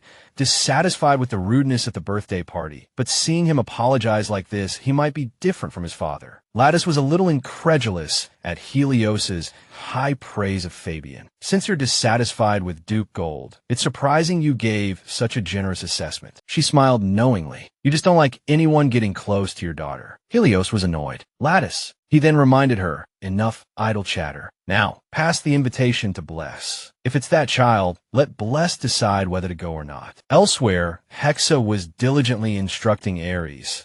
Shadow creation techniques are based on the ability to process emotions. The power you've used so far has been creating shadows from anger, hatred, and fear. However, if you only use such emotionally based power, one day your spirit will collapse from being unable to bear it. Aries listened intently. She then explained, "Shadows that lose their master will attack those around them." The young boy quickly looked over. Hexa continued, "If your goal is assassination, that's fine. But if you're going to protect someone, you need to protect your own spirit first." Aries obediently held out his hand and said yes. Hexa observed and guided him more intently. Although it's now called an assassin's ability, shadow creation techniques were originally created to protect someone. So you must use that power with more positive emotions. Think about it carefully. Aries extended his hand. He then began to ponder Hexa's words. "The shadows I create are to protect someone. That will be the first step in handling the shadows." The young boy fell into deep thought. A power to protect someone from the very beginning. Compared to what I know now, I had suspected that it was meant to be wielded in a completely different way. But by doing as instructed, I feel more comfortable handling the shadows than before. Those positive emotions. Maybe she means what I feel in this house. Everyone is so kind to me. But in the midst of my contemplation, a voice suddenly called out, "Aries." At that moment, the young boy affirmed, and I also realized that my feelings for the child had changed a little. Bless came running over with a bright smile. I wasn't sure yet, but I was able to use my power reasonably well. If I persevere until the end, I'll know, won't I? A table full of sweets surprised Aries. "Is this all for me?" Seeing the young boy using formal language, Bless was a little taken aback. Then she affirmed, "Yes, I heard you were training hard, so I called you to have some of my favorite desserts." She didn't understand why he looked so moved. Then Bless changed the subject. "I heard my father has been training you. How do you feel? Is using shadow creation more comfortable now?" Hexa had warned him earlier that Miss Bless knew he was being trained, so he should be more careful afterward. Remembering this, the young boy admitted, "Yes, thanks to the Lord, I've become much more comfortable handling shadow creation." This worried Bless. It seemed he needed a short break. Was he very tired? Then Aries also joined the conversation with interest. "There's still a lot I don't understand, but since I've been given this opportunity, I'll practice even harder." Hearing this, Bless was overjoyed. It would be great if I could help. Looking at the boy's bright face, she thought, Aries seems to have been training hard with Father. Looking closely, he seems thinner than when he first arrived. Father's really too much. He's so frail. I suddenly feel very guilty. Finally, Bless stood up and piled food onto the boy's plate. Here, this, that, eat a lot, Aries. Aries was a little helpless and bewildered. Thank you. She's really concerned about Aries' health. Compared to the other male leads, he's too worrisome. Aridin and Fabian are arrogant, powerful, and unpredictable. Compared to those who know how to keep everything under control, Aries is calm and gentle. Could there be a scene where they compete for the female lead later? Looking at Bless's eyes, Aries felt a chill down his spine. Originally, Aries was an assassin personally sought out by the Emperor. He acted very arrogantly in front of Bella, obtained the Giselle surname and the title of Count. Now I brought him to Rabian. I don't know what will happen. He has to have a title to be on par with the others. Thinking about hindering future love, I feel strange and a little guilty. I didn't think much about it when I brought him back. Aries, I will definitely help you and Bella succeed in the future. Just as she was lost in thought, a voice came from behind, Miss Bless. As soon as she saw Lattice, she ran out happily. She apologized a little sheepishly. I'm sorry to interrupt your pleasant afternoon tea. But blessed in mind, it's all right. Then, Lattice handed her a letter. The Duke wishes to give this to Mississippi. Bless took the letter, thinking, could this be the invitation to the Gold Charity event? I received Grace's report yesterday. The guild said that young Master Fabian is in charge of the Gold Duke's charity work this time. That's what he said. Then, Bless recalled the scene at the party. I didn't expect Fabian to be involved in charity projects like Duke Gold. Did Fabian's values change that day? Lattice didn't want her to overthink it, so she said, the Duke said he will respect Mrs. decision. Bless was a little surprised to hear this, really. I didn't expect that. I thought Father wouldn't allow it, because of the bad relationship with Duke Gold. I must directly confirm what Fabian is thinking, taking advantage of this opportunity. So Bless quickly made up her mind. Very well, please tell him I will attend the Charity Sponsorship Council. The next day, at an extremely extravagant charity event, Bless felt very dizzy. Although this is Duke Gold's organization, is it necessary for the Charity Sponsorship Council to be so extravagant? If I just look around like this, there doesn't seem to be anything suspicious. Why would they be so cruel as to take the children to the slums? Of course, if this is just a rumor and the children are being properly supported, it would be a blessing. But if it's just a rumor, they should be taken home immediately. This is tiring. Seeing that Bless seemed bored, Helios asked, Bless, why do you look so bored? Bless just casually replied, a little, Father. Then she clung to him and whined, Father, let's go back after sitting for a little while. Helios was puzzled. Are you tired already? This is a sponsorship council, and you said you would attend. Then Helios began to explain. Usually, the sponsorship council is organized by the committee staff to publicly show where the prepared funds are being used. As you said, filling the corresponding seats also includes attending the party. The more Bless listened, the more bored she became. This is probably longer than I thought. Then she felt a little regretful. I wish my sister were here. Helena was not present at the moment. What should I do, Bless? My sister had an appointment that day. Seeing that Bless was too bored, Helios said to her, well, since you're already here, it wouldn't be bad to make some friends. Bless was delighted to hear this. That sounds good too. Then I'll go say hello to everyone and come back. I asked to come here myself from the beginning, so I can't ask for more. So first, the host, Duke Gold, I haven't seen him from the beginning, so I'll skip him. He feels a bit petty for a Duke. Shall I greet Fabian first? That would be polite. Then Bless started looking around. Where is he? Finally, Bless found him. Found him. But Fabian was sobbing at that moment, which confused Bless. Why does he have such a gloomy expression? What's wrong? Finally, Bless took the initiative to greet him. Hello, young Master Fabian. He was startled by Bless suddenly appearing and greeting him, Miss Bless. Just as he was about to greet her, the Duke's voice rang out. I would like to thank everyone gathered here today. This made Fabian freeze and Bless turn around, thinking, oh, has it already started? Then the Duke continued. Many people have sponsored our charity project, and I find this goodwill very fulfilling. Bless couldn't help but admire. He's really good at giving speeches. The Duke continued his speech with a grateful expression. I wanted to show you all directly how the precious support funds are being used. At that moment, Bless noticed Fabian's expression. It was getting worse and worse. What's wrong with the young master? Just then the Duke said, now everyone, please come forward. Thanks to everyone's support, the children have become happier. At that, the orphans were brought out and presented, making them feel ashamed. Even Bless was surprised by this. Fabian's face looked extremely pale. Bless couldn't understand what kind of trick he was playing. Then the Duke said to the other children, all right, children, you say hello too. Bless watched this scene from afar, shocked. What trick is he playing? It was like displaying goods on a shelf. Is this what they call charity, treating children so poorly? It was unbelievable. I only heard that Fabian was in charge of this charity project. Thinking this, Bless turned around to call out to Fabian.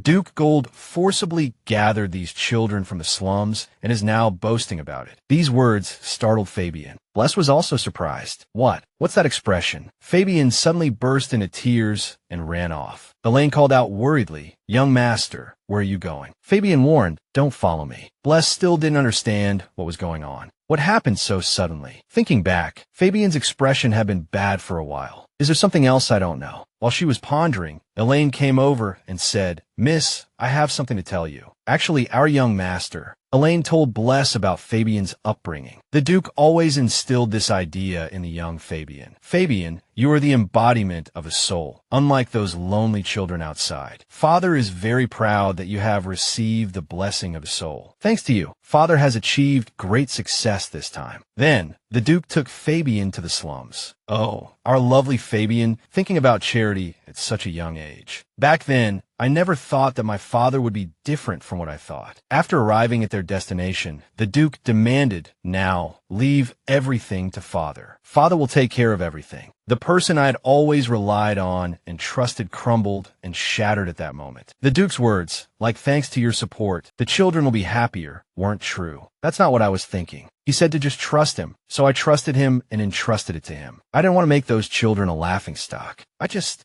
wanted to become close to someone. I thought Bless would look at me more favorably, so I started the charity project. But when Father brought the children out just now, Bless's expression wasn't good. I wanted to be a good person. I wanted to be friends with her. But now Bless hates Duke Gold, right? So I don't know if she hates being friends with me too. While Fabian was feeling dejected, Bless appeared. So you were here, young Master Fabian. It's dangerous to be alone in a place like this. Hearing the familiar voice, Fabian's eyes welled up. Then he was surprised by her appearance. Miss Bless. Bless smiled gently and reminded him, if you run off like that, I'll be worried. Fabian stammered, and no. Did you find out everything? Yes, I know. I heard everything from Elaine. Just then, Elaine revealed Fabian's true feelings. The young master was too embarrassed to see you, miss, so he didn't come back to his seat. He wanted to make up for the bad impression he made when you first met, but now it's backfired and made him even more disliked. The more Bless listened, the more confused she became. What does that mean? Elaine began to explain. Today's plan was supposed to show that the young master is a good person, so he could become friends with Miss Bless. Bless was taken aback. Become friends. Elaine also knew it sounded unbelievable, even absurd, considering it was the reason behind a large-scale charity project. Bless could only let out a dry laugh. Yeah, Elaine continued to explain. As a mere guard, it might be presumptuous of me to say this, but I hope that the proud young master would find positive happiness. Although it was selfish, by seeing everyone's genuine smiles directed at him, he understood what positive happiness was. I was also very happy and supportive of the young master's change. Although I was helping, the scale of the charity project grew larger and larger, so I had no choice but to hand over the responsibility to the Duke. I didn't expect it to create such a mess. The Duke is someone who only focuses on what's beneficial to the family. So Fabian's well-intentioned project, which could have made the world a better place, was twisted by the Duke's intervention. How could he turn his son's good deed into something like this? Bless was truly exasperated. Then, Elaine pleaded, this might be disrespectful to Miss, but please don't think badly of our young master anymore. Understanding the situation, Bless realized that Fabian seemed to have a good person by his side. Seeing Bless still talking to him, Fabian asked, so you're not mad at me anymore? Hearing this, Bless gave a forced smile. Yes, I'm sorry for getting angry without knowing anything. I feel even more sorry for young Master Fabian. Then, Fabian explained, actually, today's sponsorship event is where I wanted to apologize to you. I kept sending apology letters, but I didn't receive a reply. Perhaps apologizing through letters wasn't sincere enough. Hearing this, Bless was dumbfounded. Letters? What are you talking about? Fabian started to approach her. Elaine said Bless likes kind people, so I thought this charity event would allow you to see me. Fabian suddenly clenched his fists and then expressed his sincerity. Bless, I apologize for the harsh words I said back then. I will never say anything disrespectful again. So, will you be my friend? These sincere words made Bless see him in a new light. That arrogant Fabian is actually standing here like this, hoping to be friends with me. I really didn't know how arrogant he used to be. So, Bless smiled and accepted. Okay, let's be friends. Seeing the agreement and happy smile on Bless's face, Fabian excitedly asked for confirmation. Really? Bless affirmed, yes, thank you for telling me in advance. And about the letters, it seems they were intercepted midway. I'm so sorry for putting you through so much trouble. Fabian quickly denied this. No, don't worry about it. I started this venture to show Bless, but I'm happy to see people happy because of me. But makes those who once smiled at me feel ashamed. It's really my fault. Bless grew increasingly angry, thinking Duke Gold, kneel down and apologize to your son right now. Finally, Bless stood up and comforted him. Don't worry too much about the children.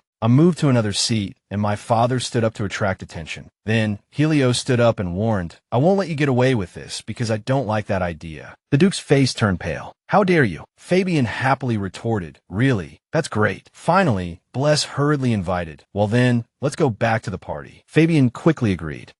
Suddenly, May shouted from somewhere. Bless. Then a warning, danger, Bless. Bless was startled, thinking May. Bless's mouth was suddenly covered. Then, the people warned, you'd better not make a sound, little ones. Because of that person, you're coming with us. Bless's consciousness gradually faded, and she lost consciousness. Elsewhere, Lachesis was teaching Aries. Then, Aries realized something. The training had been going on for over 6 hours, and she wasn't tired at all. No matter how she used her abilities, how was she able to withstand using such physically demanding abilities for so long? Seeing Aries wasn't focused, Lachesis asked, Aries, you're not concentrating on your training today. What's wrong? Aries then asked her question. Lachesis, you're so strong. Why didn't you go with Miss when she went out? Not just you. None of the maids went either. Why? Lachesis didn't want to say much and launched an attack at Aries. If you still have the mind to think about other things, then you must still have energy, right? Instead of resting like that, focus on your training from the beginning. The Duke is with Miss, so what's the problem? Elsewhere, when Fabian disappeared, Duke Gold was startled. Fabian is missing. Elaine said guiltily, I'm sorry, Duke Gold. Master Helios is also looking for Bless. Bless's power suddenly disappeared along with the young masters. What's going on? Duke Gold shouted angrily at Elaine. How could you let such a dangerous thing happen? You useless thing. Helios intervened to stop him, asking, you were out with Bless just now, right? Did you see anything unusual? Elaine hurriedly replied, when the two of them were talking outside, I was waiting nearby.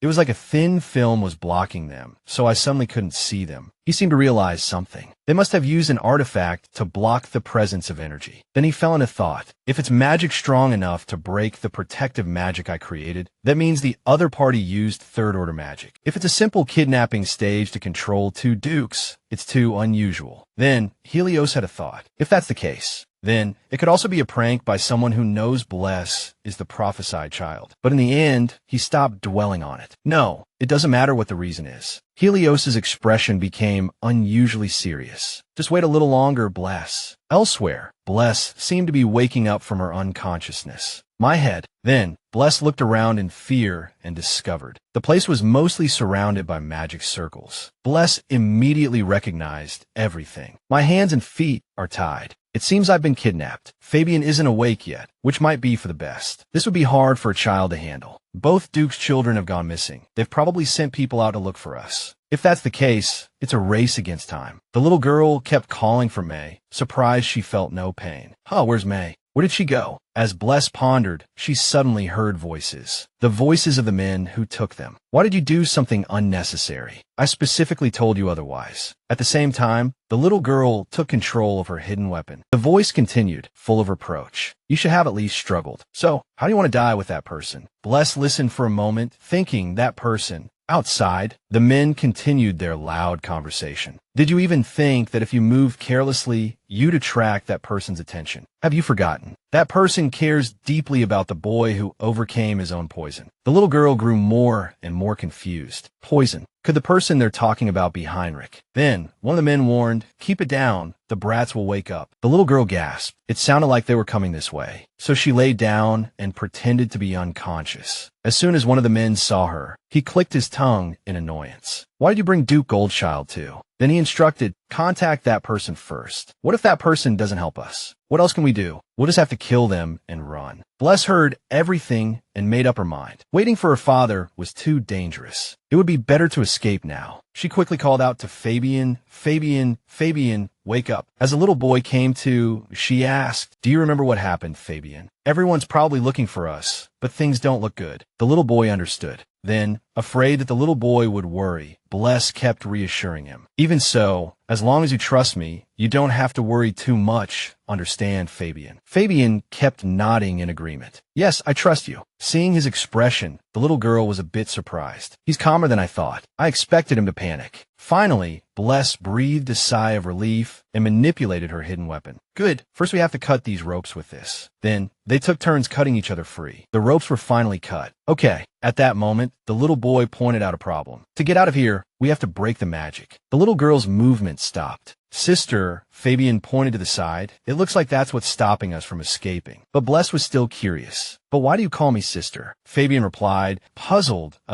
Isn't it because you're older than me?" The little girl finally understood. "That's true. But since we've decided to be friends, let's speak casually." Fabian replied, "That's uncomfortable," which made the little girl hesitate. "What should we do?" Then, the little boy reminded her, "Anyway, this thing will be hard to destroy." Bless knew this too. "Yes, this is very difficult magic for ordinary wizards, and it's quite high level." "Then what should we do?" "We can't get out." The little girl immediately reassured him. "No, it'll be all right. Trust me." Then Bless started analyzing the magic written in the ancient style. "This is something I learned from my father." In the silent forest, the sounds of searching echoed. "They can't have gone far. Find them quickly." Bless and Fabian hid behind the bushes. The little boy asked worriedly, "Are you all right?" The little girl replied firmly, "Yes. Just a little dizzy." Then she smiled, trying to reassure Fabian. "Everyone will come looking for us, so don't worry." Bless reviewed the situation in her mind. Her father's words. Back to an hour ago, a voice echoed, "Bless, ancient magic must be handled delicately. If even a tiny gap appears in the magic barrier, the magic can be broken." The little girl had been a little happy when she heard that. It can be broken. He continued, "If you want to create a gap by gradually injecting energy, you must concentrate. This is taking more energy than I thought." "All right." Bless wiped away her sweat. "This is really more tiring than I imagined." Fabian was truly worried about her. "Are you okay?" Bless turned her head and said firmly, "I'm fine. Now we can get out." The little boy glanced at her and stopped, then worriedly pointed out, "You're bleeding from your nose." Seeing the blood on her face, the little girl was surprised. "I am. It's just because I used too much energy. Don't worry." Bless quickly wiped the blood away and reassured him. Fabian felt guilty. "I suddenly feel like you went through all this trouble because I mentioned the magic." Seeing his angelic face, the little girl felt bad. "No, it's not your fault. I'm really okay." Bless placed her hand on the little boy's shoulder and asserted, "The only way to get out of here is to break that. There's no other way. It's not your fault." Then she urged, "Anyway, let's hurry up and get out of here." "Okay." As soon as the door opened, something caught Bless's eye. That thing, the little girl remembered, it was the magic that blocked other magic she saw earlier. It seemed to have been generated here as well. "My dad was late because of that too. But that thing, as long as we can escape." Watching the two children leaving hand in hand, a man looked down from above and wondered, where are those brats going? "There's a barrier, isn't there? How do they get out?" The man quickly jumped down and blocked their path. "What? Perfect. That person hasn't responded. Seems like they've abandoned us. So, you two will just die here obediently." As soon as he finished speaking, he reached out to grab Bless. Taking advantage of this opportunity, the little girl manipulated a hidden weapon beside her and launched an attack at the man. Then, Bless pulled Fabian and started running. "Run!" The man shouted to his accomplices. "They're running away. Catch them." The scene returned to the present, with the two hiding in the bushes. Bless reassured Fabian. What's with that expression? I'm really okay. Despite her words, her face was unusually pale. I don't have the strength to move now. It seemed the problem stemmed from using too much magic to break the spell. The reason they hadn't been discovered yet was probably thanks to the Gold family's luck. The little boy was still very worried. Are you really okay? Bless was repeatedly asked the same question, but there was a limit to that. Just then, May's voice came from somewhere. Bless, May is here. Hearing this voice, the little girl was a bit surprised. May, where did you go before? May quickly replied, I was brought here. Bless asked, confused, what are you talking about? How? At that moment, the man discovered them. Found you. You're dead. The two were startled at being discovered. Then, the other men surrounded them. Surrender now. The two embraced each other worriedly. We're surrounded. Bless didn't want to die. She tightly closed her eyes. Is this really the end? The little girl recalled her 2 lives and thought regretfully. This year's birthday was wasted too. But just then, Bless's eyes snapped open in surprise. What is this? Cries for help rang out. Help! Help me! A power from an unknown source struck the men. Seeing the source of the power, Bless recognized it. They screamed in terror. Duke Rabian. Bless also recognized her savior as her father. Helios ran over with a worried look, shouting Bless. He stepped forward. He wanted to ask, are you all right? Are you hurt? Then Helios hugged the little girl and sighed in relief. Thank goodness, you're okay. Bless hugged him back and said trustingly, I knew Dad would come, so I wasn't scared at all. Despite her words, Bless showed a vulnerable side. Dad, I was so scared. I was so scared. Hearing this, Helios comforted her. It's all right now. I'm sorry, I'm late. Fabian, on the other side, watched the father and daughter embrace and didn't interrupt. Suddenly, a voice came from behind Fabian.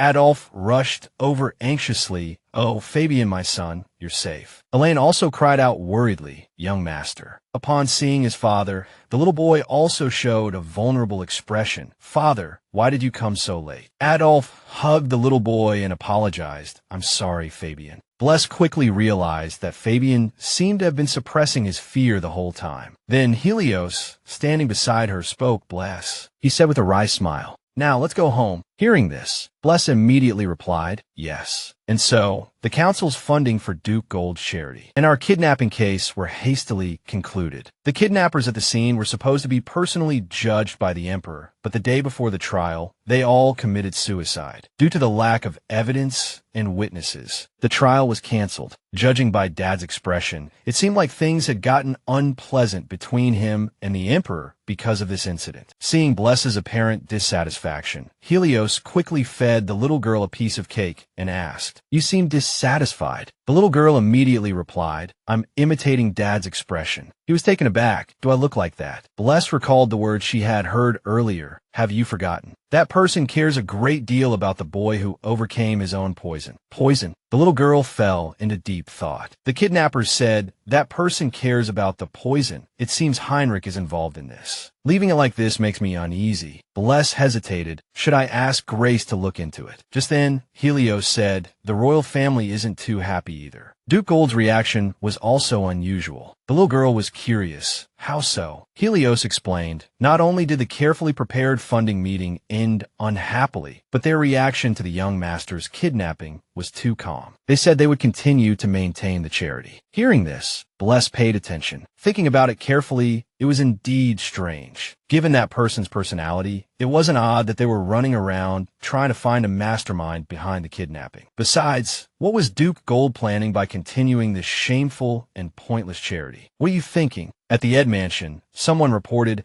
I have received Duke Gold's promise that he will not pursue this matter any further. After understanding the whole situation, Hinrich ordered, I understand. You may leave. They acted too independently, so unexpected things happened. But this kidnapping incident has actually taken everyone's attention away from the sponsored children, which is a good thing. Because for that person, we need more sacrifices. I hope that person will continue to cooperate with me until they are fully recovered. The scene returned to Fabian, who was excitedly riding in the carriage. Elaine, how much further? Elaine tried to appease the young boy. We're almost there, young master. Please wait a little longer. Also, this is dangerous. Please sit properly. After Fabian sat down, he sighed gratefully. It's so fortunate that Duke Rabian allowed us to visit. I thought we wouldn't be permitted. Elaine could only smile wryly after hearing that. Ha Before that, his expression wasn't very good. After the kidnapping incident, Fabian took the initiative to greet Helios. Duke Rabian, thank you for saving me. The young boy wanted to say more, but was interrupted. I only did what I should have done. Is there anything else? Fabian suggested. Duke, can I go play at the Rabian mansion? Helios was startled upon hearing this. What? At this moment, the young boy honestly confessed, I've reflected on my rudeness last time. I've apologized to her and decided to be friends with her. So can I go play? Fabian's pleading eyes were like a real puppy's, melting one's heart. Seeing him like this, Helios had no choice but to reluctantly agree. Sigh. All right, get along well from now on. Fabian finally got his wish. Although it took some time to persuade his father, because he wanted to go out often, he had to get permission first. Before that, Elaine confirmed one thing with the young boy. You said I could be friends with that young lady, right? Does that mean? Fabian was truly dissatisfied that we have to get into trouble together too. The young boy looked at Elaine with displeasure, causing Elaine to awkwardly explain, no, that wasn't what I expected. I'm sorry. But since he had already become friends with Bless, Fabian no longer blamed Elaine. In the end, thanks to Elaine, I became friends with her, so I'll let it go this time. At this moment, Elaine said, Young master, do you know? The Gold family is always accompanied by the blessing of the soul. Fabian seemed to know about this. Yes, so my father said I was born with the essence of the soul. The sudden mention of this made the young boy puzzled. But why bring this up now? Elaine explained, because, young master, you were born with the essence of the soul, I suddenly became a little worried. As I've said many times, if you were born with the essence of the soul, you have the ability to create that mark, and that mark will become your core. So you must always be careful. Fabian grew impatient listening. Nagging again. Having just arrived at the Rabian mansion, the young boy became excited. Look, Elaine, it's Duke Rabian.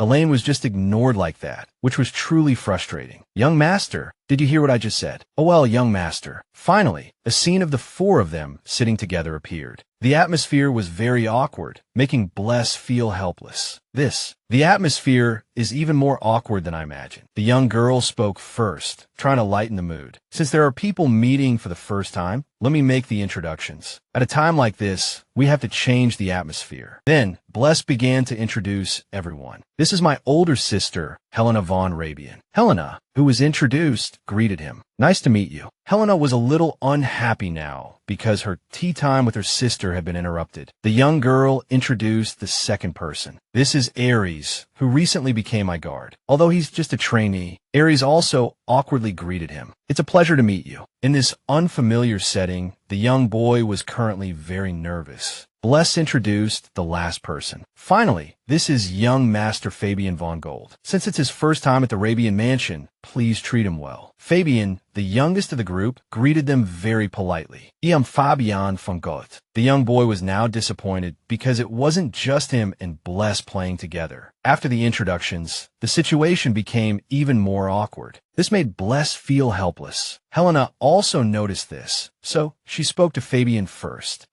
Young Master Fabian must have been terrified last time. Are you all right? After hearing this, the young boy cautiously replied, yes, thanks to a lot of help from Sister Bless and Duke Rabian, I'm fine. Then, Fabian rubbed his hands somewhat remorsefully.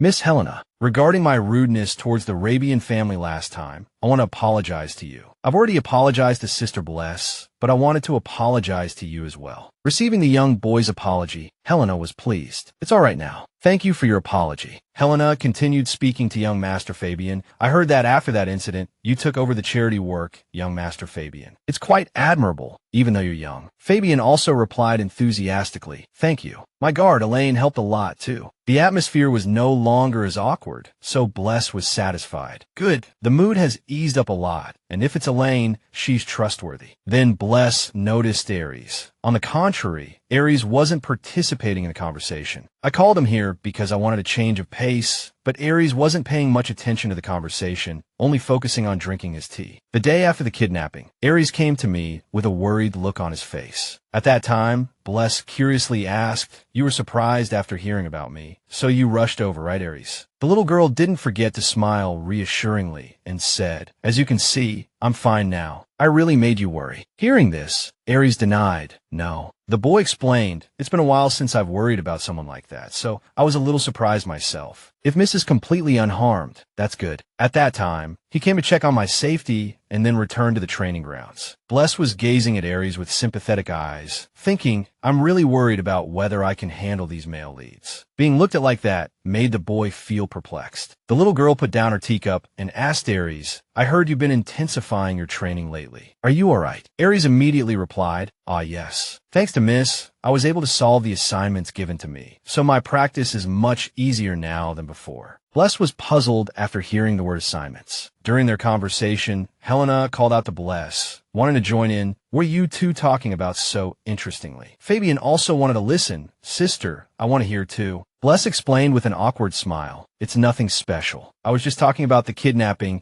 and Aries was also worried about me." Hearing this, Aries was embarrassed. "Ah, Miss, that." The little girl knew that training with her father was a secret, so she had to quickly change the subject. Then Bless added a few more words, also praising Fabian. Aries had to play along to make the story sound smooth, thinking, "This young master, although caught up in trouble, is very mature." The boy who was praised was quite pleased. Aries chimed in, "Indeed, young Master Fabian is very mature. It seems you have a good eye as well." Bless was surprised to see this scene, thinking, "I didn't expect these two to be able to converse like this. What a strange combination." Suddenly, Helena approached Bless and whispered, "I wonder if you've been lonely because you haven't had friends your age for a long time." Hearing this, Bless's face stiffened. "Huh." Helena explained her reasoning. Even when alone, Bless has shouldered everything herself. But seeing everyone gathered like this, I was wondering if you also wanted to play with friends your own age. Besides, a sister can't replace a friend. Bless quickly denied that's not it. The little girl firmly affirmed, "Having you by my side is enough for me. Even if I make more friends in the future, you will still be the most important person to me." These words truly touched Helena. Bless continued, "Nothing can replace you." Hearing this, Helena was delighted. "Hee, is that so?" The other two boys, hearing this, were like aliens, understanding nothing. Helena gratefully hugged Bless. "Thank you for saying that. I'm so happy." Bless having such a good friend, everyone seemed kind. The two sisters hugged each other and smiled. Then, Helena became flustered by a new concern. "I also wish I could get closer to those friends. I don't have any friends either. But you." Hearing this, Bless decided to go along with her words. "I'll try." The two sisters having few friends was also due to Rabian's limited interaction with the outside world. Bless seemed very satisfied with the scene before her. "I decided to stay in Rabian to protect my family, and I never thought I'd see a scene like this. Many things are different from the original story, so I'm worried about the future, but it's not a bad thing either. For now, I want to enjoy this happiness in my daily life, which seems peaceful." In this moment of peace, Bless had to face a storm. Helios requested, "Bless, Helena, come and say hello." He introduced, "This is my disciple, Eli Dan." Eli Dan also greeted them cheerfully. "It's a pleasure to meet you, ladies. I'm Dan." Seeing him appear, left Bless bewildered. "No way. Why is the missing third prince at Rabian?"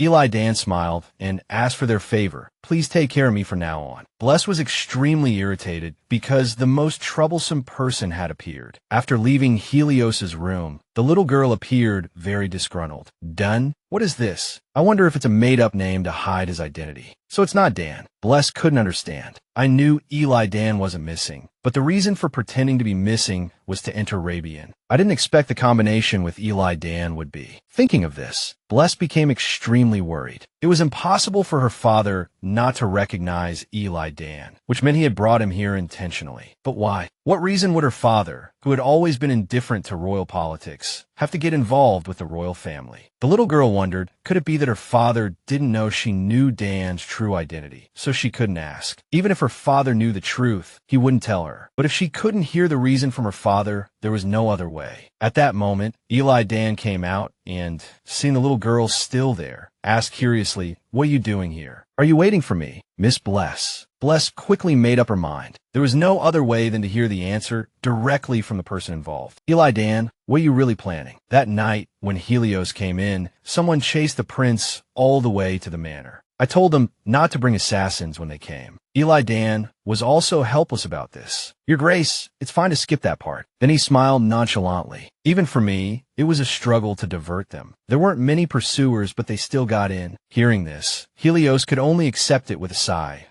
Helios then realized. It seems the first prince hasn't given up yet. Eli Dan also admitted, my brother will keep tracking me until the pillar of light appears and the heir is determined. Helios showed displeasure at having to look after him temporarily. This is truly unwelcome news. Seeing his expression, Eli Dan pleaded helplessly. Could you control your expression? Hearing this, Helios quickly agreed. All right. Then he asked about Bless. So, have you checked on Bless's condition? At the mention of the little girl, Eli Dan couldn't help but break into a bright smile, recalling the scene when Bless questioned him. Your Highness, why did you enter Rabian? At the time, he hadn't directly addressed her question, instead diverting the topic. It was disguised with art, but you still recognized me. That's amazing. Bless was annoyed. Besides the earrings, what disguise? Please answer my question first. Finally, he had to agree. Right. However, I have to say a few things first. Anyway, I've already introduced myself. While I'm here, I plan to live as an ordinary disciple of Master. My name is Dan. Keep your voice down. Don't let anyone else hear. Then he cautiously reminded her, even if you discover my identity, it won't be good for Master, so I hope you'll cooperate. Hearing that it would negatively affect Helios, Bless immediately obeyed. I understand.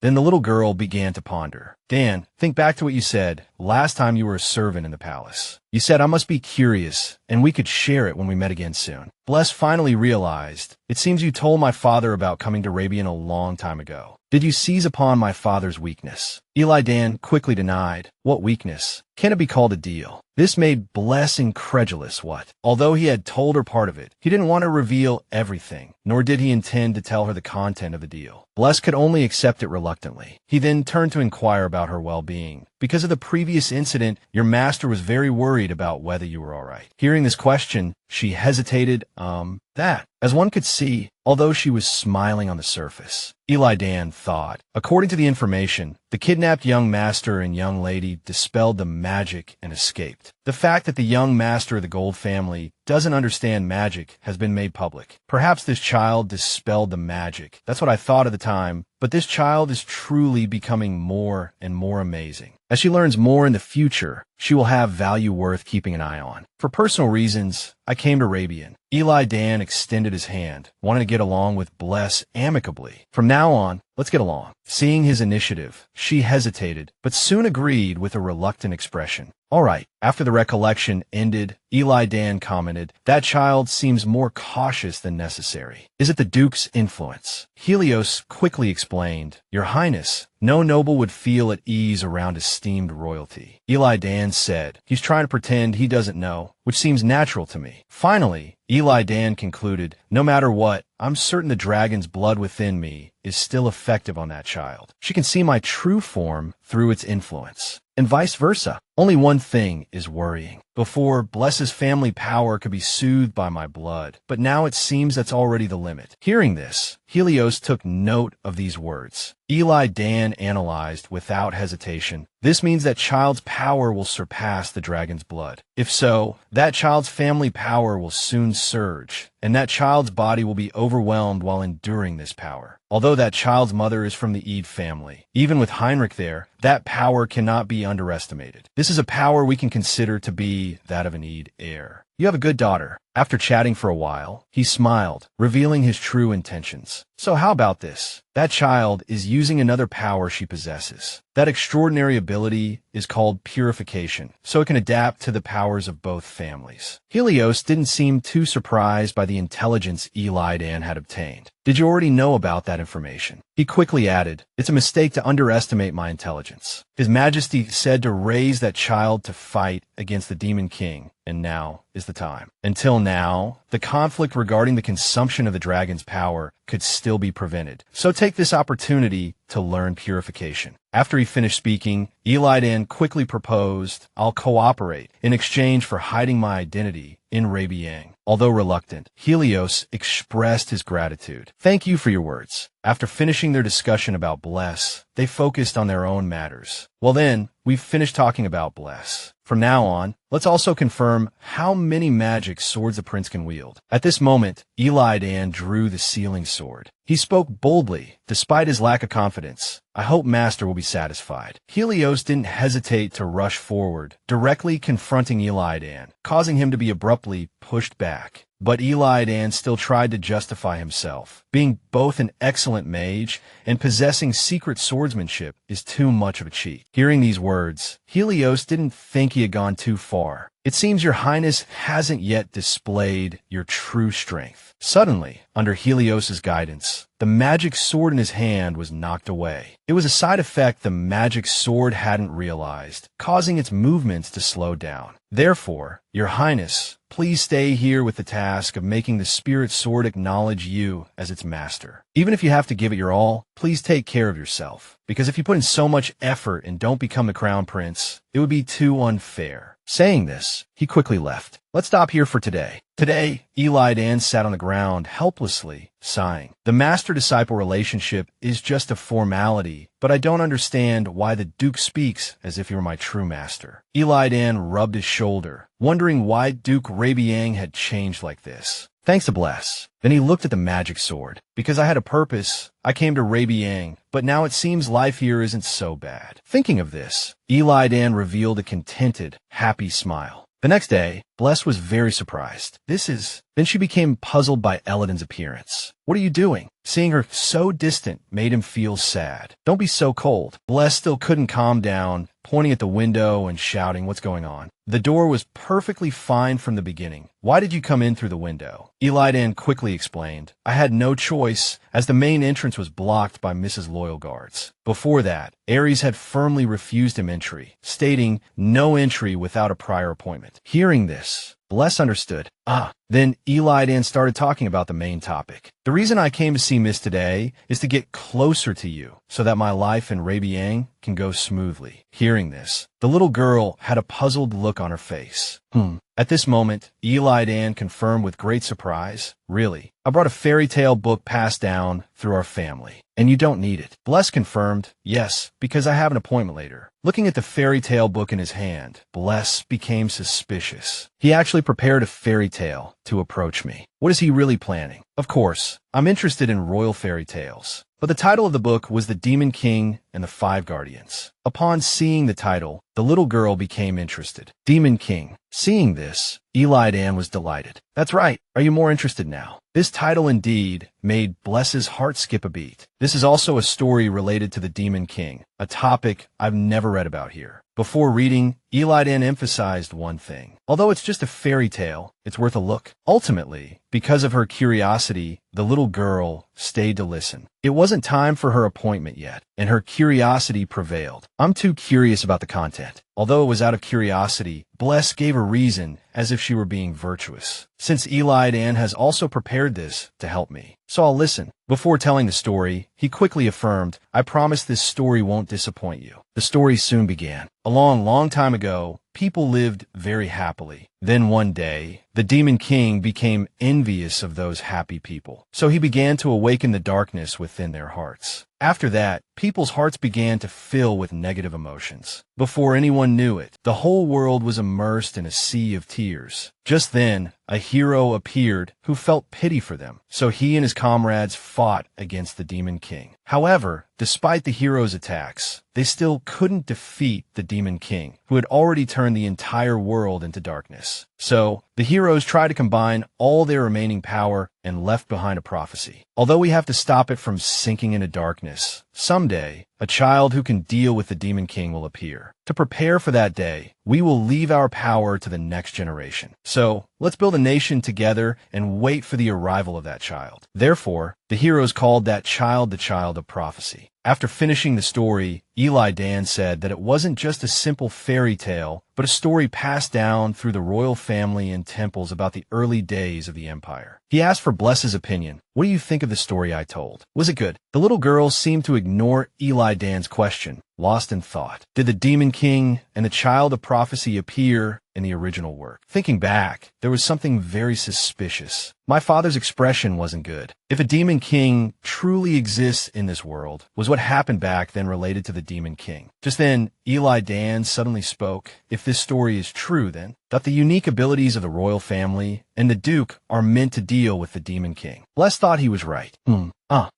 Maybe. Then he started saying strange things. The inheritance of power doesn't guarantee personal virtue, so this bad practice must be eradicated someday. Therefore, I hope this fairy tale is true, so I can deal with the Demon King and the Child of Prophecy as soon as possible, because I want to rule such a country. These words left Bless dumbfounded. The little girl started to scrutinize Eli Dan, thinking the Imperial Palace is where the struggle for succession is the fiercest, and Eli Dan is the one who survived there. As the two were talking, a voice came from outside. Aries anxiously followed behind Fabian, but Fabian calmly walked in, constantly calling out, "Sister." Then the boys started rambling. "Sister, how have you been lately?" Bless was a little confused by the question. "We just saw each other a few days ago." At this moment, Aries noticed Eli Dan and asked in surprise, "How did you get in?" He quickly pointed to the window beside him and explained, "Because you wouldn't let me in, I came in through the window." Aries wanted to curse after hearing this, but still said helplessly, "Just use the front door next time." Eli Dan was overjoyed after receiving permission. "Now you're allowing me in. Thank you." Fabian, who was talking to Bless, also noticed Eli Dan. "Sister, who is that person?" The little girl didn't know how to explain after hearing this. "That person." Finally, he stood up and introduced himself. "I am Gian, the Duke's disciple." The boy was immediately confused. Does Duke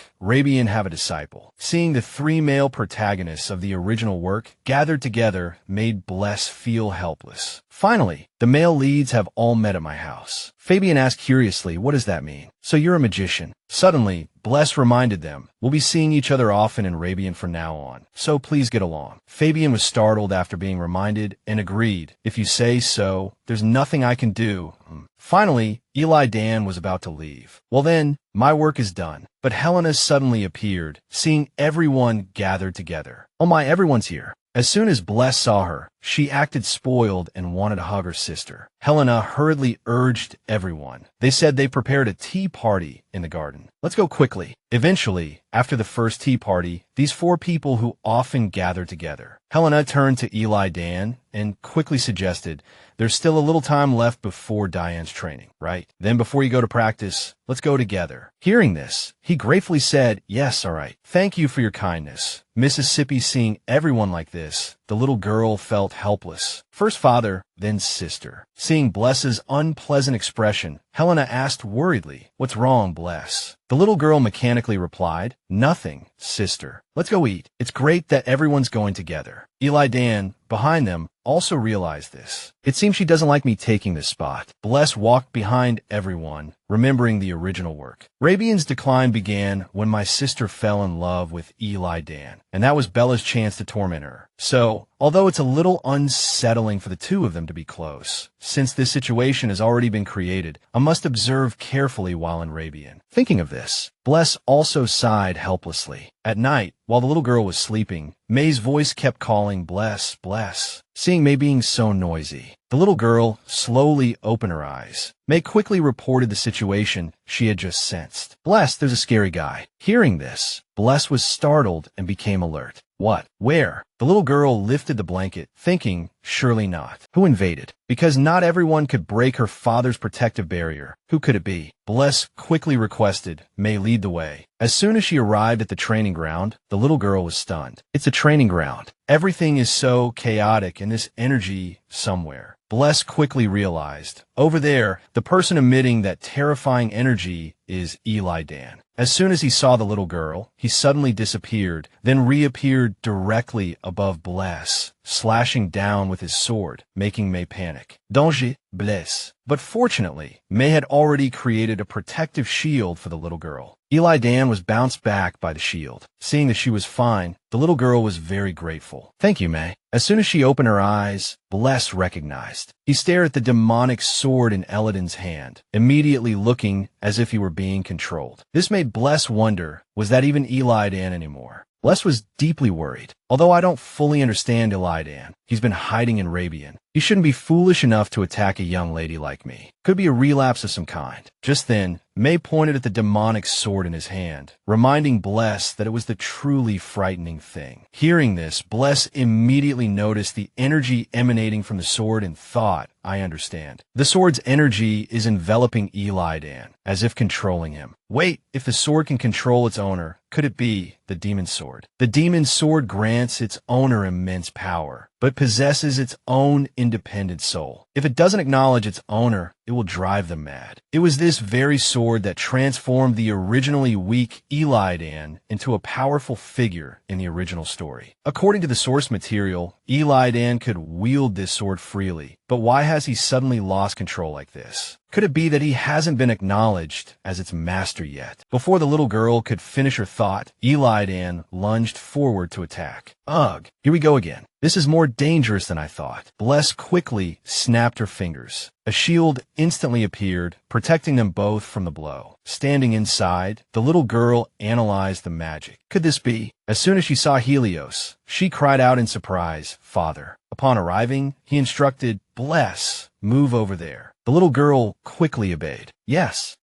Bless remained deeply concerned about Eli Dan, but her father, Helios, quickly explained, "Indeed, as you can see, His Highness's self-awareness is affecting the sword. But if you use your energy to control them, everything will return to normal immediately." After listening, the little girl was somewhat confused. He affirmed, "That's right. Superpowers possess a special ability to purify established powers, and the form of energy is the expression of that power." Hearing this, Bless realized May's importance. May plays such a role. With that, Helios made a request, therefore try it once. The little girl analyzed the expression on his face. Although the demon sword was causing trouble, her father's demeanor was remarkably calm, as if he had known this would happen all along. Thinking this, Bless immediately asked directly, "Did you know Eli Dan would become like this?" Helios admitted, "Yes, His Highness artificially triggered the demon sword for his training." Bless found this increasingly unbelievable. Really? Why would he do that? Looking at Eli Dan, he said, "He's as good as living entirely in Rabian, so don't worry too much. Now, focus on expanding your abilities." Bless seemed convinced by Helios's words. "I don't know how you two communicate through energy, but this is a great opportunity to awaken May's power." Thinking this, the little girl quickly sought May's opinion. "Can you do it, May?" May firmly replied, "Yes, I'm a little scared, but if Bless wishes it, May will do it." Once both were ready, the little girl announced, "Father, I'm ready." Hearing this, Helios couldn't help but praise her. "Good. This form of energy will also be based on the form of your own energy. It will begin by searching for the energy within you, just like the one within me. This is the first time, so it will require a lot of mental strength. I will support you, so calmly feel it." Bless closed her eyes and began to focus. Yes, the energy within me, the same energy as May's. I still can't see it. Concentrate more. Just then, May flew over, excitedly shouting, "Bless, here, here." Finally, the two found each other. "Found you, May." Seeing May fly to the side, the little girl hesitated. "Is that a sign for me to follow?" May continued to guide her. "It's here. Just place your hand on it and awaken it." Bless asked again to confirm. "Just place my hand on it like this." May affirmed yes. Seeing this, the little girl felt it was a bit simple. "Okay, that's easier than I thought." Just then, a door appeared before Bless. "What's that like?" "A door." As the door opened, a torrent of magical power surged in, forcing Bless to shield herself with her hand. Finally, the demonic energy on the sword subsided. Eli Dan was no longer controlled by the sword, and the color of his eyes gradually returned to normal. Then, he collapsed to the ground with a splitting headache. Helios asked worriedly, "Bless, are you all right?" The little girl responded loudly, "Yes." Although she said so, Bless was extremely exhausted. Using it once was more tiring than I imagined, even with Father's support. Anyway, it seems to have been properly purified. When Eli Dan regained consciousness, he couldn't help but praise with a weak smile. Compared to the first activation, it was excellent. As he said this, he immediately swayed, causing Bless to run back to him worriedly. Eli Dan. Helios caught Eli Dan and, after checking his condition, made a judgment. It's just a brief feint. Bless was still very worried. Is it because he hasn't adapted yet? Helios immediately denied this. It's not your fault. Although the power was forcibly released, the complete loss of self-awareness is because the demon's sword hasn't yet acknowledged its master. His Highness will master this sword through his training. You don't need to worry about it. I hadn't given Eladin's position much thought until now, because I assumed he would be the one to destroy Rabian. But the more I get to know him, the more uneasy I feel. He turned to Bless and said, "Regardless, your first attempt was excellent." Helios wore a proud expression. "Although you possess remarkable power, mastering it emotionally depends entirely on you. And I don't think you need to repeat the mistakes of your predecessors and become enemies with the royal family. You must build a relationship together and usher in the next era." Bless felt a warmth in her heart at his approval. "I think so too. You're right, Father. Now I know Eli Dan isn't a bad person. That will lower the chances of him going against Rabian in the future, right?" Bless smiled brightly, then added with certainty, "I'll work hard on training with Dion." The next day, Helios was in his room reviewing documents, contemplating Bless's abilities. Her powers had awakened. All that remained was mastery. Training with the prince would be helpful. Just as he thought this, Helena suddenly entered. "Father, it's me." He was a little perplexed by her sudden visit. "Helena." He left his desk and approached her, asking, "What's the matter so late? Did you have a nightmare?" Helena pouted, a little displeased by Helios's childish tone. "Father, honestly, how old do you think I am?" Seeing her expression, he couldn't help but laugh. "Haha, to me, you'll always be a child." Suddenly, she hesitated. "Father."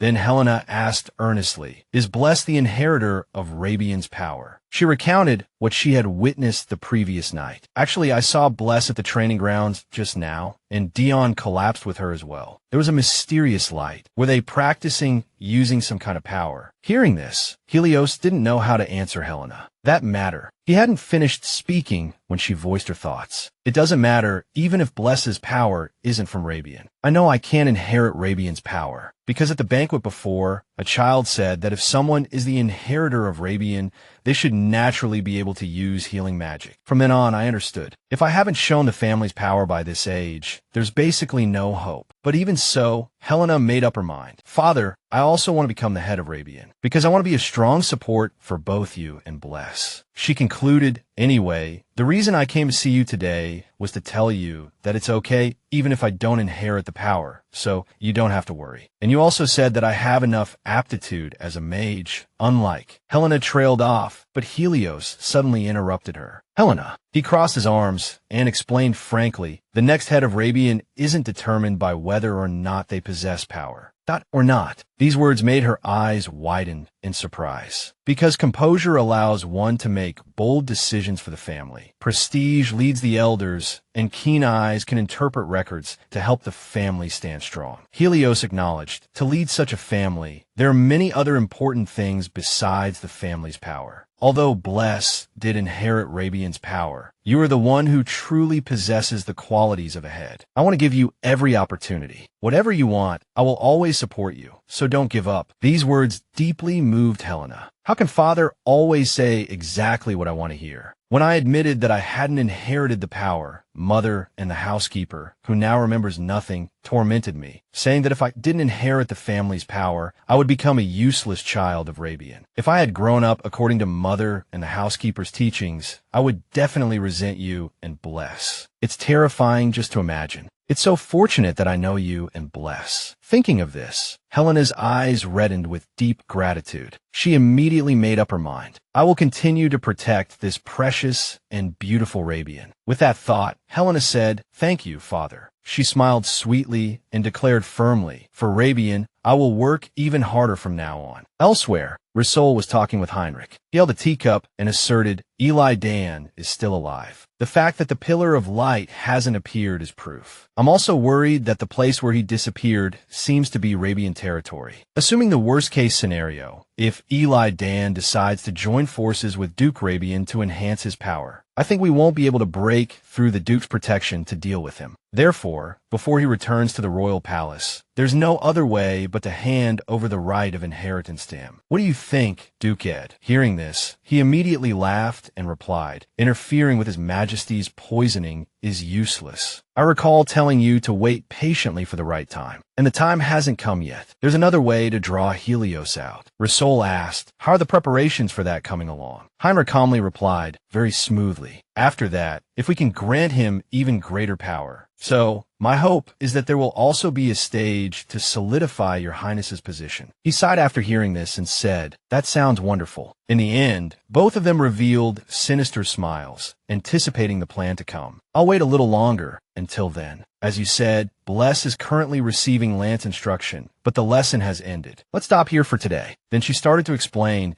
since it was Bless who asked this favor, I was a bit worried, but Aries is doing remarkably well. Being praised made him feel grateful. Thank you. Finally, Aries was taking lessons with Bless. Aries suddenly became uneasy. It's me, rather, who wonders if I should be enjoying all of this. Hearing this, Bless was startled and quickly comforted him. Don't worry, Aries. For this lady, it's just a small repayment. The young lady was very concerned. Training Aries is also hard work, but because he escorted me, I can do this much for him, and it's also my own selfish desire. I hope that Aries choosing Rabian won't bring any disadvantages. Hearing Bless's concern, Aries gratefully revealed a bright smile. Yes, I know. Lant, witnessing the two being so close, jokingly said with a smile, it's wonderful to see you two getting along so well. I'm also very much looking forward to Aries' growth. Hearing these words, Aries shyly said, thank you. I will work very hard. Finally, it was time for Lant to leave. Well then, I'll be going. Bless politely said goodbye. Thank you, madam. Goodbye. As soon as she opened the door, she ran into Eli Dan. What's going on? The current Eli Dan was using a disguise technique, so in others' eyes, he didn't look like the third prince. So he politely asked, is the lesson over? Seeing that the lesson was over, Eli Dan came in and requested, I have something I'd like to say. Seeing the worried expression on Aries' face, Bless immediately reassured him. Father has already permitted me to see Eli Dan, so you don't have to worry. Finally, Aries compromised and left. Then I'll wait outside. Then, the young lady asked Eli Dan, I heard you decided to resume training starting today. Are you all right now? He affirmed that he was very healthy. It's not to the point where my lady needs to worry. I was unconscious for longer than I thought, but there's nothing wrong with my body. Although she knew this, Bless was still very worried when she looked at the magic sword at Eli Dan's waist. From the outside, it probably seemed that way, but the magic sword's controlling power felt dangerous to the spirit. Felt dangerous. In fact, my father believes that Eli Dan hasn't fully recovered since then, and we haven't even been able to train together once. I don't know if that's true, or if he's just pretending to be normal in front of me. Eli Dan didn't mention the sword, but changed the subject to Aries. That thing. That child outside. I heard he's studying with my lady. Is that right? The young lady confirmed,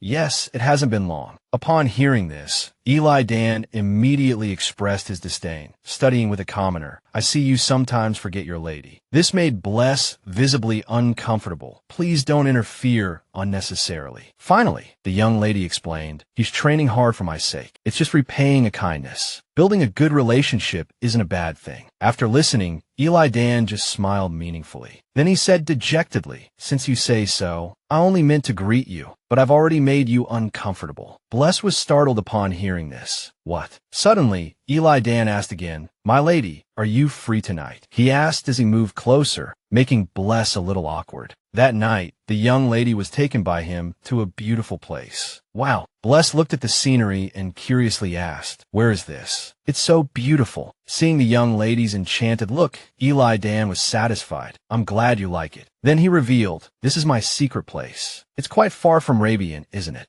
Seeing that Eli Dan wasn't using honorifics, Bless asked directly, you stop using honorifics as soon as we leave Rabian. Hearing this, he retorted, are you more comfortable with honorifics? Finally, Bless had to accept, fine, whatever you want. After finishing the discussion about honorifics, Eli Dan sat down and said, it feels strange to hear human voices here. This is the first time I've come here with someone else. Bless was puzzled. The first time, the young lady exclaimed in confusion. Then, why did you bring me here? He countered based on Bless's previous words. You said, building a good relationship isn't a bad thing. Perhaps you've heard from the Duke, but we're going to train together from now on. To solidify my position, I must obtain that magic sword. I'm confident in obtaining the magic sword's recognition. I know this time it will be anything but easy. Eli Dan said. Back then, he couldn't hear anything but the magic sword's voice. At first, I only said I would help you, but it turned out to be the opposite. He said gratefully, Bless, I really need your help. I hope you can cooperate and help me so I can obtain the magic sword's recognition. The wind at that moment brushed past the tips of their hair and also lingered in Bless's mind. Eli Dan asked for my help. After asking for help, Eli Dan also very thoughtfully took out a bribe. Therefore, this can be considered a bribe, but please think of it as my own repayment. This place is preset as a teleportation point. If you want to reuse this item, you have to wait until the energy is fully charged, which is a drawback. Also, Eli Dan added, this was the last gift from my mother, whose face I can no longer recall. Please understand. Bless accepted the gift, feeling a heavy heart. How can I accept this? This place was truly beautiful, but deserted, and it would be very quiet and lonely like the end of the world. Eli Dan had no backing, so he had worked hard since he was young, and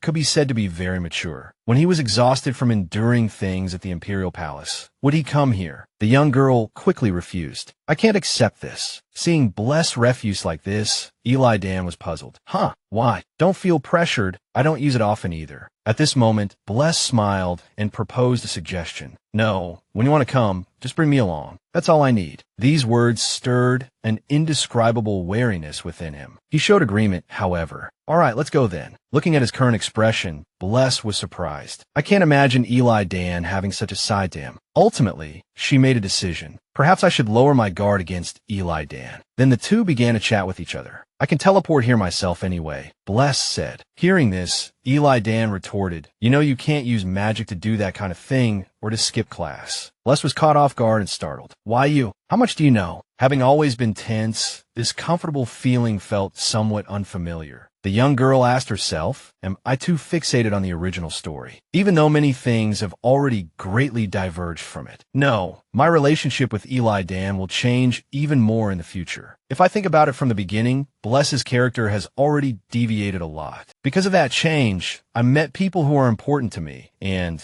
those relationships have continued until now. Now, I no longer have to be bound by the original story. Thinking of this, Bless couldn't help but reveal a bright smile, and then made up her mind. I will write my own life as Bless of Rabian. The next day, Bless started to cook personally, but was advised against it. Bless, I understand your intentions, but please leave these matters to the maids. But the young girl insisted on doing it herself. No, sister. I was the one who suggested this welcome party for Eli Dan, so I want to help too. Hearing Bless say this, Helena couldn't do anything about it. There was a good reason for her dissuasion, as Bless's cooking skills were simply terrible. After that, Eli Dan recovered safely and began formal training. The training method to strengthen his power made the magic sword's appearance look as if it were eroded. Just thinking about it feels a bit silly, but I believe this will enhance my abilities. Eli Dan just needs to try it very quickly. After deciding to live my own life, I no longer need to be wary of Eli Dan, and I should get closer to these children. I prepared a special tea party. At the banquet table, Eli Dan expressed his gratitude with words. When you said you would prepare a welcome party for me, I was very happy because, miss, you think highly of me. But looking at the prepared food, he felt helpless. But this feels more like you hate me. Bless brushed it off, urging him, try it first. Aries also wanted Eli Dan to understand the young girl's intentions. Miss made all of this for you with her own hands. Don't be so polite, eat. Hearing these words, he smiled and sighed, as expected of a loyal escort knight. Since that's the case, I'll share some with you too.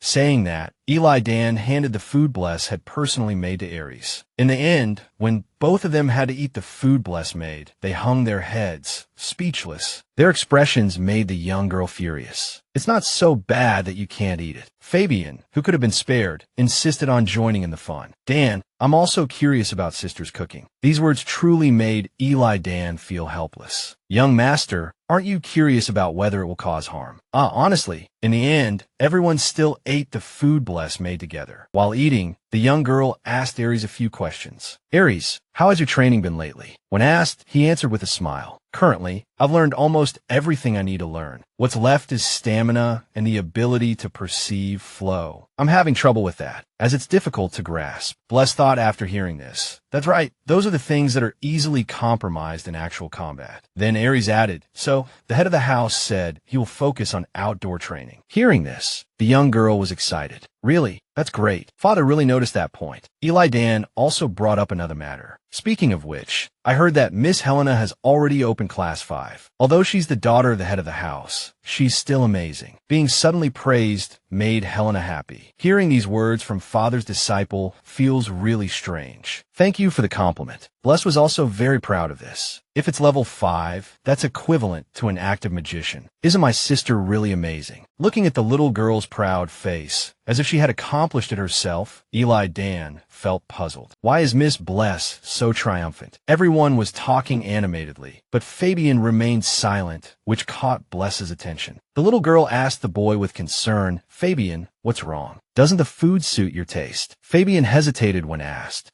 It's not that. Finally, Eli Dan started teasing him again. Master Fabian, although more excellent than his peers, is a picky eater. So, the young master is still just a child. Suddenly being called a child made Fabian uncomfortable, and he retorted, what are you talking about, Eli Dan? Bless immediately stood up to stop the quarrel. Both of you stop it. Fabian, how is the orphanage? When asked, the boy answered affirmatively, of course, it's still good. Then his eyes lit up, and he answered confidently, have you forgotten who I am? I'm Fabian, the one who brought good luck to the Jean family. The boy was also very proud. There are many sponsors. Thanks to me, many children have been adopted. Bless could only laugh awkwardly in praise after hearing this. As expected of you, Fabian. That's amazing. Fabian continued. Every time I go, they send me letters. If I collected all the letters I received, it would probably fill a box by now. Bless was surprised. Really? Finally, the sisters looked at each other and smiled happily. With this party, Bless no longer cared about the original story. What does it matter if it's different from the original? Everyone is happy. I hope the future will always be this peaceful, including the current Eli Dan, Aries, and the future Bless and Fabian, too. And Helena grow up quickly. Before she knew it, 3 years had passed. When Bless fell asleep at the table from exhaustion, she saw a bloody scene. A magic circle appeared in the middle, making the little girl puzzled. Where is this? Suddenly, a question came from within. Is it the sacrifice? Hinrich answered affirmatively from inside. That's right. Then he said to the Demon King, Your Majesty, I will be able to see you soon. At that time, please lend your power to your humble servant. Bless witnessed this scene and couldn't understand. What is he doing? The Demon King, seeing that he was about to break free, couldn't help but exclaim, Excellent. He continued excitedly, Power. I can feel the powerful force coming. Although she could hear the voice, the little girl couldn't seem to make out any words. I can't hear what Hinrich is saying. At that moment, Hinrich's eyes turned vicious. Helios will soon trample your Rabian. I will make you see a satisfied face. Just you wait. As she was immersed in her dream, a voice quickly woke Bless. Mississippi Miss Bless, it's time to wake up. The little girl just woke up, rubbing her eyes, trying to recall. I think I saw something strange while I was asleep. Eli Dan came to Bless and reported, Master Fabian has arrived. If we're late this time, he'll probably cry. Shouldn't we hurry? The little girl was puzzled as she walked. He's early again. It's still early before the appointed time. Eli Dan hurriedly explained, he's still young, so he always has plenty of time. These words left Bless speechless. Fabian is still young. That's too much pressure, and we've been going together for 3 years. Eli Dan has been recognized by the magic sword, and I can now skillfully use my superpowers. A small figure flew over from behind and asked with concern, Bless, did you have a nightmare? The little girl immediately answered vaguely, I think so. Fabian has signed a contract with a lower-level spirit. Aries has officially become my escort knight. Sister has also become an officially recognized magician in the magic world. Seeing everyone gradually fulfilling their wishes made Bless very happy. The thought that these changes only happen because we live with Bless makes me feel refreshed. Seeing the little girl's expression, Eli Dan immediately teased, You're making that strange face again. Now Eli Dan completely treats me like his younger sister. The little girl uncomfortably ordered, Shut up. Even so, he smiled more than before. Can I consider this a good thing? He hurriedly explained, I was just joking. Bless tried to remember the dream she just had. What was that dream just now? There was something very uncomfortable, but I can't remember it. If only I had recognized it as a prophetic dream at the time, then I would have tried to remember it. As time went by, I kept hesitating because I couldn't remember the dream. If I had known the future in advance and prepared for it, would things have been all right? It was like a farewell I wasn't prepared for. To be honest, it left a bitter taste in my mouth. After all, the 5 of us played together. The sky gradually changed color. Young Master Jean, the carriage is ready. Elaine came to call Master Fabian. Elaine. As soon as he saw Elaine, Fabian asked curiously, what's wrong? Why is everything ready? Elaine smiled helplessly. I thought I had to delay as much as possible. Before sending Fabian off, Bless hurried to apologize. I'm sorry, Fabian. Only we could come to see you off. My sister and Aries both have things to do. But the boy didn't seem to mind, rushing over to hug the little girl. No, it's okay. Then, Fabian frankly confessed, don't you know, you're all I need. In the end, Eli Dan just stood by like an awkward third wheel. Watching the departing carriage, Bless thought with relief. Fabian seems to have grown up quite a bit. Many things have changed in the past 3 years. Unlike within the Rabian Duchy, the outside world has become very chaotic, not what it used to be. This has also led to the outbreak of the monster war in the east. As the war intensified, my father, the Duke,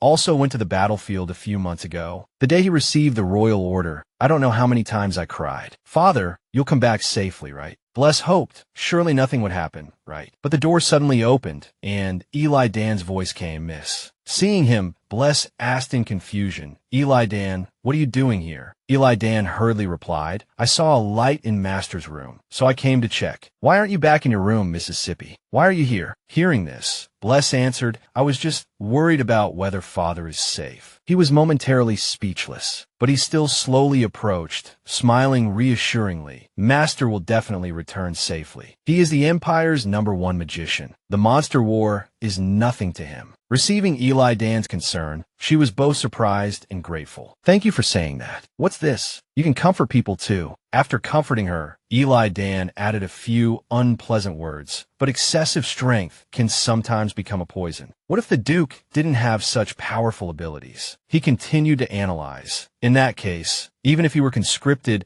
he wouldn't have to shoulder such a heavy responsibility. With the current situation, it might take a year, or it might take 10 years. Bless hurriedly interrupted him. Wait, weren't you comforting me? Eli Dan turned his head and laughed. Well, I'm just stating the facts. Bless was completely exasperated by these words. Even so, everyone is worried. She felt uneasy. According to the original story, isn't this the time you should be leaving Rabian? You should also go to the battlefield to help Father. At this moment, Eli Dan revealed his thoughts. Through this war, I've deeply realized one thing. This caught Bless's attention. He looked at her and smiled meaningfully, then summarized his reflections over the past 3 years. If I want to protect the people I care about, I must have power. If I had the power to influence this war, I wouldn't let Master go to the battlefield himself. Bless became more and more alarmed as she listened.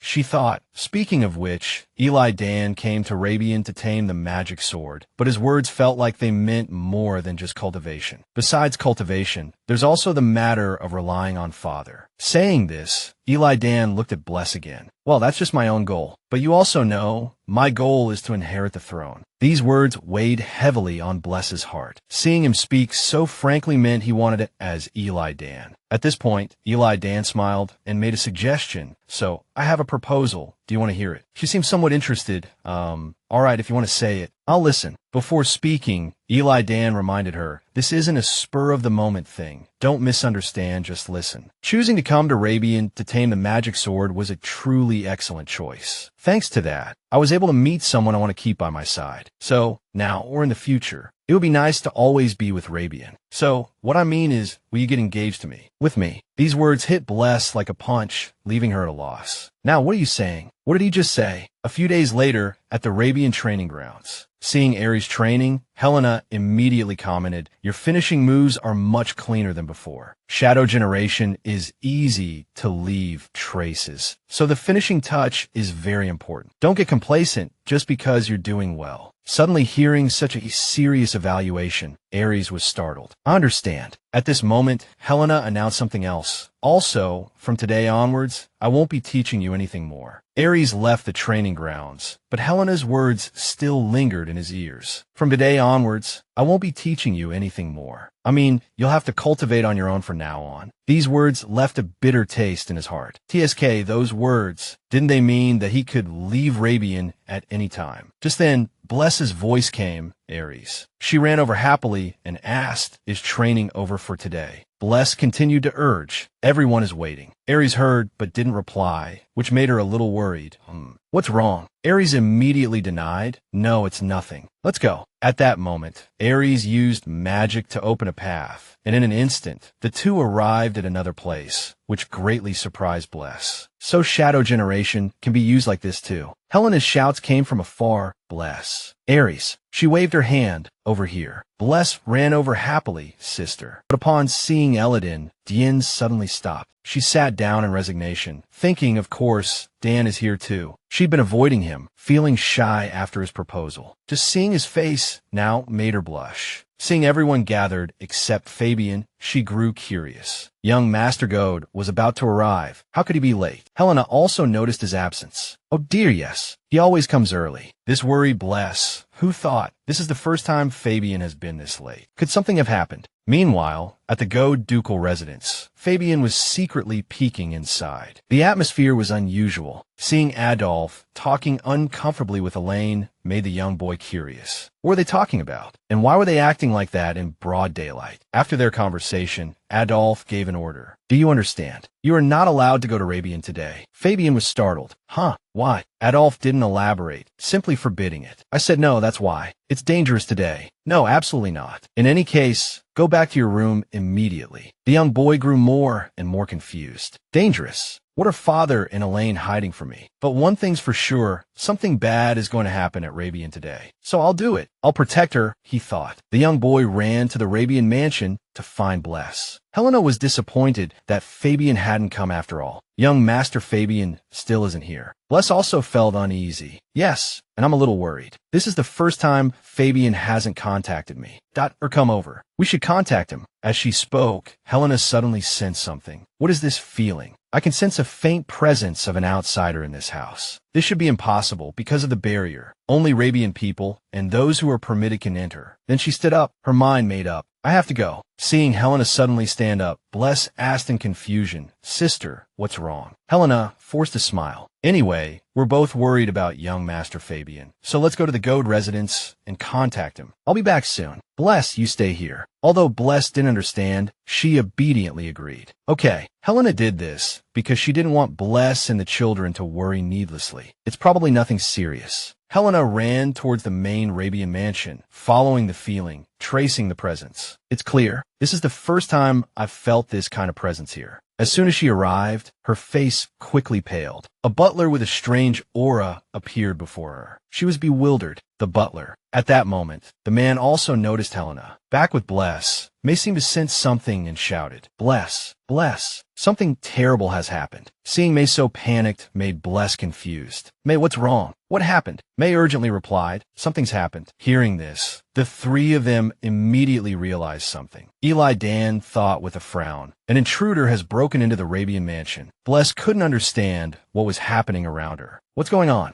Eli Dan quickly formulated a plan. It's hard to pinpoint the source of the commotion. Then he instructed Aries, I'll look around. Please watch over Miss Bless. Aries quickly obeyed. Understood. May looked terrified. She whispered, Bless, I'm so scared. I feel like there's only an evil presence here. Bless also felt an indescribable unease after hearing this. Seeing May so disturbed, she was certain that something was wrong. Just then, a sound came from somewhere. This sound. The two ran towards the source of the sound. This way. I hear it coming from behind the annex. Upon arriving, Bless was shocked to see Helena collapsed on the ground. Sister. At this moment, the butler tried to explain. This young lady. He continued with a contemptuous attitude. I can't believe you accepted help for such trivial matters. How shameful. Have you forgotten my devotion to you? Or has everything I taught you become useless? Helena became angry after hearing this. What are you talking about? Then she retorted bluntly, what did I ever get from you? If anything, it was only a childhood wound. I got to where I am today, not thanks to you. It was Rabian's father who showed me the path I had to take. The butler sneered contemptuously after hearing this. Then he repeated, I devoted myself to you for so long, yet you only remember that cruel father and that despicable sister. Bless couldn't understand this conversation at all. What is going on? Why is this person at Rabian?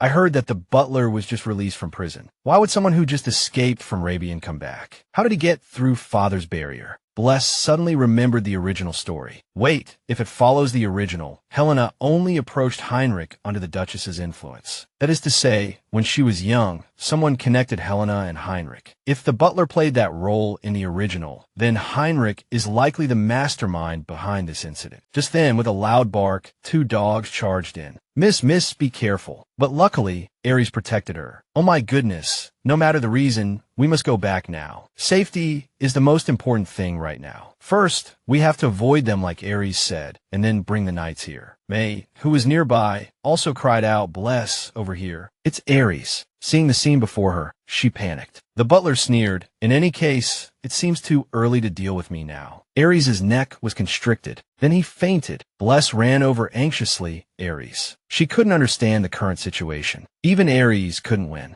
Escaping with both of them was impossible. What should she do? I have to find a way to suppress them. Just as she thought this, Helios' voice echoed in her ears. The transcendent heart possesses a special power that can eliminate withered power, and the nature of energy is the manifestation of that power. Father clearly said that back then. Couldn't the power of the transcendent heart eliminate these monsters she was facing now? As soon as she thought of this, Bless hurriedly said to May, help me. I need your power. I want to release all of my power to overwhelm that butler. Hearing this, May was a little surprised. Huh, all of it. Is that okay? She couldn't worry about that anymore. There's no other way now. Please help me. Hearing this, May agreed, okay, it'll be all right. I can do it. Bless made up her mind and closed her eyes tightly. I'm going to save everyone. Suddenly, her whole body floated in the air, emitting a light that bewildered the butler. I'm surprised you still have the strength to play tricks, although this is a source of energy I've never felt before. Even so, it's not some special ability, so calm down. The 2 dogs' strength gradually weakened, which made him panic. The monsters are getting weaker. How could it be? This power. Finally, the butler fainted. After it was over, Bless was happy. I feel the evil aura has disappeared. But this must be because I used too much power. I'm so sleepy. Seeing her collapse from exhaustion, May was terribly worried. Bless. May kept calling her name. On Eli Dan's side, he seemed to have eliminated them all. These are monsters that were forcibly summoned. I can't see the summoner, so I should return to the children. But just then, a maid appeared. Eli Dan recognized her with surprise. That's Bless's maid. I thought she was different from the others, but she can be so calm in this kind of situation. He called out in confusion, but the lady didn't say much, only requesting, please follow me. I'll take you to Miss Bless. At the Rabian main residence, Fabian had also arrived. As soon as he entered, he called out worriedly, Sister Bless. Seeing Fabian, Helena was surprised. Young Master Fabian. The little boy ran over and asked with concern, is everyone all right? What happened? Helena wanted to ask, why is the young master? But before she could finish, both of them froze as the remaining 2 dogs charged to attack. The remnants. Fabian was very confused at this moment. I don't know what happened, but he still reached out to help. Now I know what I have to do immediately. One dog was tightly bound by a magic circle and then immediately disappeared. Fabian was startled. My soul power can't do that. This won't work. I can't save her like this. But unexpectedly, just then, Eli Dan took action, swinging his sword. He thrust down with force, making both dogs disappear, which greatly surprised Fabian. Then their eyes met. Looking at Eli Dan, who had returned to his true appearance, he asked in confusion, who are you? He didn't say much, only vaguely replying, I was wondering why you didn't come today. It turns out you were late, young Mastagode. The unconscious Aries seemed to be waking up. Hearing this, Helena realized Eli Dan's identity. Is it you, Jian? Fabian cried out in shock,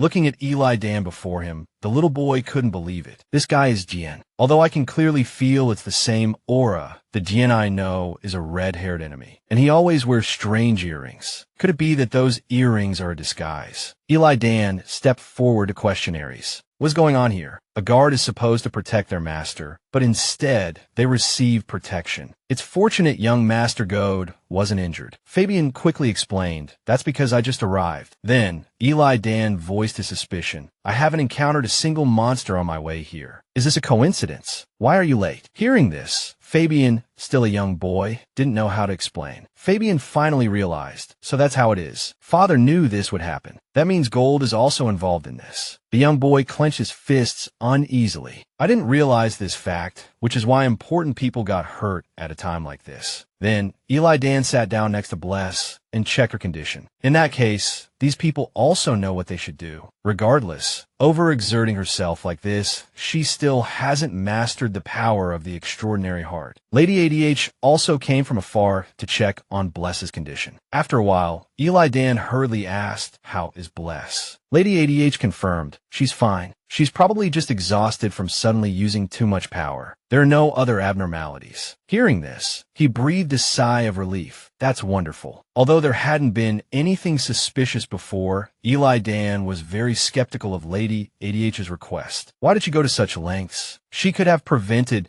this situation from happening in the first place. The situation at that time is difficult to explain in a few words, and my actions wouldn't be convincing. I know you're suspicious, but if the Duke were here, he would definitely respect my decision. Eli Dan also noticed the maids who were worried about Aries. The Duke had directly left that maid by Bless's side. She's telling the truth. I'm convinced of it now. For Bless's safety, Duke Helios is needed. The next day, Lady ADH ordered Perry, close the workshop temporarily. We must prevent what happened yesterday from leaking out. Perry quickly obeyed. Then, she inquired about the others. How are the injured? Perry quickly reported. Miss Helena and Aries' wounds aren't too deep. I've also confirmed that young Master Gold has returned safely. Lady ADH was very satisfied. Good, there are no problems. Then, she couldn't help but sigh. It's truly fortunate. In the blink of an eye, time flew by. A month had passed since the attack on Rabian, and Bless seemed to have grown up quite a bit. She watched as the butterfly dancing on her hand suddenly disappeared. At that moment, Helena suddenly exclaimed, all right, Bless, that pattern that occasionally appears and disappears on the back of your hand. It's called a soul mark. It's from young Master Gold. Bless asked, puzzled, a mark. Helena didn't hide it and explained, yes, through that mark, no matter how far apart you are, I heard you can receive the young master's soul power. Until he went abroad to study. Bless, you hadn't woken up yet, so he was very worried. Bless understood after hearing this. So that's how it is. And when I opened my eyes, everyone had already left Rabian. Witnessed by the nobles, Eli Dan returned to the imperial palace. The third prince is still alive. In the end, the princes also participated in the war. Also, before leaving, Aries firmly declared, I will return strong enough to protect Mississippi. Finally, Fabian also confessed to Adolf. If this continues, I'll ultimately just be father's lucky charm. In the end, everyone found their own path according to the original story. I'm not worried about following the original story. Unlike the original, I have the memories I've accumulated with them. I'm just a little sad because they left without saying goodbye while I was asleep. While she was pondering, a maid came in to report. Excuse me, Miss Bless. This made her confused. The maid reported again. Master has returned. Upon hearing this news, the two sisters immediately ran out to greet him.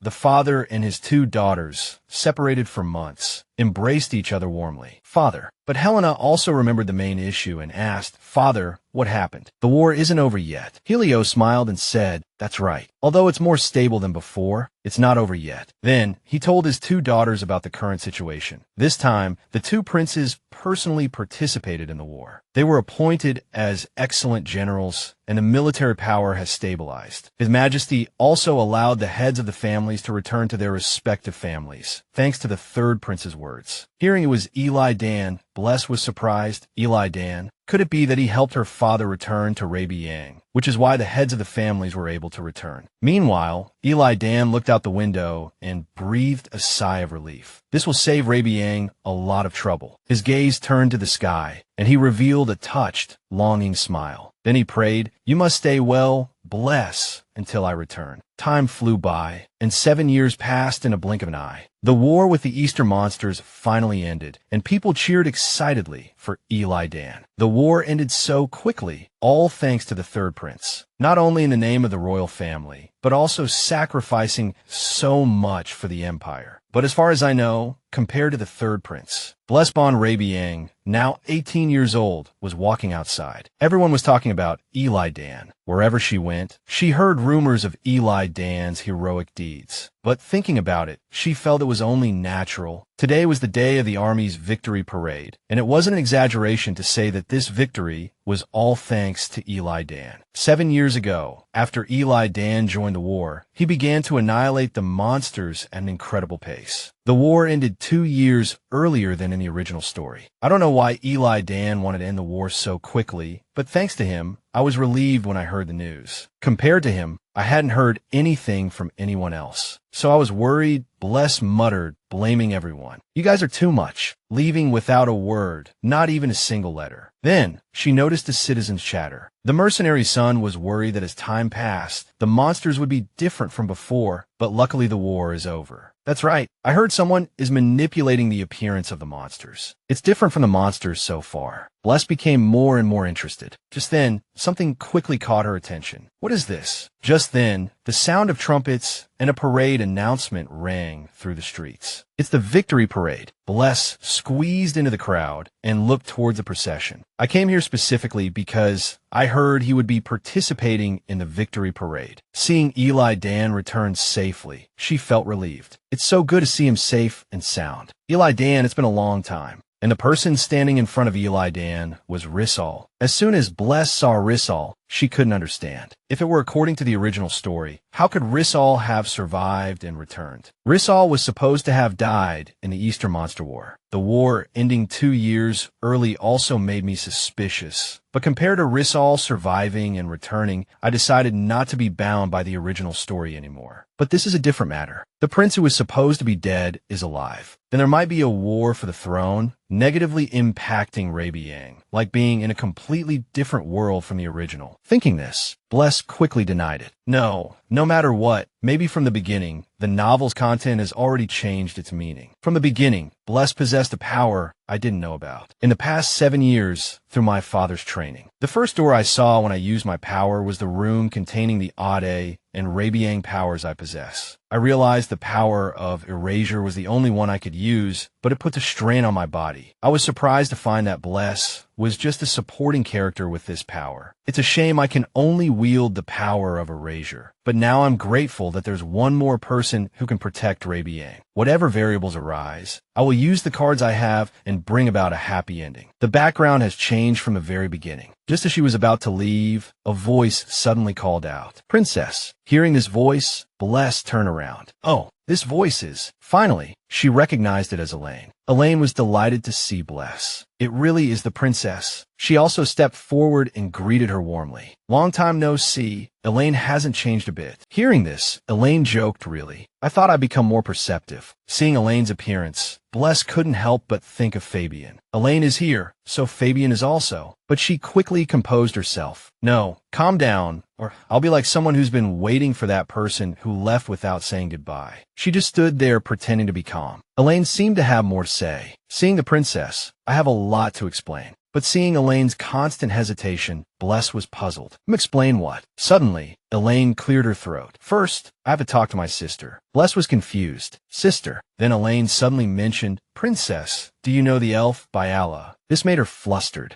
Why suddenly mention Byala? So she asked, does Elaine know Byala too? Elaine smiled, wanting to tell the truth.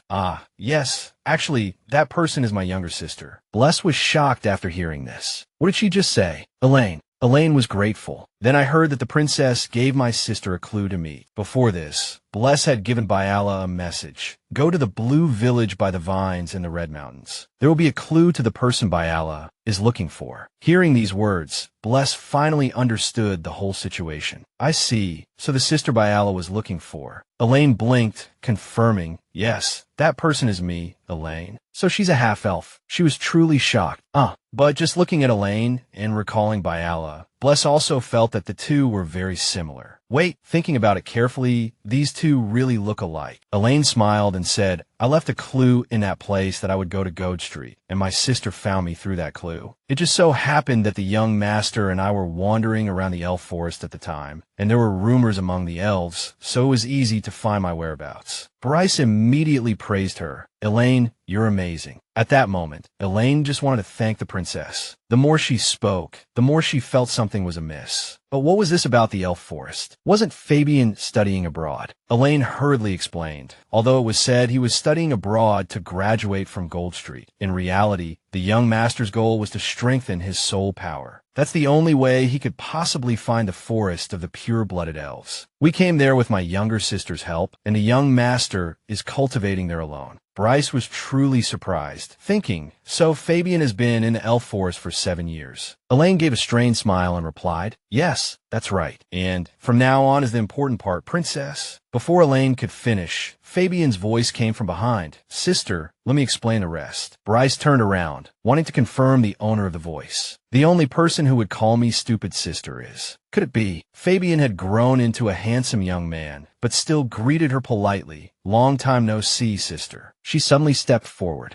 Although he looked a lot like Fabian, she still couldn't confirm it through his eyes. So, she asked again, is that you, Fabian? Hearing this, Bryce was shocked. Time has really flown by. Fabian smiled brightly and teased. Well, so now I'm older than you. Bryce quickly showed an incredulous expression, but she ultimately didn't accept it. No matter what, that was too reckless. What if something went wrong during your growth? Fabian didn't think it was anything to worry about. It wasn't simply traveling through time. My body and mind grew together, so it's fine. Of course, no one understood my choice, including the elves in the forest. She felt confused when he mentioned the elves. Finally, Bryce understood Fabian a little more. Even if it wasn't for that, the books about humans were too short, so he made a perplexing choice. But he also confirmed one thing from it. But I don't regret it, because now I can protect someone. Then, he put on a pitiful look. Do you not like me anymore because I'm no longer small and cute? Bryce hurriedly denied it. What? That's not it at all. Fabian was overjoyed to hear this and grinned. That's good. Then he continued to ask, but, sister, what do you think of me? Am I cool? Bryce didn't know what to say at this point and just smiled gently. There was no helping him. His body had grown, but Fabian was still Fabian. Then he suddenly stood up and asked, but, sister, I'm the first person you met, right? Right? She admitted,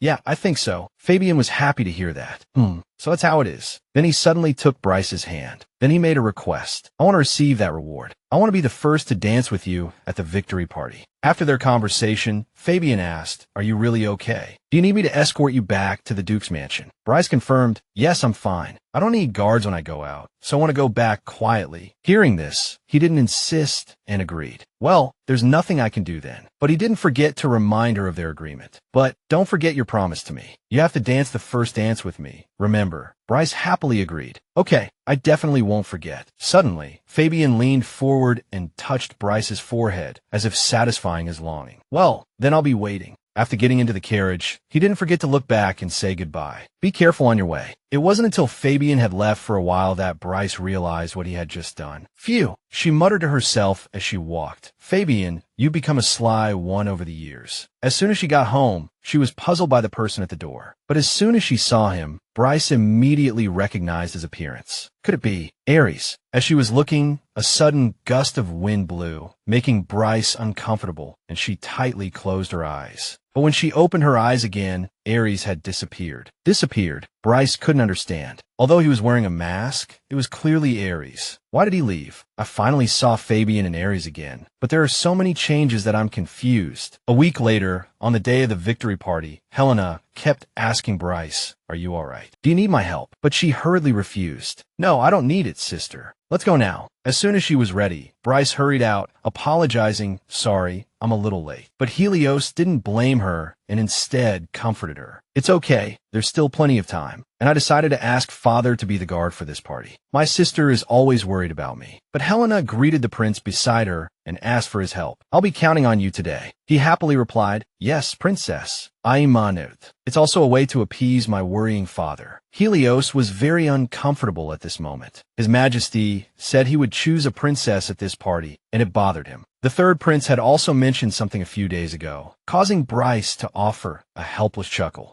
No wonder father has been so worried. The night of the victory party, Eli Dan visited Rabian as soon as he arrived. He greeted her with a smile. It's been a while, Bryce. It had been a long time since Bryce had seen him, but their positions were now different, leaving her unsure of how to greet him. What should I say? What should I say first? Should I use honorifics now? As she pondered, Eli Dan's finger suddenly touched her cheek. She flinched, then shyly questioned, "What are you doing all of a sudden?" Eli Dan quickly explained, "You look so stiff. I just wanted to help you relax." Bryce immediately denied it. "No, I'm not nervous at all." He suddenly became sentimental. "It must be because I miss these little things so much on the battlefield." His words made Bryce's heart ache. "Eli Dan, please don't make a big deal out of it." Hearing this, Eli Dan looked a little embarrassed. I've been caught." She added, "I just thought you couldn't possibly remember something like that." Eli Dan continued to feign seriousness. "I still remember those conversations." They went back and forth. Eli Dan affirmed, "I was always on edge in that place." His words made Bryce's heart ache. Eli Dan must have gone through a lot in the past 7 years. "So, I guess it's okay to joke around like this." Finally, she warmly welcomed him. "You've worked hard. Welcome back." These words truly startled him, but they also offered a warmth that moved him. He replied, "Yes, I'm back." Finally, Eli Dan and Helios sat down at the table to talk. "Your Highness, if you had informed us of your visit in advance, we wouldn't have greeted you so informally. Is there something urgent?" Eli Dan gave his answer. "I wanted to hear the answer as soon as possible. 7 years ago, I proposed to the second princess." These words truly startled both Helios and Helena. Bryce looked at Eli Dan with an uncomfortable gaze, thinking, what should I do now that he's brought that up? Father will be confused. Seeing her clueless expression, Eli Dan was even more surprised. "Oh, it seems you didn't know about my proposal." She also thought, "I never thought that proposal was sincere from the beginning." Helios tried to refuse. "Your Highness, I believe 7 years ago was too early to be discussing marriage proposals." Eli Dan didn't seem too concerned by these words. "Actually, I didn't want to hear the answer from 7 years ago, but I came here for another reason as well." Helios was curious about this other reason. Then Eli Dan mentioned, "I heard that His Majesty will be choosing a consort at this victory party, so I would like to propose to Lady Bryce, who shares my ideals." Helios grew more and more perplexed. "Shares your ideals?" Finally, Eli Dan spoke frankly, "Like Bryce, I also wish for Rabian's safety. I need Rabian to keep Roul and Ed in check. So, for our mutual benefit, I hope you will make a wise decision." Through her conversation with Eli Dan at the party, Bryce thought, Eli Dan intends to propose to me. Thinking about this, Bryce felt a little overwhelmed. This is happening because I agreed with Eli Dan. I really don't know if this is the right choice. Lost in thought, she suddenly heard an announcement. His Majesty's proxy is entering. Bryce looked up puzzled. Proxy, not seeing the Emperor, made her even more curious. Can't His Majesty attend such an important victory party? What happened? Then a man walked in and announced to all the nobles, "Greetings, everyone. I'm serving as His Majesty's proxy. I am Count Helios von Nizet.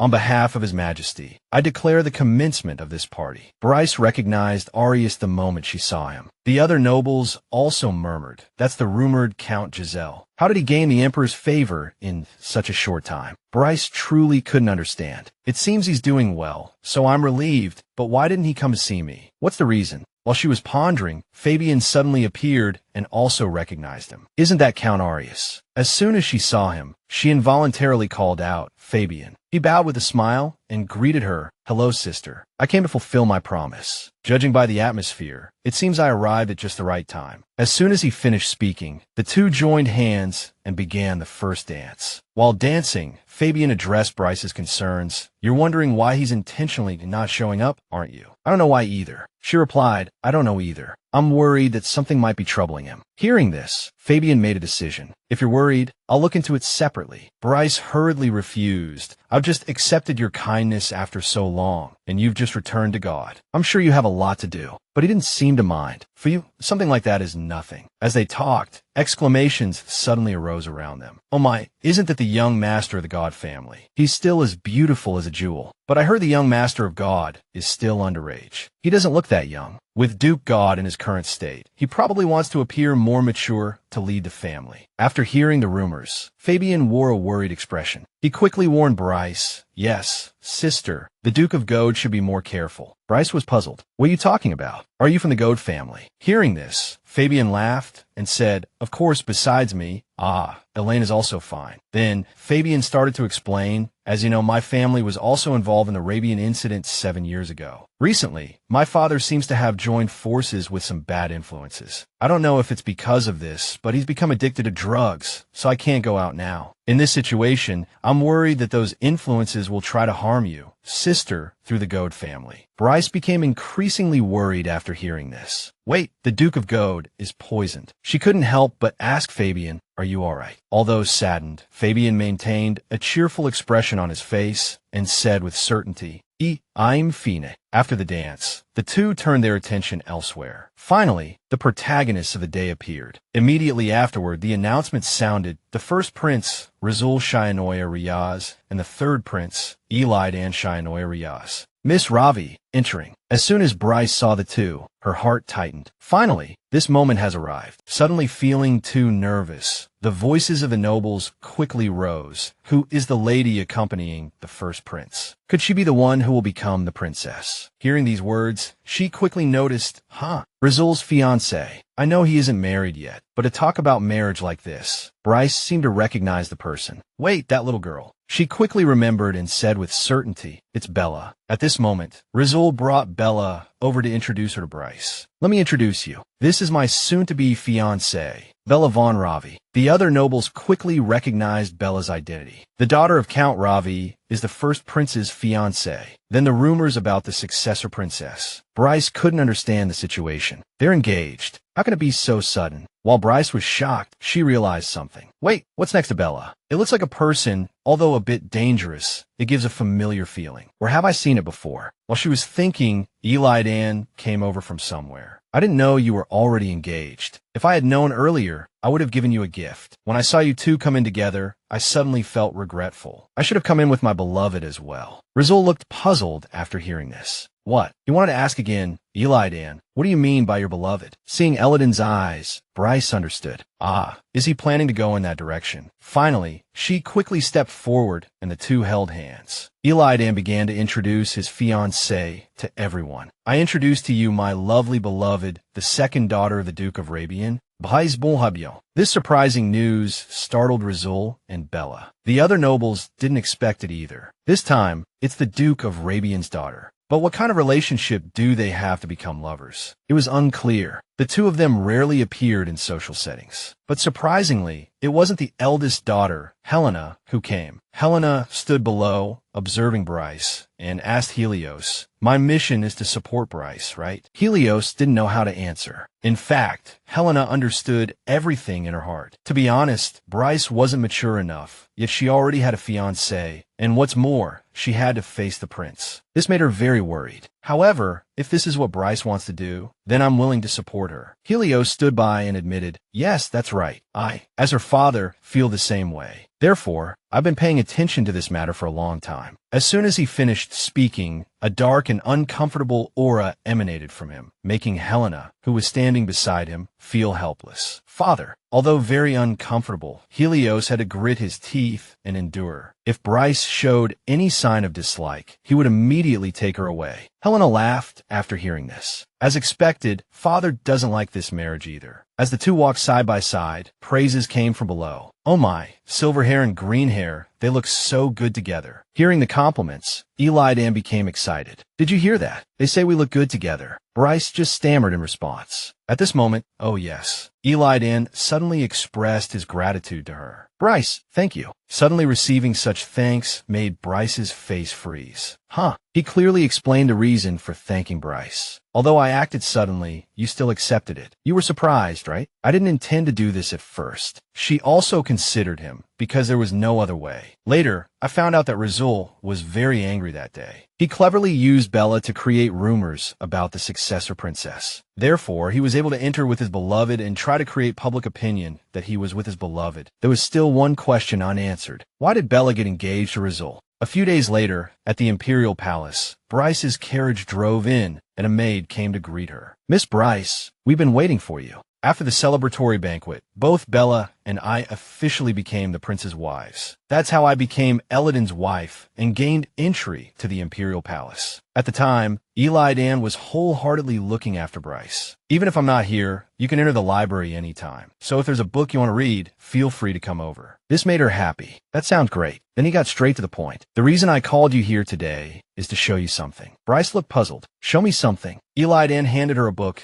and asked, yes, have you seen this book before? After reading it, she could understand the contents mentioned in the book. This seems to be a record of the founding of the empire. Eli Dan elaborated. More precisely, it records the sealing of the Demon King. The Rise Empire was founded when the Demon King was sealed. It is said that the Demon King is not a physical entity, so a person must be used as a sacrifice to seal him. And it is said that someone is waiting to completely destroy him using the power that purifies the Demon King. And the monsters, that person is the Prophesied Child. Bryce couldn't understand. At the time, she was identified as the Prophesied Child. Are you saying now that I am that Prophesied Child? And the story about purifying the Demon King. He seems to believe in the Demon King's existence. She still didn't want to believe it. Wait, are you saying that I'm the Prophesied Child and I have to fight the Demon King? Eli Dan confirmed affirmatively. Yes, you understand correctly. Even though she still didn't know if the Demon King's existence was true. Yes. Finally, Eli Dan told her, first, I've already informed His Majesty the Emperor and Father. Hearing this, Bryce was even more shocked. What? Father already knows. Seeing Bryce's unease, Eli Dan comforted her. Don't worry, I'm not asking you to defeat the Demon King right away. Despite her reluctance, she managed a grateful laugh. Haha, if that's the case, then thank you. Then, Eli Dan got straight to the point. Now, let's look at the problem. Eli Dan pointed to a place in the book and requested, here, please look at this part. This is a record about the Duke of Acidal. It's a bit strange. The sudden close proximity made Bryce blush shyly. What? Isn't this too close? The more she read, the more surprised she became. Is this really talking about the Duke of Acidal? Eli Dan affirmed. Yes, if this is true, you can also understand why you haven't seen the Duke of Acidal for many generations. The title of Duke of Acidal is passed down through the maternal line. Women inherit the silver hair and red eyes, creating generations of identical-looking dukes of Acidal. It's as if someone is maintaining it. Then Eli Dan asked, with this, can you think of anyone? After returning to the Rabian ducal residence. As soon as she returned, Bryce summoned Lady F. She approached, puzzled. Miss Bryce, you called for me. She turned around, as if to say something. Lady F continued, today, I went to the storage room in the Imperial Palace. Hearing this, Lady F simply replied indifferently, is that so? Finally, Bryce said bluntly, but according to the book there, I might be the Prophesied Child. Hearing this, she didn't know what to say. Then Bryce asked frankly, Lady F, is this the first time you've heard of this? This unchanging appearance, could it be related to Acidal? Hearing this, Lady F knew that Bryce understood everything, so she asked, was that written in the Imperial Palace's book? I vaguely remember that name. Things hadn't been confirmed yet, whether Lady F was truly from the ducal family, which made Bryce confused. Is that all? Finally, Lady F said, yes, I've known for a long time. I've also been waiting for the birth of the Prophesied Child, so I was very happy when Miss Bryce was born. When the Prophesied Child is born, I can finally meet the person I've been waiting for. Hearing this, Bryce was very confused. The person you're waiting for is Lady F. After speaking for a while, Lady F seemed to have many things she couldn't reveal at the moment. There are many things I can't say right now, but I hope you can trust and wait for me, Miss Bryce. Bryce truly couldn't understand. Why can't you say it now? As she pondered, Hexa suddenly called out to her. Miss Bryce. Bryce was puzzled. What is it, Hexa?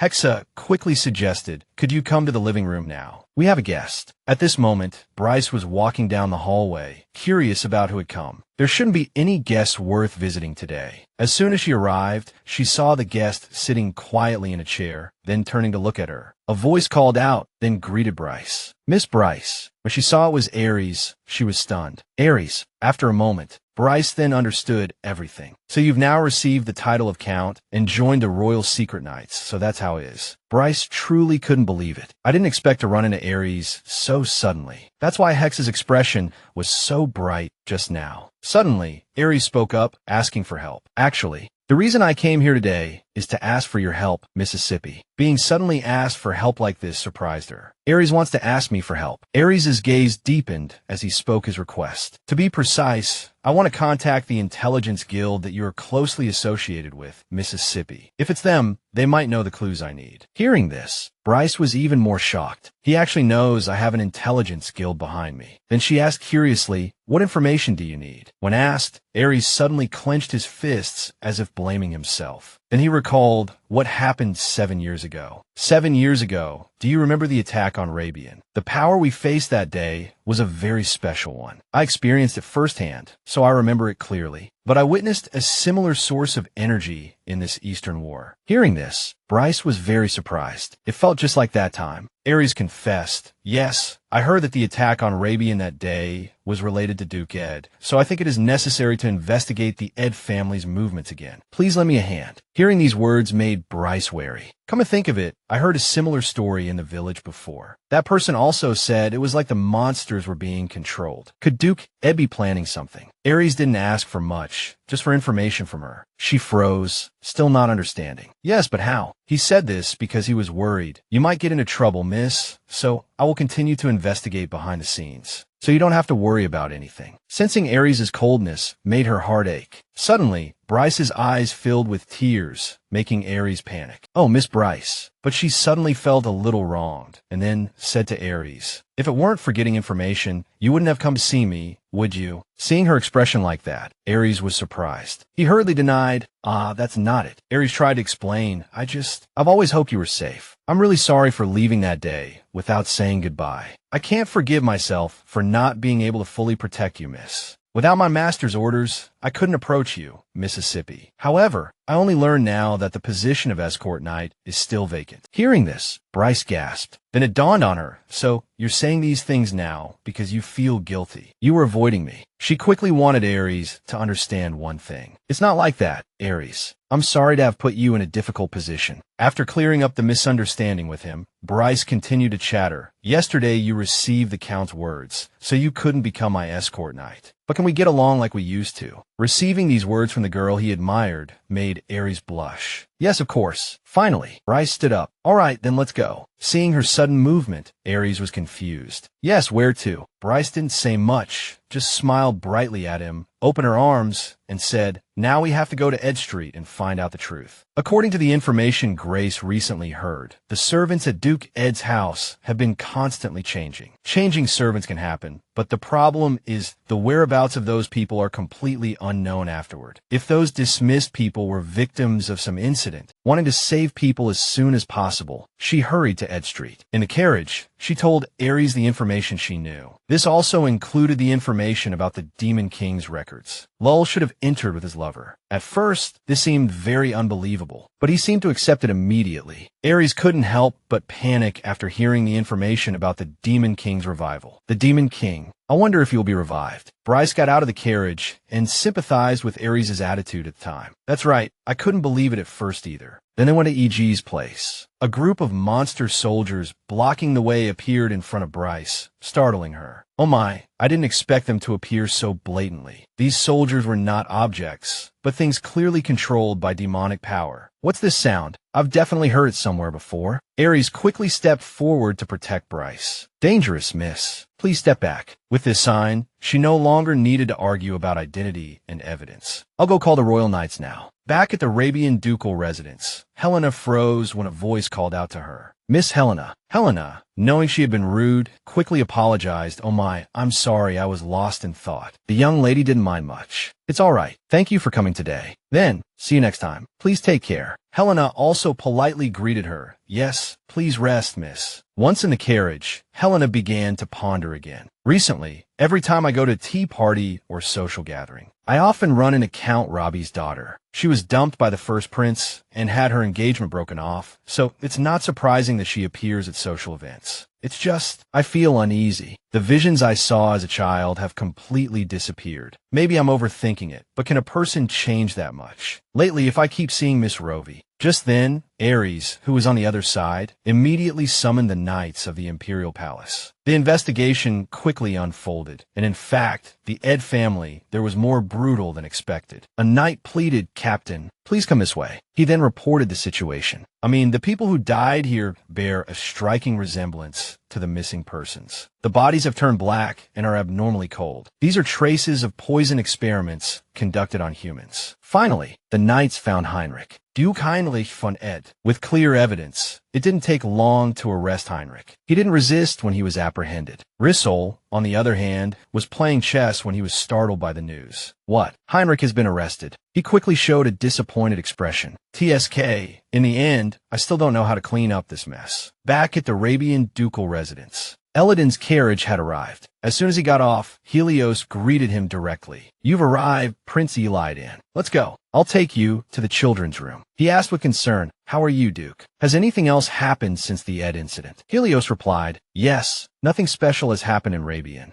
Also, Your Highness, it seems you've already told Bryce everything about the Child of Prophecy." Eli Dan affirmed, "Yes. I know what you're trying to say, Duke, but on the contrary, I can't understand why Bryce wouldn't know about this." Hearing this, Helios didn't know what to say. Then he said uneasily, "I'll let her know everything when she grows up." Eli Dan, upon hearing this, realized he had overstepped. "I see." Even so, he didn't forget to remind him, but now is not the time for that. The Demon King may have already been resurrected. As soon as Bryce saw Helios enter, she turned around and called out, "Father." He then stepped forward and asked with concern, "Bryce, are you all right?" She replied with certainty, "Yes, I'm fine. There's no problem now." Eli Dan, who was following behind, was also happy to hear this. "Is that so? That's wonderful."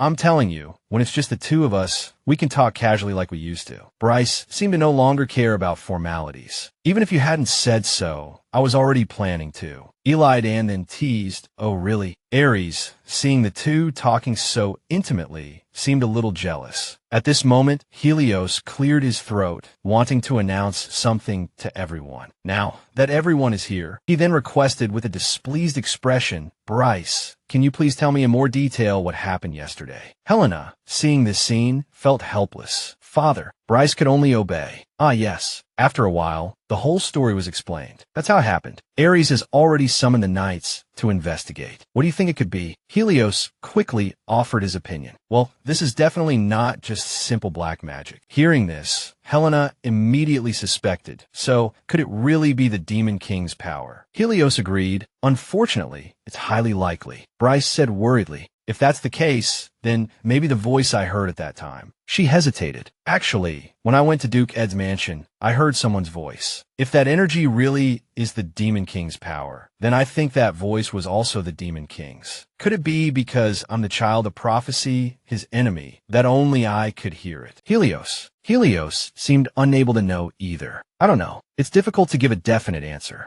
Rabian not only has enemies of the Demon King, but also those who have made contracts with the Demon King." Helena became more and more surprised as she listened. "Contractor." Helios began to explain, "That's right. Not sealing the Demon King's power, but summoning the Demon King into this world and using his power. Bryce is of Rabian blood, so we can't ignore the possibility that she might have the aptitude to become a contractor." Helena suddenly had a question. "If that's the case, isn't it strange? Duke Ed isn't of Rabian bloodline. How could he summon the Demon King?" Finally, Eli Dan was able to voice his suspicion. Bella von Rovi. She suddenly became the first prince's fiancée. If she colluded with Ed, then it would make perfect sense. Wasn't Count Rovi part of the Duke of Rabian's plan? Wouldn't that satisfy the basic conditions? He continued, "Roul used a strange power in the Eastern War. That's also suspicious. Of course, we can't be certain they're allied based solely on these words." Aries, on the other side, denied it. "No, it's clear that Roul obtained that power. It's a sensitive issue, so I've only been gathering evidence and haven't reported it to the royal family, but I clearly saw it at the Ed estate. A knight escorting Prince Roul was lying among the corpses." Eli Dan connected everything. Everything is as expected. Using such powerful, ferocious strength, that's the Demon King's power. It seems the Demon King has awakened and begun to act. Suddenly, Helena comforted her. "It's okay. Bless. Don't be afraid." Bless felt warmth from the comfort. Her sister Helena held her hand and firmly assured her, because I'll always be by your side. I'll never let my sister get hurt. Aries also agreed, me too. Even if the opponent is the Demon King, I will protect you this time. Helios felt the same way, so he promised, that's right, bless. Everyone here feels the same. We'll never leave you alone. Whatever happens, we'll fight together. Grateful for their protection, she said, yes, Father, thank you, everyone. At that moment, Bless made up her mind. Okay, no matter how heavy my fate is, there's nothing to be afraid of, because I have my friends and family to fight alongside. May also enthusiastically raised her hand. Me too, Bless. Amen. As they chatted happily, a voice came from outside the door. Excuse me, head of the house. May I come in? The voice puzzled Bless. Just then, Helios stepped forward and asked, Lady F. What is it? Lady F reported hurriedly. Yes, well the thing is... Bless also stepped closer to listen. Why was the always calm Lady F so flustered? Lady F's face suddenly turned pale. I just received news from the Goad ducal estate. Bless was surprised. Duke Goad, did something happen to Fabian? The shocking news quickly spread. Alphonse Goad, the Duke of Goad, had passed away.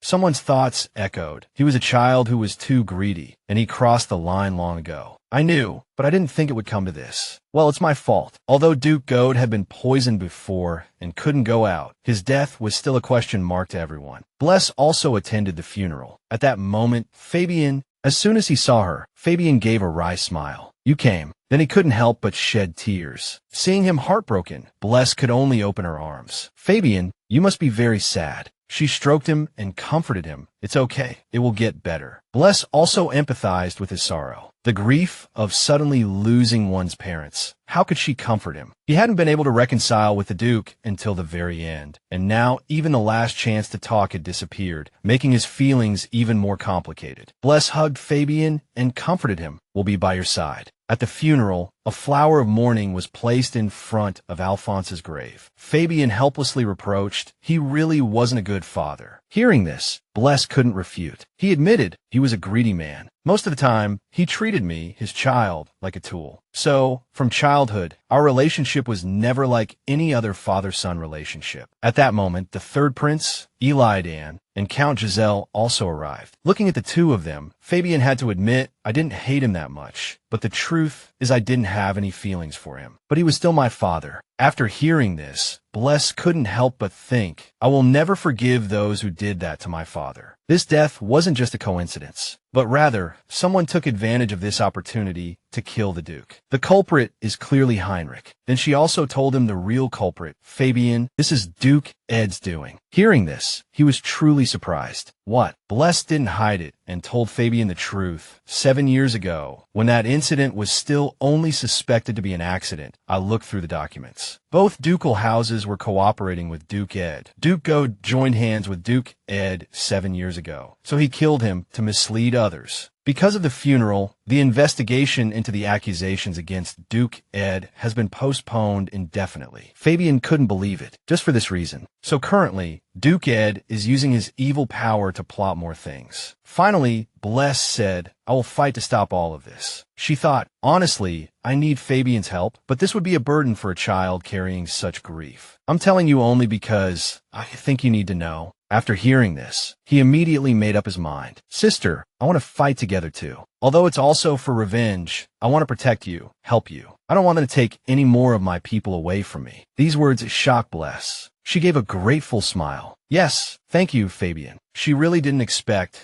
that, even at this moment, he still wanted to help others. Fabian was truly a strong child. I must also do my best and do my part. At that moment, the two of them returned to the funeral hall. As soon as she saw them coming, Helena immediately called out, Bless, young Master Goad. Seeing that everyone had come to see his father off, Fabian was very grateful. Thank you all for coming. Duke Rabian, Miss Helena. Helios also expressed his condolences and offered comfort. Well, I'm deeply sorry about your father. If you need any help, please let me know. Bless looked at the main hall of the funeral and observed, I guess because this is the fourth Duke's funeral, all the nobles of the Empire have gathered here. When everything was calm, a sudden attack occurred, causing everyone present to scream in panic. The dead knights seemed to be controlled as they charged in, confusing everyone. Why were they acting like soldiers? Bless recognized them the moment she saw them. I sensed the same power source as the one at Duke Ed's estate. Aries quickly stepped forward to protect Bless. Miss, it's dangerous. Please step back. Bless was surprised to see Aries defending her. Aries. On the other side, Helios used magic to attack the zombie knights. Finally, he understood what she meant. Perhaps this was the power of Duke Ed that Bless had mentioned. That power that has been imprisoned until now. Eli Dan thought, so, is Rissal the one using this power? Fabian was still confused because he didn't understand the whole story. What's going on? Why are these soldiers here? Helios, shocked, understood everything. So that's how it is. Then, he turned to Bless and requested, Bless, please go to the Imperial Palace with His Highness. She was a little confused by the sudden request. Yes, Father. Helios explained the situation. This is a trap to tie us all down. His Majesty is likely in danger right now. Eli Dan was shocked to hear this.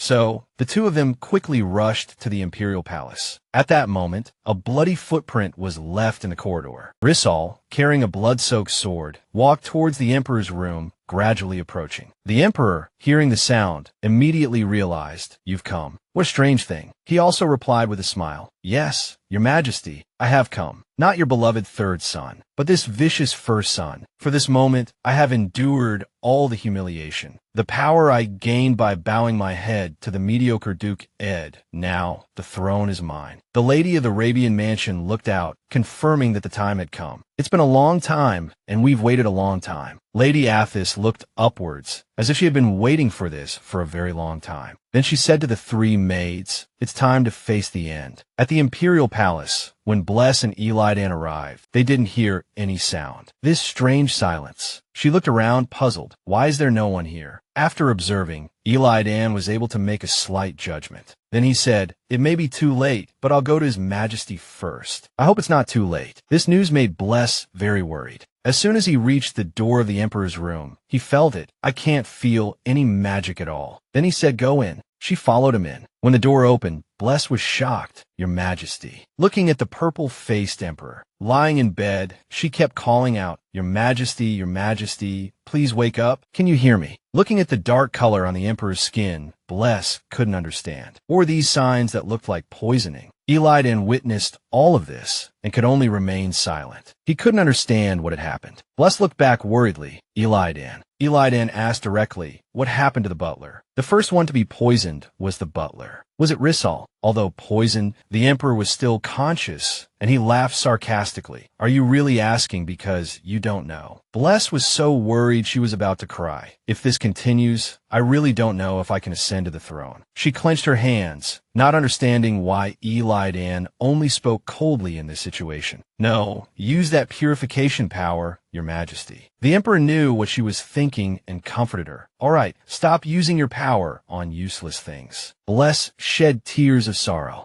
Your Majesty. At this moment, the Emperor said, I must hurry and speak before it's too late. Finally, he admitted, you are the next emperor of this empire. The Emperor continued, the next generation and the Rabian child can help the empire. As soon as he finished speaking, the Emperor fell into eternal sleep, leaving Bless heartbroken, crying out, Your Majesty. Eli Dan didn't seem to be heartless. He was in pain, but he couldn't show it. He could only listen to Bless's heart-wrenching cries. Emperor, Your Majesty. After a while, Fabian's sprite flew over. Eli Dan recognized it as soon as he saw it. Is that young Master Goad sprite? She confirmed, ah yes. Bless seemed to want something warm to stay with the Emperor. The sprites will stay with His Majesty. If I do this, even if the Imperial Palace collapses, His Majesty will be safe. He simply replied coldly, I understand. Then he was very grateful. Thank you, Bless. Thanks to you, I feel more at ease. Now I must do what I have to do. As soon as he finished speaking, a tremendous energy rapidly emanated from Elladan's body. Soaring into the sky, it left Bless bewildered. That thing could be a pillar of light. Everyone who saw the light quickly determined. When the royal power is inherited, a great light appears. Helios was worried if he appeared now. He soon understood. It seemed His Majesty had already passed away. Helena couldn't believe what she was hearing. She looked at the Imperial Palace with pity. His Majesty. Then she worried about Bless. What had happened in the Imperial Palace? Would Bless be safe? Meanwhile, Roul was walking through the dungeon with displeasure. Having missed a golden opportunity to deal with Eli Dan, he had to prepare another method to counterattack. For that, I must first go find that person. Finally, he arrived at the place where Hinrich was imprisoned. Upon seeing him, Hinrich was delighted, as if he had already anticipated his arrival. "You've come, Your Highness." "Your Highness, I've been waiting." Roul, holding his long sword, said contemptuously, "You idiot, did you really think we were in the same boat? If you didn't have that power,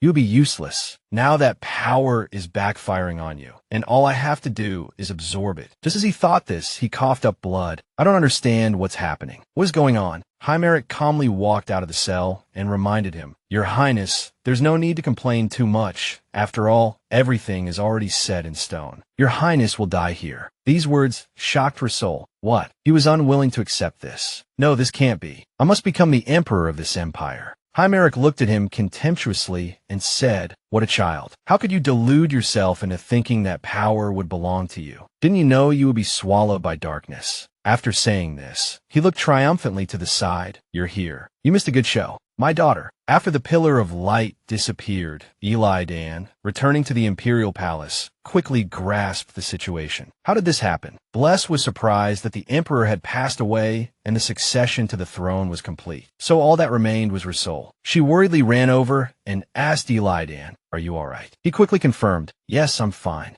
Eli Dan clenched his fists resolutely, because what needed to be done hadn't changed. Thinking of this, he said, "Let's go, Bless." She obediently replied, "Yes." They had to find Roul first. Seeing the emptiness of the Imperial Palace made Bless uneasy and worried. "The Imperial Palace is too quiet, so I feel a little uneasy. Anyway, I don't think we should delay any longer." Thinking of this, she asked Eli Dan, "Do you have any idea where he is?" He quickly put himself in Roul's shoes. In this situation, if it were Roul, no matter who it is, if they controlled the Imperial Palace, then I think the last place to go would be here. When she looked inside, Bless couldn't help but gasp. "Ah, this is His Majesty's audience chamber." They looked at Roul, who was sitting quietly in the chair. This puzzled Eli Dan. "Roul, he must have seen us come in, but why isn't he reacting at all?" Bless called out to Eli Dan from behind him. He stepped forward and touched Roul, then quickly realized, "As I thought, he's dead." Bless was frightened when she heard this. She couldn't understand. It seems Roul didn't commit suicide. If that's the case, then who? Bless turned around and was startled. What? When did these soldiers appear? At this moment,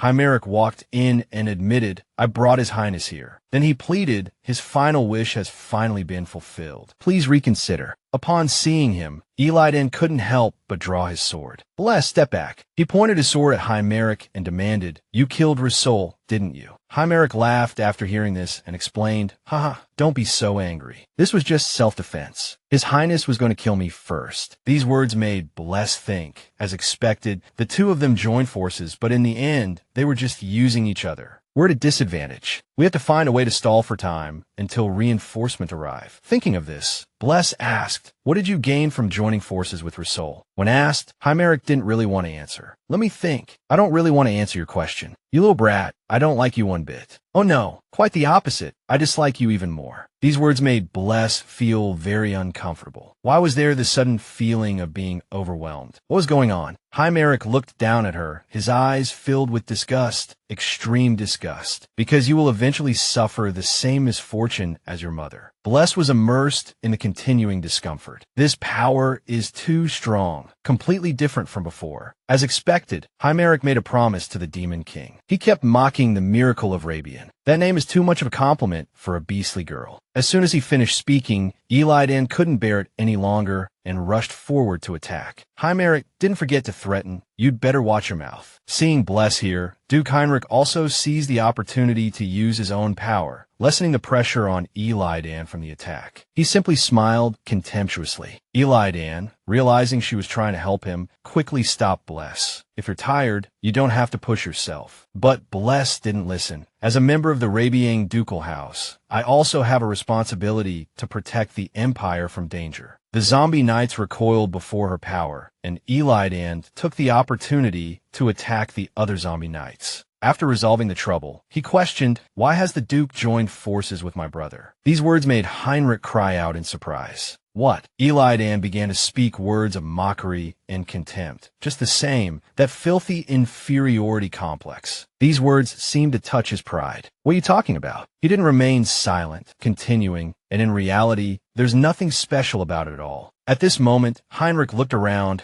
realizing that the zombie knights had all been annihilated. The soldiers had been pushed to this point. It seemed there was no other choice but to call that person out. Then he called out, letting everyone see. The moment Bless saw the shadow that appeared behind Hinrich, she was overwhelmed by a pressure completely different from before. She wondered, could he have summoned the Demon King? Then Bless started to connect the dots. In that case, the person with Bella was the Demon King. But how could the Demon King have the appearance of the first Rabian? I don't know why it has a face similar to the first Rabian, but dealing with the current situation is the priority. If it possesses the power of the Demon King, then what about all those who have been purified so far? If it's the power of purification, then it should definitely work. But after a while, the purification had no effect, making her even more panicked. How is this possible? Seeing that Bless was helpless against the Demon King, Hinrich started to become arrogant. From now on, those superficial tricks. But don't worry too much. I won't do anything to your lives right away. Well, I can't kill you yet because you're no longer false spheres, but have become vessels to contain the Demon King's power. These words shocked Bless. I become a vessel for the Demon King's power. Eli Dan quickly reassured her. You don't have to listen to the Duke. Bless, suddenly comforted, was a little surprised. Eli Dan warned, it's very dangerous here. Get behind me. He said loudly, the Demon King is not far from here. Hinrich laughed with relish. Now that the vessel is ready, unleash all your power. Seeing this scene, Bless felt useless and lost. What should I do now? If he's not going to kill me, it doesn't mean he's going to let me live completely. Just like those soldiers, her soul will be taken and then her body occupied. That's right. How can I fight the Demon King here? The power of purification can resist demonic creatures. She became more and more puzzled by the answer. But why couldn't it resist the Demon King? Hinrich's power was still being blocked. Finally, Bless made up her mind. She had to find a way before the Demon King's power fully awakened. Thinking calmly, maybe I haven't used the power of purification correctly. While she was pondering countermeasures, the Demon King suddenly spoke. So you're a child of Rabian. Hearing this familiar voice, she immediately recognized it. That's the voice I've been hearing. Bless's eyes seemed to be controlled. As if hypnotized, she followed the Demon King's urging. Come here, come here. Eli Dan quickly tried to stop Bless, but was blocked by the Demon King's magic. Hinrich laughed at this scene. Yeah,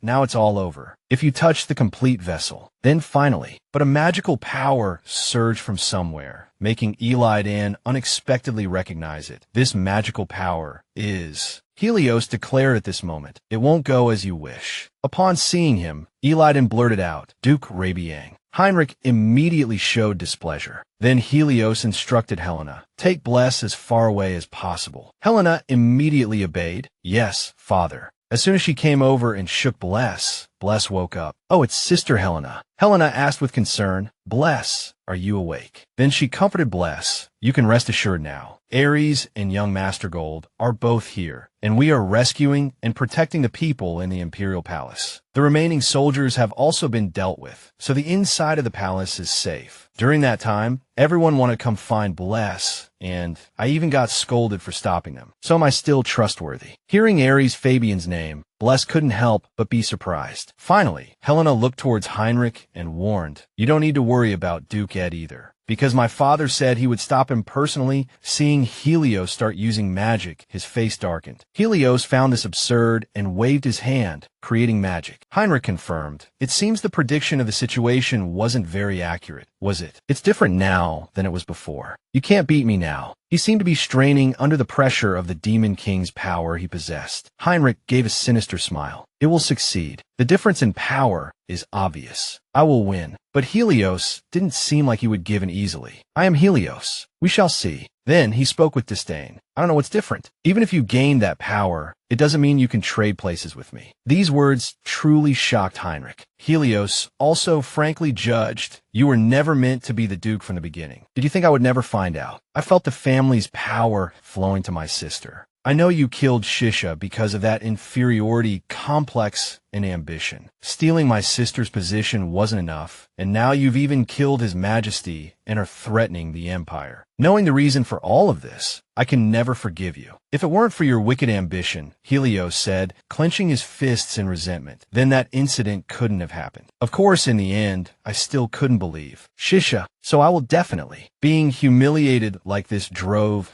Hinrich into a frenzy. The difference in power is so obvious, yet you dare to be so arrogant. He no longer hid it and shouted, Bella, Bella, are you there? Hearing Hinrich call for Bella, everyone was surprised. Huh, Bella. As soon as he finished speaking, Bella quickly appeared and replied, Yes, Duke. Did you call me? I've been by your side before you called. Upon seeing her, he was ecstatic. Good, you're here. Come quickly. Suddenly, Bella thought to herself, if I do that, how can I help you, Duke? Hinrich affirmed, Of course you can. Of course. Bless wanted to step forward and stop her. Oh no, the Demon King's power is growing. If the power continues to expand here. While she was worried, a long stream of blood suddenly spurted out.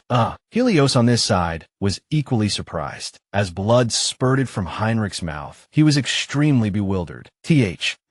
What is this? He immediately collapsed, then kept calling out, Be Bella. Why, you? Bella lowered her head and reminded him, You abandoned me first, Duke. Then, she quickly revealed everything she knew. I heard everything you said before. You said I wasn't of true blood. You always said I was a special child. Because I believed those words, I did as you asked, but in the end, I was the one abandoned. Bella clenched her fists in anguish. She couldn't understand. You said you needed me. You said you would take care of me like a child, but it was Bless you needed. Bless Bon Rabian, what is that child, really? Bella shed tears and laughed sadly. Now, everything is settled, right? She said frankly, I don't need the Duke anymore either. Now I'm going to do as I please. Just die. At this moment, Bella looked at Bless. Seeing her gaze, Bless couldn't understand. Why are you looking at me like that? Am I scary to you? Bella no longer cared and laughed loudly. What does it matter? Now I will formally introduce myself. I am Bella von Rovi, the official contractor of the Demon King. As soon as she finished speaking, she unleashed a dark magic and launched an attack. But Helios immediately resisted. Amidst Helena's worry, Father, he turned his head and instructed Helena.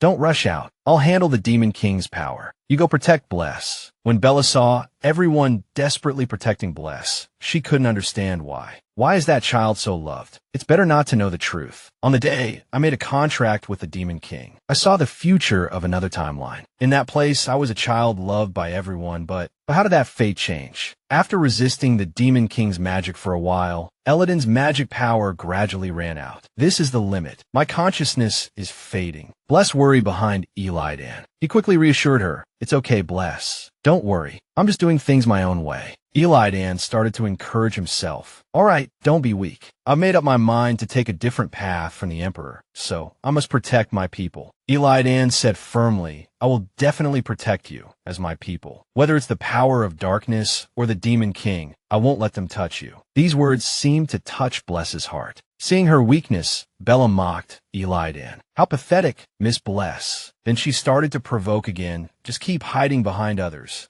The powers of the child of prophecy and the transcendent are like gaining immense strength, yet failing when it truly matters. It's over. Watching the power Bella unleashed, Bless felt a sense of dread. This power was incomparable to anything Bella had shown before. She wondered, can we stop this with just our strength? But suddenly, a figure appeared out of nowhere. Catching Bless's attention, Aries stepped out of the darkness, repeating, I told you. Even if the opponent is the Demon King, I will protect you. Fabian also quickly appeared. I'm here, sister. Seeing the two of them, Eli Dan looked displeased. I worked so hard, and now someone else is stealing the spotlight. Aries quickly explained, you couldn't have stopped her with your power anyway. Fabian also chimed in, that's right, that's right. Hearing this, Eli Dan looked puzzled. Is there something wrong with me? Aries quickly adopted a hostile attitude. Are you still thinking about taking all the credit for yourself? That's a bit pathetic. Fabian, embracing Bless, said exactly. Then, turning to Bless, he asked, are you alright, sister? Thank goodness we're not too late. I told you, I'll fight with you until the end. His words touched Bless's heart. Fabian, she quickly expressed her gratitude. Fabian, thank you both so much. Seeing them like this, Helios and Helena exchanged smiles, their faces filled with relief. Seeing more and more people gather around Bless like this was incomprehensible to Bella. How is this possible? Why is it always her? She gritted her teeth, unable to understand, unable to do anything, not even knowing how to use her own power properly. But just then, Lady Eth appeared and said with a smile, "The Transcendent's power has its own way of being used." Startled by these words, Bella turned to look. Lady Eth hurried forward happily. "It's truly fortunate that you're all right, Miss Bless." "Thank you, Helios. Please protect Miss Bless as promised." Upon seeing her, Helios exclaimed, "Lady Eth." Lady Eth smiled and said, "It seems everything is finally ready." Lady Eth stepped forward, bowed, and introduced herself. "Duke Aesidel, Lady Eth. Greetings to the new son of the Empire." Hearing this, Eli Dan quickly confirmed his earlier suspicion. "As I thought, you're Duke Aesidel." She admitted with a smile, "Yes, as you suspected, I am Duke Aesidel. Ever since the first emperor of the Luai's empire sealed the Demon King and established this empire, my knights and many others have been waiting for this moment." Bless was astonished and even more surprised. Lady is the first emperor, so that's why records about Lady Eth still remain in the Imperial Palace Library. After revealing her identity, Lady Eth also explained the solution. The Transcendent's power can seal the Demon King, but a special condition is required: surviving the power unleashed by the one who made a contract with the Demon King. Lady Eth looked at Bella with an unfriendly gaze, making her feel uncomfortable. That is the power everyone is striving to unleash. Lady Eth urged, "So, continue with what you intend to do. If Miss Bless cannot withstand it, then it will be your victory." Bella felt uneasy. "She's looking down on me now." She shouted angrily, "Fine, let's see who can endure. The last one standing will definitely be me." Lady Eth felt a pang of guilt. "Bless, I'm sorry to put you through this ordeal." But suddenly, Bless comforted her from behind. "Don't worry, lady," she asked. "This is the reason I have this power, isn't it? This is something that can fulfill Lady Eth's long-held wish. This is my own battle, one that no one else can fight." Bless smiled confidently at everyone. "Believe in me, I'll be back. If this is what it takes to protect my people, then I can definitely do it." At that moment, a persistent, urging voice echoed in Bless's ears. "Bless, Bless, Miss Bless, this is the mission of those who live together. In the present, merely remnants of the past. We do not directly participate in this war. Everyone makes their own contracts and vows to end this war." Fragments of memories flashed by, and Bless quickly came to. Then, she suddenly woke up in a desolate room, confused. "Where is this? I was just in the Imperial Palace." She looked around in bewilderment. Then, she heard a familiar voice. "Honestly, I told you I don't understand." That voice commanded, "What are you doing? Get up and grab it." The shout startled Bless. "Why is she yelling at me like that?" At that moment, an invitation was presented to Bless. "This is the third prince's birthday invitation. His Highness has already sent the invitation, so you cannot refuse." Helena instructed, "Stay quiet for a while and then come back." "Understood. Listen to me." Seeing that Helena, Bless realized, although that person looks exactly like my sister, this isn't the sister I know. "What's going on?" Suddenly, a voice rang out. "How are you feeling, Bless? It's painful, isn't it? This is the world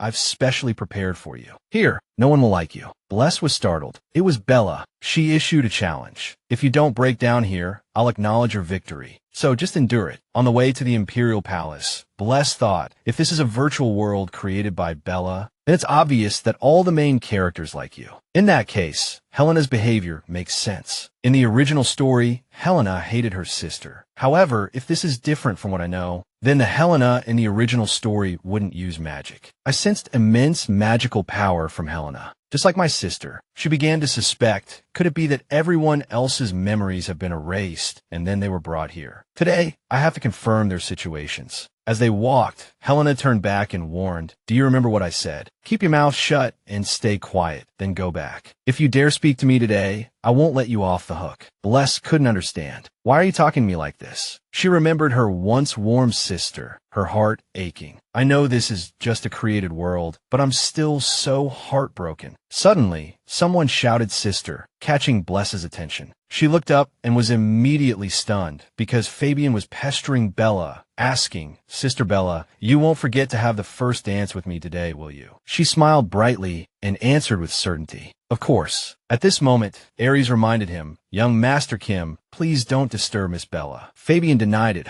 When did I disturb her?" At the same time, Bella turned to look at Bless, revealing a smug smile. "Now do you understand how I felt when everything was taken from me? How long can you endure for the sake of love?" Bless clutched her skirt, unable to believe it. "No, there must be some misunderstanding. It wasn't easy for me to get to where I am today, so this small matter is nothing." Just then, the Master of Ceremonies loudly announced, "His Highness, the third prince, has arrived." Hearing this, Bless's whole body trembled.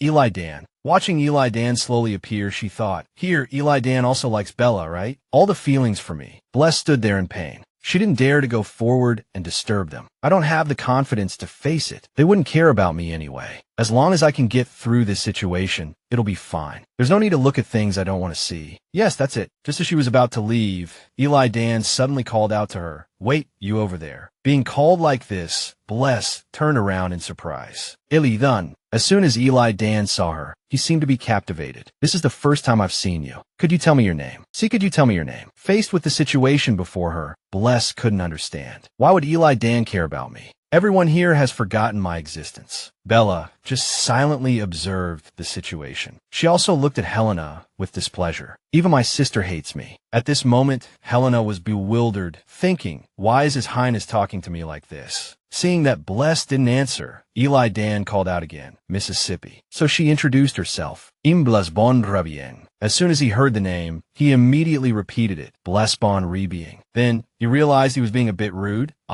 Sorry, did I frighten you? Although we're meeting for the first time today, I have this strangely familiar feeling." These words deeply warmed Bless's heart. Could it be that he subconsciously recognized me? Just then, Bella also came over and asked, "What interesting things are you talking about?"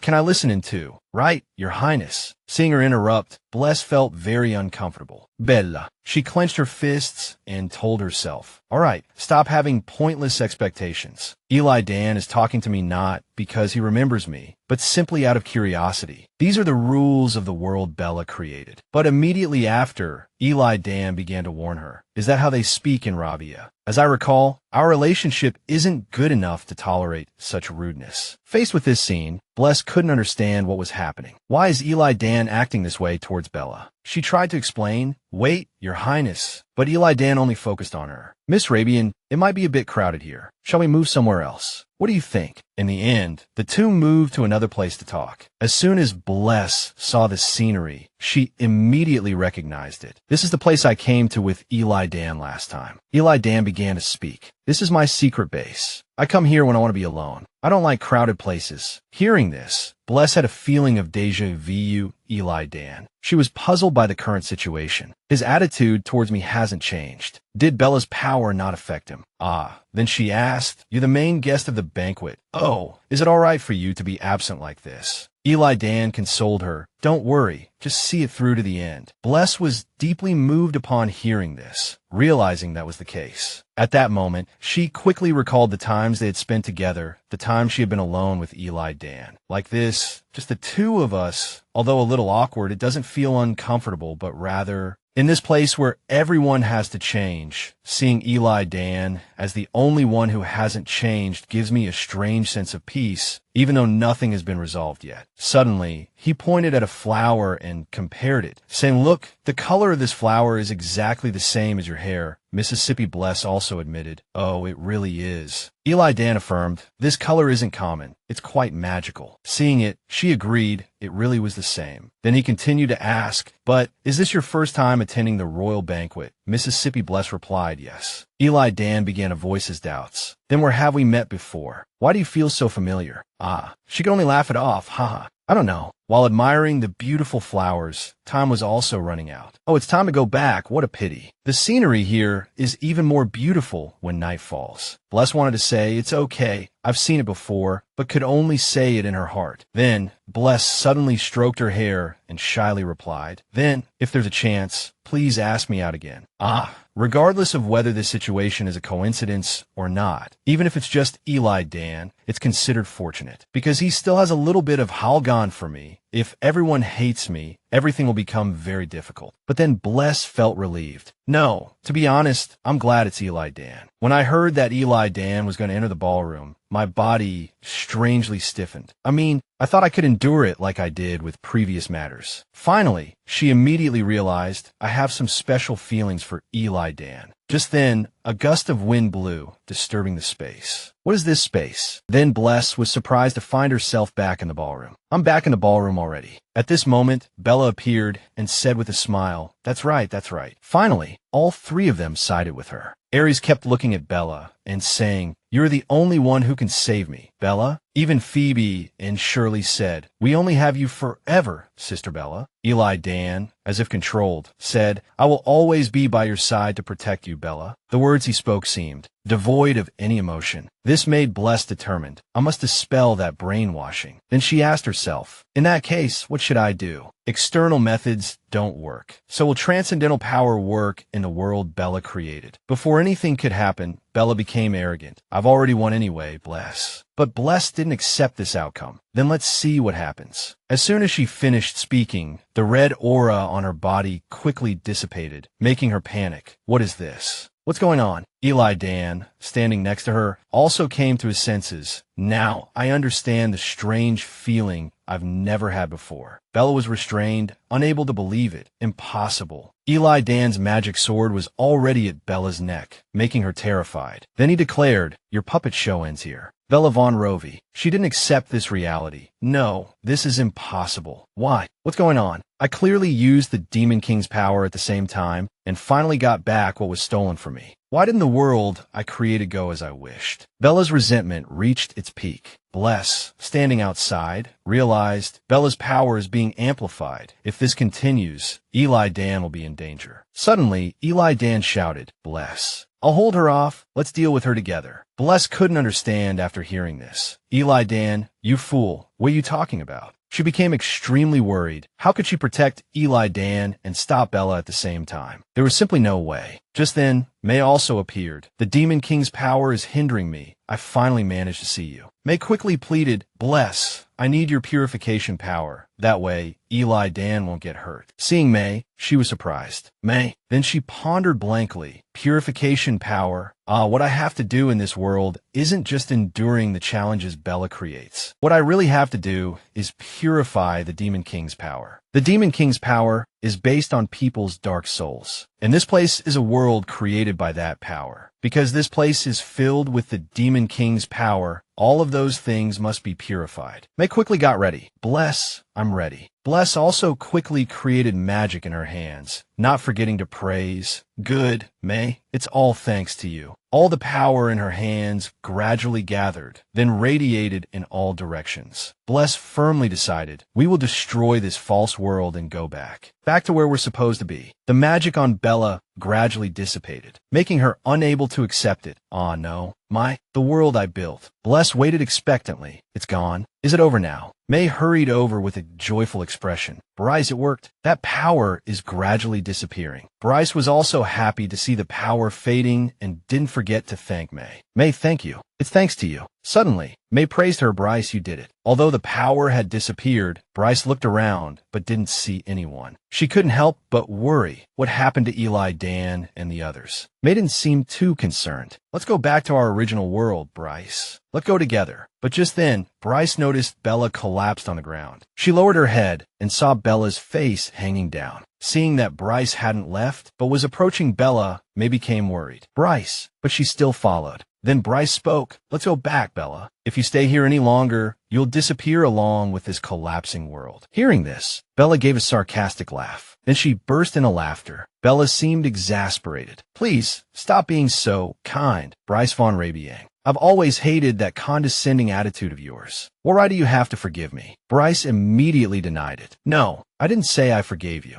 I hate you, but I just don't think it's right for you to die like this. The more Bella listened, the more ridiculous she found it. Ha ha, that's why I hate you so much. You idiot, you haven't changed one bit. Well, facing you like this at such close range, I understand through the Demon King's power. In another world, there wasn't me, but someone exactly like you. Bryce, although I'm speaking with my own voice, it feels like someone else. Actually, I vaguely knew, but I pretended not to. I wasn't as lucky as you. I didn't even receive my parents' love. Either way, I needed someone to hate. Why did you have my face in that place? Bryce, who are you? Bryce immediately answered, I'm a role player. Originally, I was supposed to play the main character of the story, which is Bella, but I don't know why the Bella in that world you saw looked like me. Perhaps this world calls to those with similar souls. Bella was stunned by this new information. Role player. Bryce further explained, I mean, another person's soul entered this body. These words were indeed hard to believe, but Bella still refused to listen. On the contrary, if it weren't like that, it would make even less sense. Bryce hurriedly stopped her. Bella, wait. But unexpectedly, Bella seemed to be seeking death. Well, from the beginning, I didn't belong here. I didn't like accepting all of this like a fool, but I was still jealous of you because you had everything. If I hadn't seen that sight, could I have lived my life properly without coveting what others had?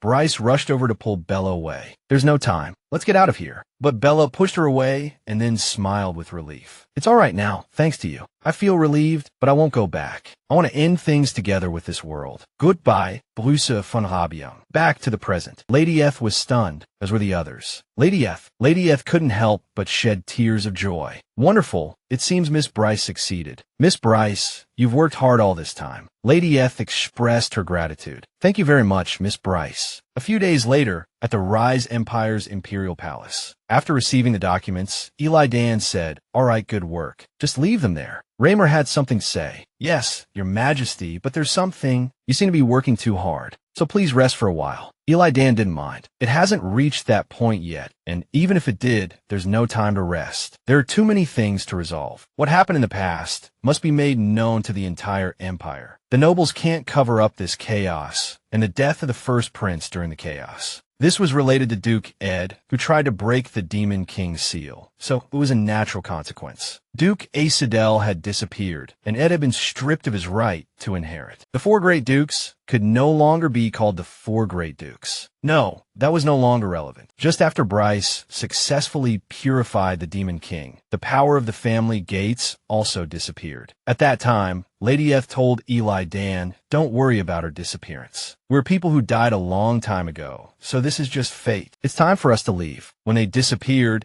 the inherent power of the imperial family and the dukes disappeared as well. At the same time, Eli Dan still had many questions. I can't erase the thought that from the very beginning, they were engaged in a pre-planned gamble at the cost of losing all their power. Although the fact that the four great dukes had served the empire remained unchanged, Duke Rabian and the Gold family retained their positions. The Gold family, after the death of the old duke, was succeeded by the heir, who was officially granted the title of Duke Gold. In addition, there was the Secret Knights led by Aries. He was appointed as the Emperor's official knight. Yes, this is a good thing. If it's those two, they can be trusted. Stamp it firmly. After reviewing some documents, he ordered Lamer transfer the processed documents and assist me.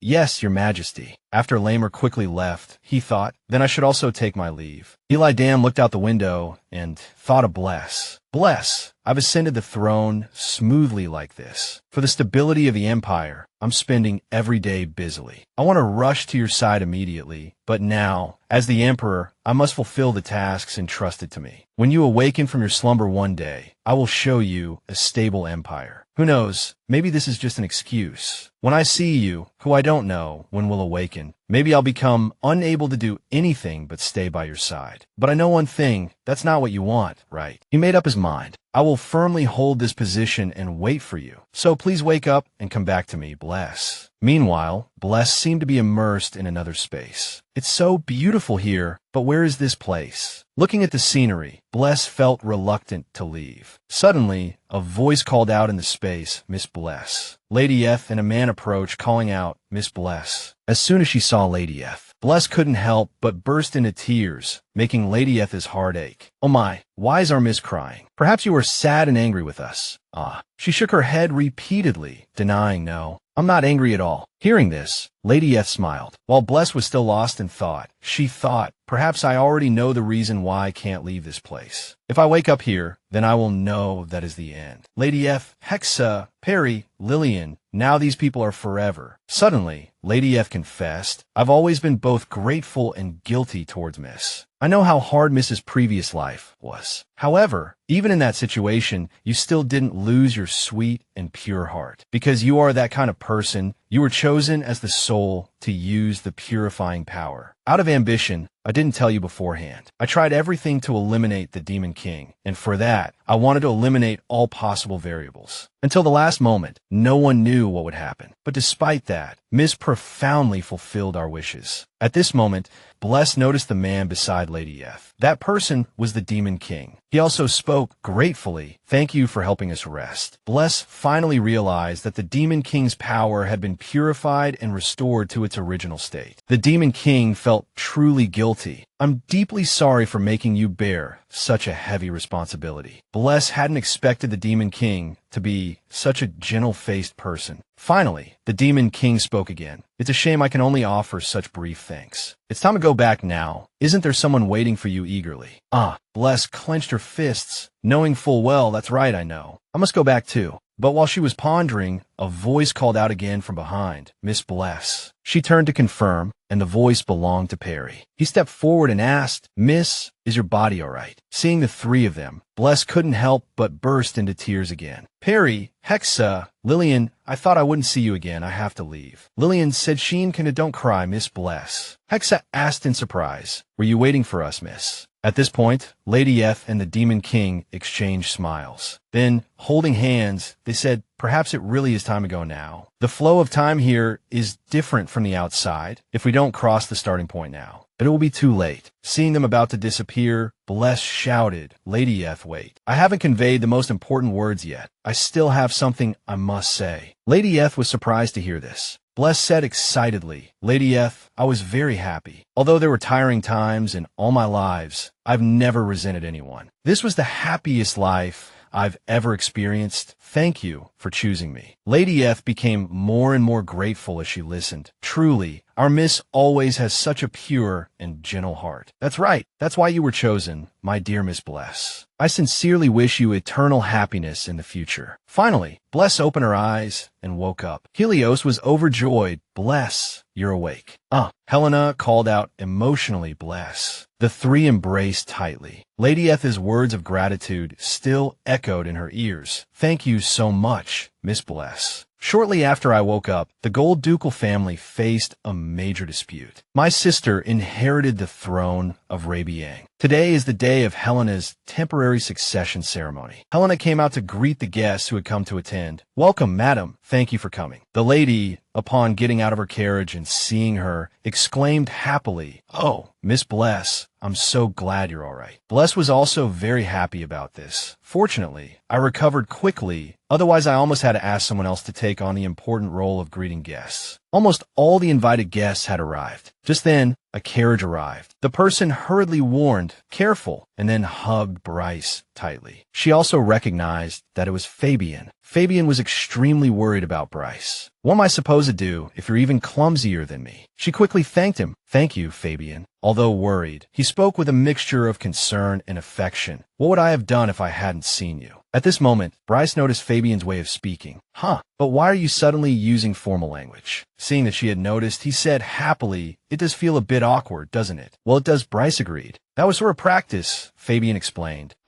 So I can act like a duke anytime, anywhere. I'm not the young master anymore. I've become the duke, and I have to lead the family. Bryce felt a pang of sympathy upon hearing this. I heard you inherited the title while I was unconscious. If that's the case, then this formal speech is your own effort, Fabian. She then added thoughtfully, It sounds like it needs practice. Fabian said happily, right? Ah, it's the path I chose after a lot of thought. It's not like that anymore, but the first time I saw him all grown up, I realized I couldn't be a child forever. I felt inexplicably sad. Bryce, respecting Fabian's decision, said, "Do as you please. It doesn't mean our relationship will change, right?" Hearing this, his mood brightened considerably. Yeah, that's right. After chatting for a while, Bryce realized she hadn't finished her work. "Oh my, Fabian, let's talk about the rest later." Fabian replied, "I understand. I'll go in first then." "Ah, thank you. See you later." The day you woke up, although the mark I carved on you shattered, but my heart still leans towards you. Your heart, I know, is at least different from mine, so I want to cherish this feeling alone. Bless von Rabian. Thanks to you, my world has expanded, so I want to thank my first love and wish you eternal happiness. In the ballroom, Bryce was a little worried. She didn't understand. It's my sister's inheritance ceremony, but why do I feel more nervous? Aries' voice rang out, calling Miss Bryce. Bryce immediately recognized his voice. He extended his hand and offered, "Let's go, Mississippi. I will escort you to the inheritance ceremony." The Duke instructed me to do so. Bryce was surprised. Father sent Aries. Ah, come to think of it, I seem to have visited the Rabian Knights a few times recently. She became a little curious. Ah, Aries, how is your new guard testing going? Finally, Aries gave his answer. Yes, but no one is qualified to escort Miss Bryce. Bryce couldn't help but laugh.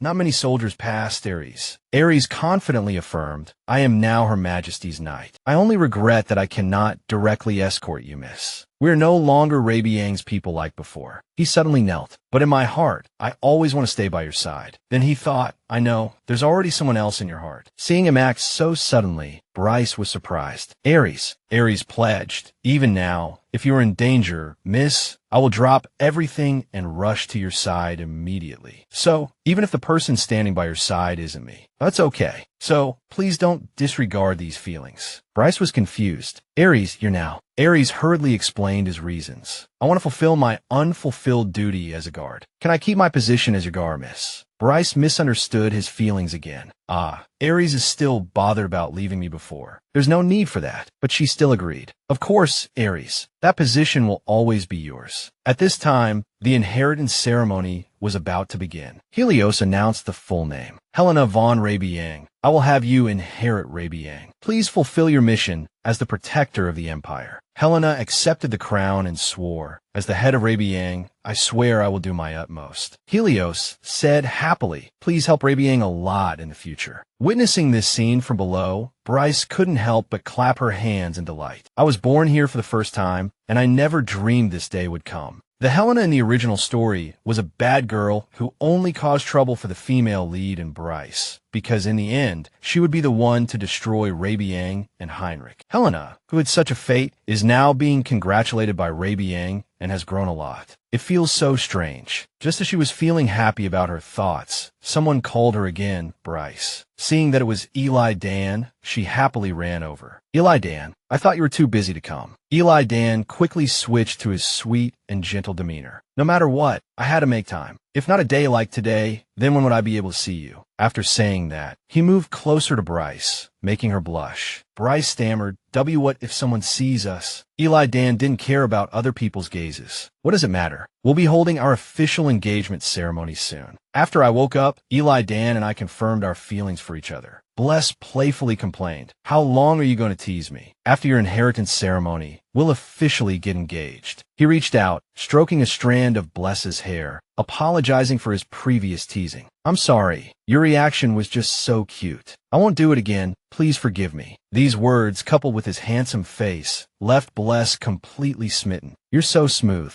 After I realized my feelings for Eli Dan, he came to me, looking perplexed, and confessed his own feelings. The first time I heard Elodin's confession, I couldn't believe it, thinking I was still dreaming. It wasn't until Eli Dan held my hand that I realized I had truly heard his confession. Just as we were lost in our tender moment, someone called out, "Your Majesty." Eli Dan sighed in resignation. "Oh dear, I've been found." Then he said goodbye to Bless. "I have to go now." Bless responded vaguely, I knew he was busy. It was a shame our time together was so short. Before leaving, Eli Dan suddenly added, "All right, Bless, wait for me. I'll come back for you soon." As he spoke, He flashed a bright smile, surprising Bless, who then smiled back in response. Okay, it took 3 lifetimes to reach this happy ending, to be able to dream of tomorrow with someone so important. Just then, Helios and Helena arrived. Father, sister, perhaps this was what a fairy tale happy ending looked like.